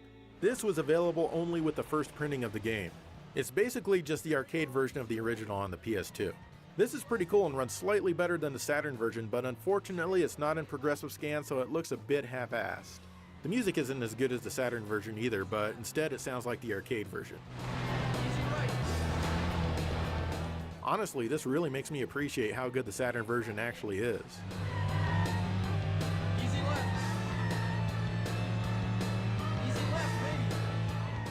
Sega also released a lot of compilations and upgraded games in Japan under the Sega Ages 2500 label. The number refers to the fact that they cost Esses jogos aí eu acho uma porcaria. Yep, they're budget titles.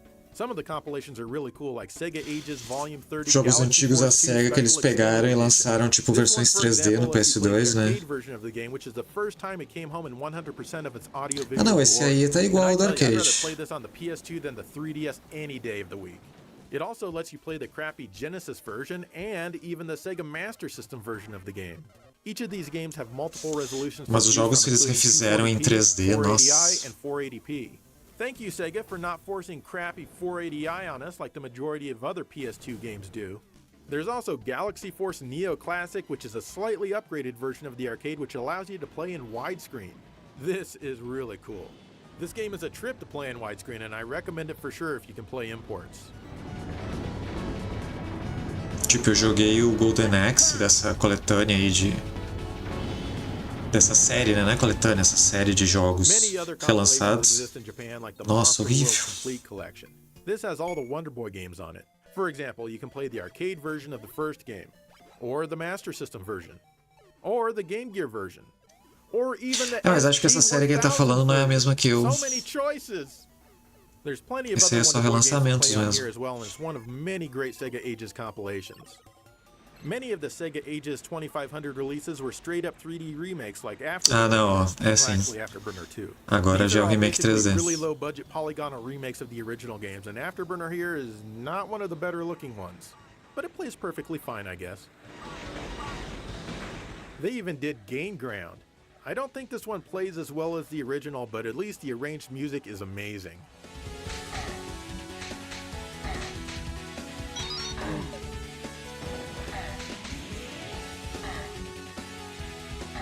Or how about Phantasy Star Generation 1?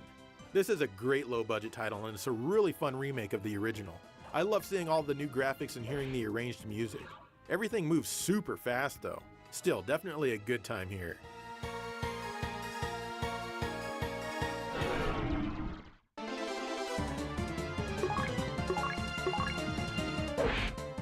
There's even Phantasy Star Generation 2, which is of course a remake of the second game. Again, this is mostly a cool remake, but the random battle and counter rate is even more severe in this one. Good luck. É remake. They actually did a lot of these 3D remakes and put them on compilations for release outside of the US. Of course, none of the ones that I show and talk about here are on this disc. Man, I could talk about these for multiple more seconds, especially Hokuto no Ken here, but I'm getting bored.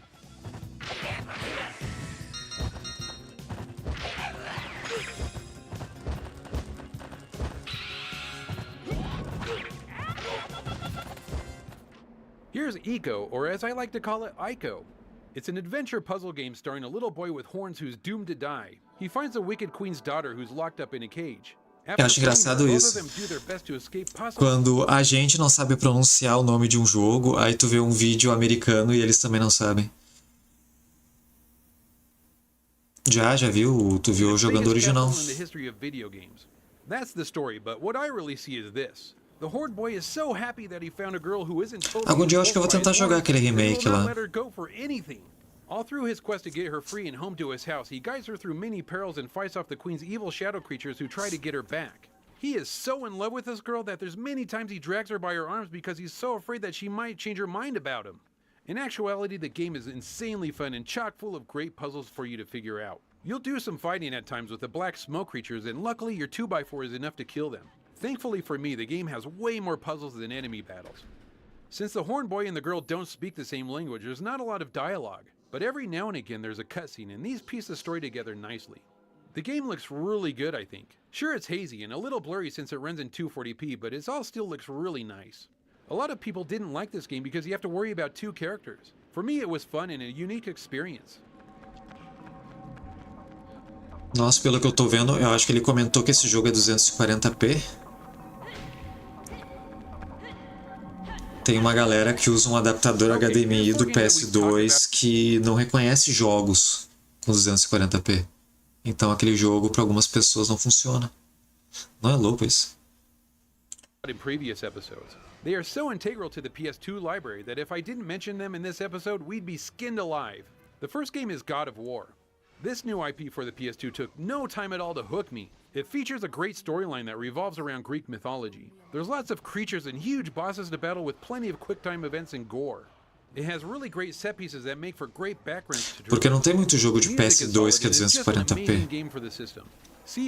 Eu até fiquei surpreso de ver que o Ico eu acho que é né?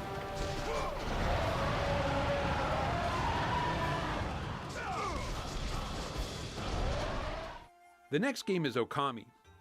This amazing adventure game stars Amaterasu, who took the form of a wolf god on her quest to save the land from darkness. Clover Studios did an outstanding job making this game. Most members of this team would eventually go on to form Platinum Games. The graphics are some of the best you'll see on the system, with vivid colors that have a watercolor feel to them. Throughout the game, you'll learn how to draw different designs with your celestial brush. These will help Amaterasu by not only bringing the land back to life, but you can use them to defeat enemies as well. With a storyline that will draw you in and a really good classical Japanese soundtrack, this is a game not to be missed.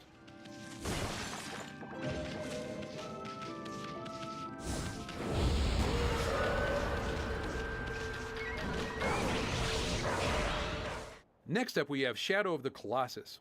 This is the adventure of a boy named Wander. He's out to save the life of a girl. Is it his girlfriend? I'm not sure. Of course, the only way you can save her is by killing 16 colossi. These huge beings roam the land freely and it's up to you to find them. Once you do find them, this is where the fun begins. Firstly, you have to figure out how to get on the Colossi. Once you do, you must reach a certain point and stab and kill this thing. You'll then get its life force, which will in turn bring back that one girl. This is truly an amazing gaming experience. There's no enemies to fight besides the Colossi. It's just you roaming the land and figuring out how to take these mountain-sized beings down. This is definitely one of the highlights of the PS2 library, so do yourself a favor and play it.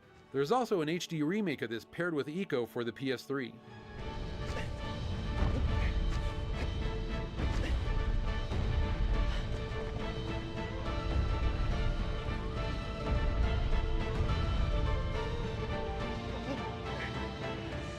Lastly, here's Gran Turismo 4. This is a racing simulator. You race cars. It looks nice and shiny and even has 1080i HD mode, but you can play it in 480p as well. It's nice if you like this kind of stuff. Do you want to add anything more to that, Dave? No. Eu joguei bastante esse Gran Turismo 4 aqui em live, mesmo não sabendo jogar. Só porque ele roda 1080i. I think that's how it's pronounced as one of the many RPGs on the system. Now, to be honest, I've heard a lot of bad things about this one, but I'm gonna judge it for myself. E também porque tem a opção de assistir a máquina jogando, eu gosto disso. Shadow of the Colossus eu gostei, cara, só que depois que eu zerei eu não senti vontade de jogar de novo. Amazing DVD power! So you don't need to buy 3 separate games. As for the story, let's just say there are groups of people with differences and wackiness ensues. The battle system works pretty well. The battles are fast-paced and usually don't get annoying. There is one thing that's odd though. You must divide your party into multiple groups of 2 characters each. Each group is controlled by a single command such as attack, defend, or using runes. I'm not sure why they did this, but I guess it doesn't bother me too much. Of course, you can usually just get away using auto battle if you want to be quick and sloppy about it. The camera usually works fine, but sometimes it seems to have a hard time keeping up. It also makes it difficult to walk in a straight line. This isn't game-breaking or anything, but it's annoying. The graphics aren't too bad, and generally the game looks fairly nice. The music's good, but it's not as nice as it was in the first game. I haven't had the chance yet to play through part 2 though. I hear that's the really good one. Still though, this game does make me want to keep playing and sink hours into it, so I'd say it's not as bad as I've heard.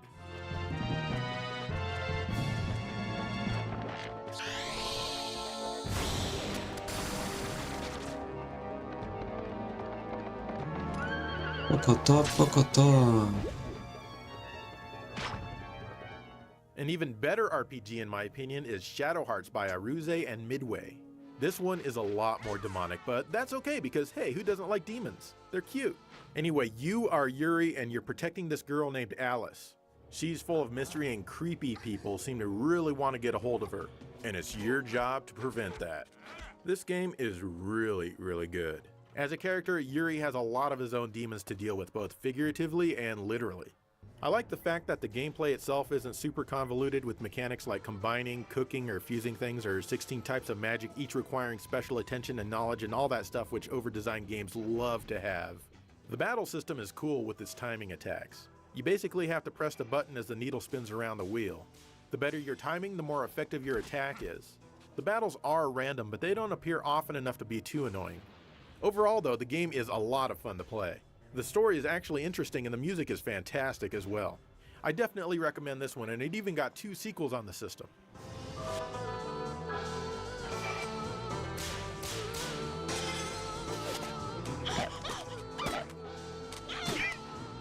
Violência.